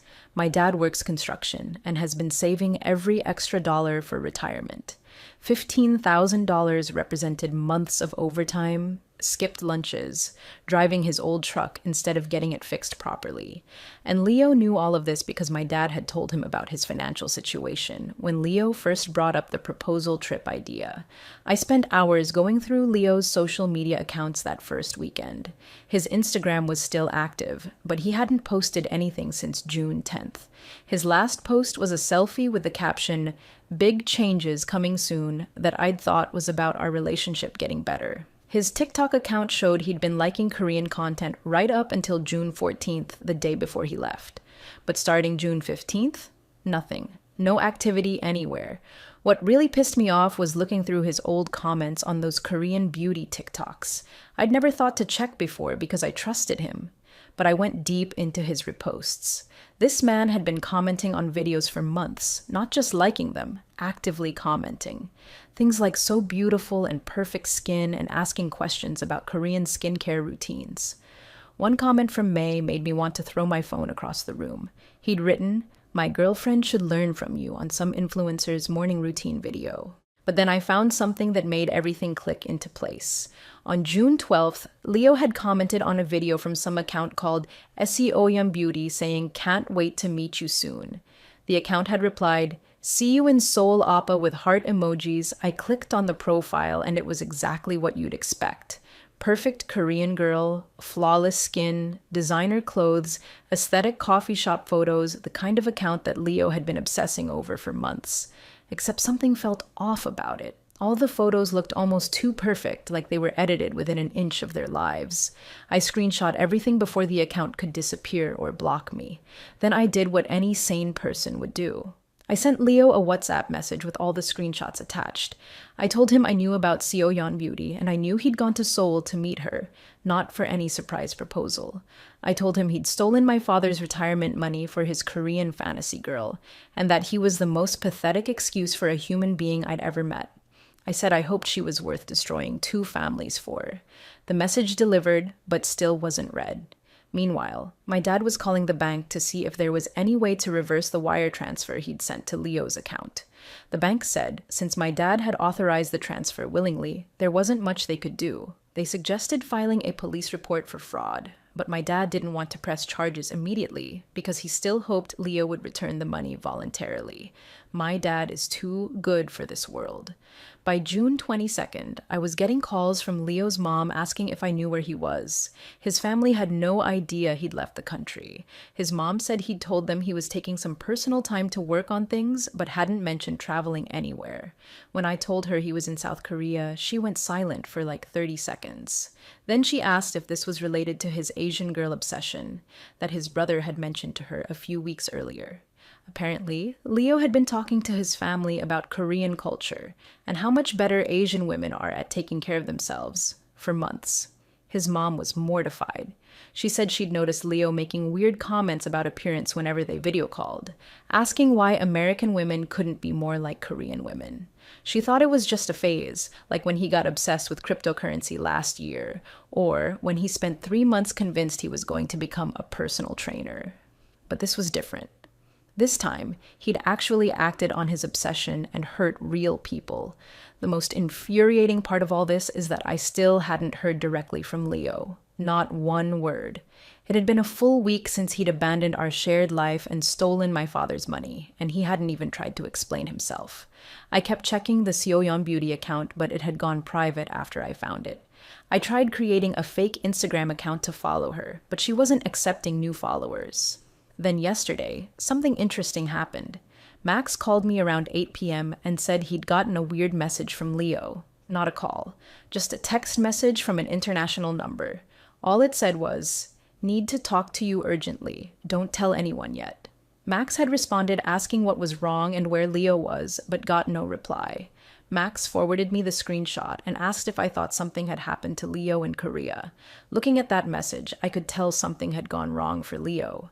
The man who'd been so confident in his plan that he'd stolen $15,000 and disappeared without a word was suddenly reaching out urgently to his friend back home. But he still hadn't contacted me or my father. He was still being a coward about facing the people he'd actually hurt. I told Max to respond if Leo texted again, but to make it clear that Leo needed to call me and my dad immediately if he wanted any help with whatever situation he'd gotten himself into. I wasn't going to let him triangulate through his friends while avoiding accountability for what he'd done. Because here's the thing. I have a feeling Leo's Korean fantasy isn't going exactly how he planned it, and when reality comes crashing down on him, he's going to want to come running back to the life he abandoned. But I'm not the same person who used to straighten her hair every morning trying to live up to his Korean beauty standards. I'm done being his backup plan. Second update, I'm typing this at 2 a.m. because I literally cannot sleep after everything that happened today. So remember how Leo had sent that cryptic, urgent message to Max? Well, yesterday morning at 11 a.m., my phone started ringing with an international number. I almost didn't answer because I get spam calls all the time. And there he was. Leo's voice sounding absolutely desperate and panicked in a way I'd never heard before. The connection was terrible and he kept cutting out, but I could hear enough to know he was falling apart. He started talking immediately without even saying hello, just launched into this frantic explanation about how everything had gone wrong and he needed help getting home. I interrupted him and told him if he thought he could just call me after stealing my father's retirement money and disappearing for over a week, he had another thing coming. That's when he really started begging. He said he was stranded at some guest house in Seoul with no money and his return flight had been canceled. He claimed his credit cards weren't working and he couldn't access his bank account from Korea. He kept saying it was all a misunderstanding and he could explain everything if I would just help him figure out how to get home. The audacity of this man calling me for help after what he'd done was absolutely incredible. I told him he had exactly one chance to explain where my father's $15,000 went and why he'd lied about planning a proposal. That's when his story started falling apart completely. He claimed he had been planning to propose, but decided to scout out Seoul first to make sure it would be perfect for me. Said he'd used the money for a research trip and was planning to bring me back later. When I asked why he'd packed all his belongings for a research trip, he started stuttering and talking in circles. Then I brought up Seoyeon Beauty and the comment about meeting her soon. Leo went completely silent for like 30 seconds. The silence was so long, I thought the call had dropped. He tried to tell me that account was just some travel blogger who'd been giving him advice about Seoul. Nothing romantic or inappropriate. But when I read back his exact comment about how his girlfriend should learn from her, he couldn't explain that away. He started getting defensive, saying I was twisting innocent interactions into something sinister. He claimed he'd only been trying to learn about Korean culture to make our future trip better. When I asked him why he needed to pack all his clothes and quit his job for cultural research, he said I was being too suspicious and not giving him a chance to explain properly. The conversation was going in circles, and I could feel myself getting angrier with every word. Leo then tried a different approach. He started talking about how much stress he'd been under at work and how he'd been feeling lost in our relationship. He said seeing Korean culture online had made him realize there were different ways to approach life and relationships, and he'd gotten excited about exploring that with me. When I pointed out that he'd been criticizing my appearance for months while praising Korean women, he said I was misremembering conversations and taking things out of context. Leo kept changing his story, trying different angles to make himself sound less guilty. First, it was research for our future proposal trip. Then, it was a spontaneous adventure to surprise me. Then it was work stress making him act irrationally. Every time I cornered him with specific evidence, he'd pivot to a new explanation. He never once apologized for lying to my father or stealing the money. What really got me angry was when he started trying to turn it around on me. He said I'd been obsessed with Korean beauty standards, and he was just trying to understand what I found so appealing about that culture. Can you believe this manipulation? This man had spent months telling me I wasn't pretty enough or thin enough compared to Korean girls, and now he was acting like his obsession was somehow my fault. He said I'd been the one buying Korean skincare products and straightening my hair like I'd done that for my own enjoyment instead of trying to meet his impossible standards.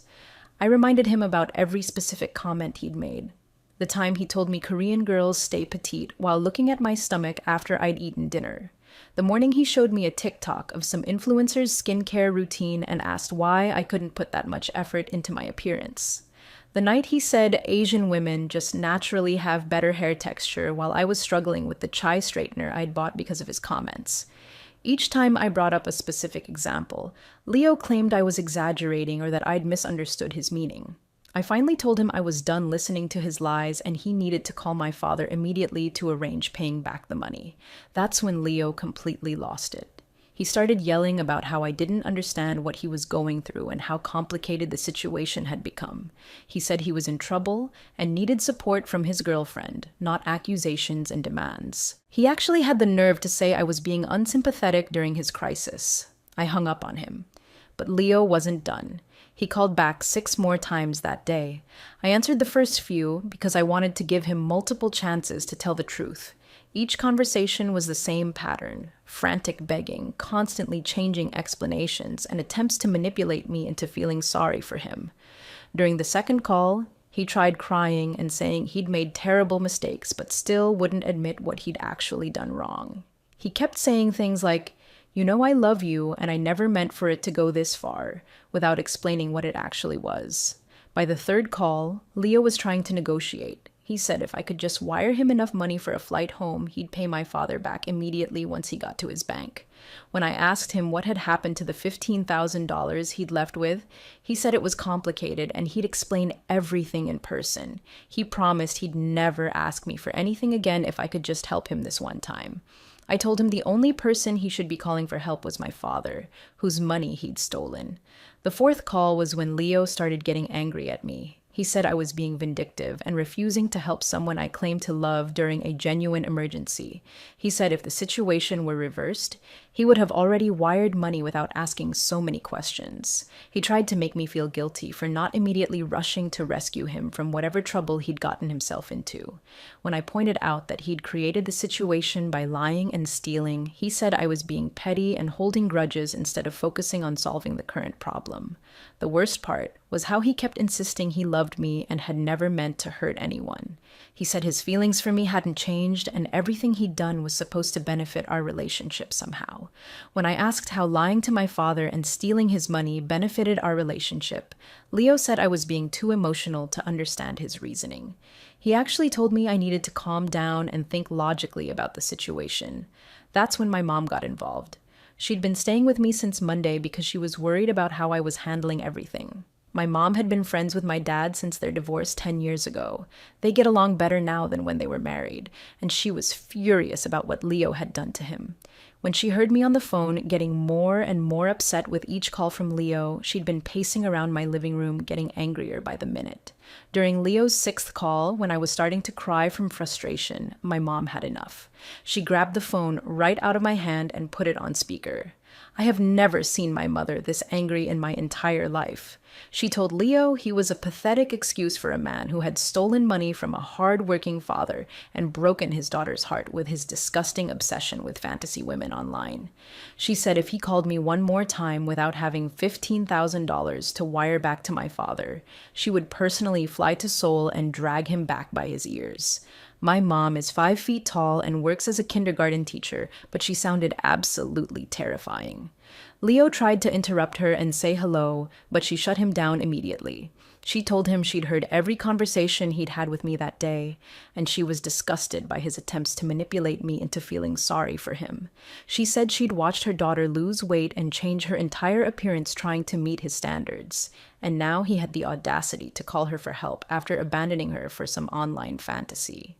Leo tried to argue with my mom, saying she didn't understand the full situation, and I was painting him as worse than he really was. He said I was only telling her the bad parts of our relationship and leaving out all the good times we'd had together. My mom shut that down immediately. She told him she'd seen the Korean skincare products he'd pressured me to buy, heard about his comments comparing me to other women, and watched me skip meals trying to meet his impossible standards. She said any man who would make his girlfriend feel inadequate while planning to abandon her was beyond redemption. Then my mom started asking Leo direct questions that he couldn't deflect. She wanted to know exactly how much money he'd spent and on what. She asked him why he'd quit his job if this was supposed to be a short research trip. She demanded to know why he'd packed winter clothes for a summer trip to Seoul. With each question, Leo's answers became more obviously false and contradictory. When my mom asked him about Suyeon Beauty, Leo tried to claim he'd never heard that name before. My mom told him she'd seen the screenshots I'd taken of his comments and liked videos. She asked him if he thought we were stupid enough to believe he'd forgotten about an account he'd been obsessing over for months. Leo then admitted he'd talked to some Korean accounts online, but insisted it was purely educational and cultural exchange. The conversation between Leo and my mom lasted 20 minutes, and I could hear him getting more desperate as she destroyed every excuse he tried to make. She asked him why he needed to meet Korean women in person if he was just interested in cultural education. She wanted to know why he'd lied to my father about planning a proposal instead of just saying he wanted to travel alone. She asked him how stealing someone's retirement savings was supposed to improve his relationship with their daughter. My mom also brought up things I hadn't even thought to mention. She asked Leo why he'd stopped contributing to our shared household expenses in May while planning this expensive trip. She wanted to know why he'd been so secretive about his phone use if he was just learning about Korean culture. She pointed out that he'd been treating me like a roommate instead of a girlfriend for months while apparently planning our romantic future together. By the end of that call, Leo was sobbing and admitting that things had gotten more complicated than he'd planned, but still insisting he could fix everything if we just gave him time. My mom told him he had 48 hours to wire the money back, or we were involving the police. She said she didn't care what kind of trouble he'd gotten himself into in Korea. That was his problem to solve. She hung up and immediately called my dad to update him on the situation. My dad came over that evening, and the 3 of us sat in my living room having the most honest conversation we'd had in years. My mom made coffee and we spread out all the evidence I'd collected. Screenshots of Leo's comments, his liked videos, the messages between him and various Korean accounts. My dad admitted he felt stupid for believing Leo's proposal story without asking more questions. He said Leo had been so convincing and emotional when talking about wanting to make me happy that it never occurred to him it might be manipulation. My mom pointed out that Leo had specifically targeted my dad's weakness, his love for me and desire to help with romantic milestones. My dad was especially hurt by how Leo had used their relationship. Leo had been coming to family dinners for 2 years, borrowing my dad's tools, asking for advice about work and life. My dad had started thinking of Leo as the son he'd never had. He'd been so proud when Leo came to him about planning a proposal, felt honored that this young man trusted him enough to ask for help with such an important moment. But here's where things get really interesting. Leo called again this morning, and this time he sounded completely different. Not desperate or manipulative, just defeated and scared. He claimed someone had scammed him and he'd lost everything. But he still wouldn't give me specifics over the phone. He just kept saying it was worse than I could imagine, and he'd been stupid to trust the wrong person. I told him if he wanted my help understanding his situation, he needed to start by being completely honest about Seoyeon Beauty and what he'd really gone to Seoul to do. There was another long silence. And then Leo said something that made everything click into place. He said the person he'd gone to meet wasn't who they claimed to be, and now he was stuck in a foreign country with no money and no way home.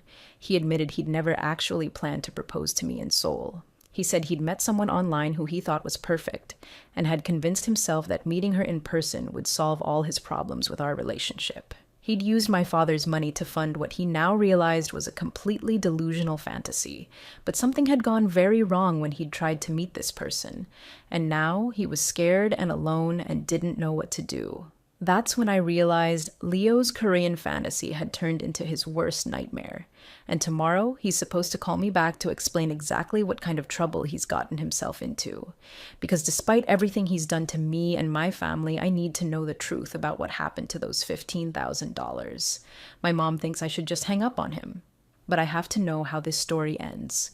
Final update. Guys, I am absolutely dead from what just happened. I cannot believe this is real life, but I have to share this with you because it's the most pathetic, hilarious, karma-filled ending to this whole nightmare that I could have ever imagined. Grab some popcorn because this is the most satisfying conclusion you will ever read.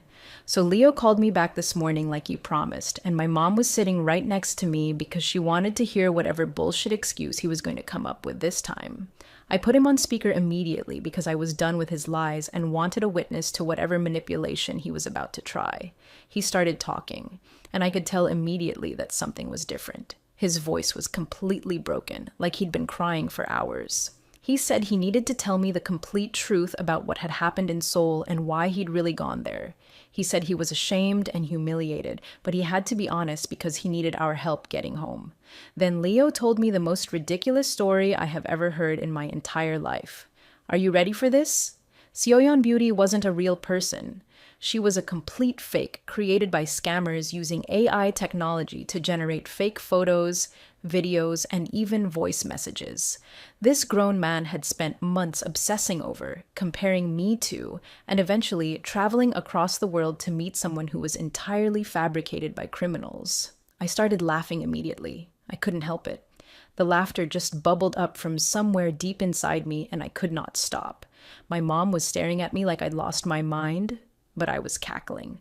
This man had destroyed our relationship, stolen my father's retirement money, and abandoned our shared life for a fake person created by scammers with computer software. Leo kept talking while I was laughing, trying to explain how it had happened. He said Seoyeon Beauty had started direct messaging him in early May, sending photos and videos that looked completely real because they were generated using AI face swapping technology. The scammers had even sent him voice messages that sounded like a real Korean girl speaking English, but it was all artificial. They'd had detailed conversations about Korean culture, with her complimenting his appearance and telling him he was handsome and interesting. She'd said she was looking for an American boyfriend and thought he was perfect. They'd been talking every day for weeks. I was still giggling while he explained this because the mental image of Leo having deep romantic conversations with literal scammers pretending to be his dream girl was absolutely killing me. My mom started to understand what was happening, and her face was a mixture of horror and secondhand embarrassment. Leo said the fake girl had convinced him that Korean women were superior to American women in every way, and that he deserved someone who would appreciate him properly. The criminals had suggested he come to Seoul to meet her. She'd given him specific instructions about where to stay, what to bring, how much money he'd need. She'd sent him an address for a coffee shop where they were supposed to meet on June 16th. Leo said he'd been so excited he could barely sleep on the plane. He'd imagined this perfect romantic meeting where his ideal woman would finally be real. When I asked him what happened when he got to the coffee shop, Leo's voice got even smaller. He said he'd waited there for 6 hours. The coffee shop staff had started to feel sorry for him. He'd messaged Seoyeon Beauty asking where she was, but all his messages were being ignored. By evening, he'd realized something was wrong and tried calling the phone number she'd given him. It was disconnected. That's when he'd gone back to her Instagram account and discovered it was completely gone. Deleted, like it had never existed. He'd tried searching for her name, her photos, anything that would prove she was real. Nothing. He'd spent the next 2 days frantically messaging other Korean accounts he'd been following, asking if anyone knew Seoyeon Beauty. Most of them ignored him, but a few told him he'd been scammed by a catfish operation. I asked Leo how much money he'd sent her before flying to Seoul, and this is where it gets even more pathetic. He'd sent her $3,000 in the weeks before his trip. She'd asked for money for new clothes to look perfect for their date, for her phone bill so they could keep talking, for emergencies with her sick grandmother. Classic scam requests that Leo had fallen for completely because he was thinking with the wrong head. So let me get this straight. Leo had used my father's $15,000 to fly to Seoul, spent another $3,000 on a fake woman, and was now stranded in Korea with no money because he'd fallen in love with a computer program. I was laughing so hard I had tears streaming down my face. My mom had to get up and get me tissues because I was a complete mess. But wait, it gets worse. Leo said he'd been trying to figure out how to get home for days, but his credit cards were maxed out from his previous spending on Korean culture obsession stuff and the money he'd sent to the fake account. His bank account was empty because of his proposal trip purchases. He'd been staying at the cheapest guest house he could find and eating convenience store food, but he was running out of money for even that. He'd finally swallowed his pride and called his parents to ask for help. This is where my mom and I both stopped laughing because we knew his parents were decent people who didn't deserve this. Leo said he'd had to explain to his mother why he was in Korea alone, why he needed money for a flight home, and why he'd quit his job and left his girlfriend without explanation. His mother had been so confused and angry that she'd put his father on the phone. Leo said he'd never heard his dad sound so disappointed and disgusted in his entire life. His father had asked him if he'd really stolen money from his girlfriend's family to chase after some woman online. When Leo admitted that the woman wasn't even real, his father had called him pathetic and said he was ashamed to have raised such a fool. His mother had started crying when she understood that he'd manipulated my father's love for me to fund his fantasy. His father had said Leo was a disgrace to their family. They'd agreed to wire him money for a flight home, but only so they could deal with him face to face. But here's the best part. Leo's parents had called my parents. His mother had gotten my dad's number from Leo and called to apologize for her son's behavior. She'd offered to pay back the $15,000 immediately, even though it would drain their emergency savings. My mom said my dad had been so touched by the call that he'd started crying. Leo's parents were taking full responsibility for their son's actions, even though they'd had no idea what he was planning. When Leo told me about his parents calling mine, I lost it completely. I told him he was the most pathetic excuse for a human being I'd ever encountered. I said he'd destroyed multiple families because he couldn't tell the difference between reality and fantasy. I told him he was so desperate and sad that he'd fallen in love with a computer program and abandoned real people who actually cared about him. My mom took the phone from me because I was getting too worked up. She told Leo that his parents had shown more integrity in one phone call than he'd shown in the entire 2 years she'd known him. She said, watching a man in his 20s get scammed by an obvious fake account was like watching a child touch a hot stove after being warned not to. She told him he was an embarrassment to his family and that his parents deserved better than cleaning up his messes. Leo started crying on the phone and begging us to understand that he'd made mistakes, but he'd learned his lesson. He said he realized now that I was the best thing that had ever happened to him, and he wanted to come home and fix our relationship. He promised he'd never look at Korean content again and would delete all his social media if I'd just give him another chance. I took the phone back and told Leo that he was absolutely out of his mind if he thought I wanted anything to do with him after this. I said I wouldn't take him back if he was the last man on earth. I told him he'd spent months making me feel ugly and inadequate compared to a fake person, and now he wanted sympathy because his fantasy had crashed and burned. I explained to Leo that I'd already started moving on with my life. I'd been going to the gym because I actually enjoyed it, not to meet his impossible standards. I'd kept using the Korean skincare products because they worked well for my skin, not because some AI had perfect skin in doctored photos. I'd learned that I could be happy and confident without his constant criticism and manipulation. Leo kept trying to interrupt me to say he'd changed and realized his mistakes, but I shut him down every time. I told him that change meant taking full responsibility for his actions, not just feeling sorry for himself when his plan backfired. Real change would have been him realizing months ago that comparing his girlfriend to other women was abusive behavior.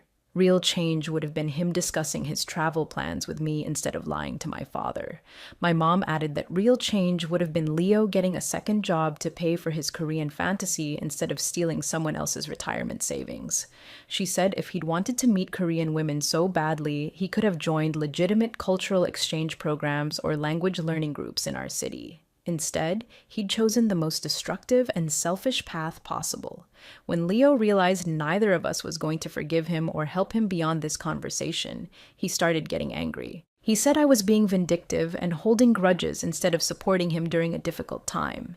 He said if I really loved him, I'd want to help him learn from his mistakes rather than punishing him forever.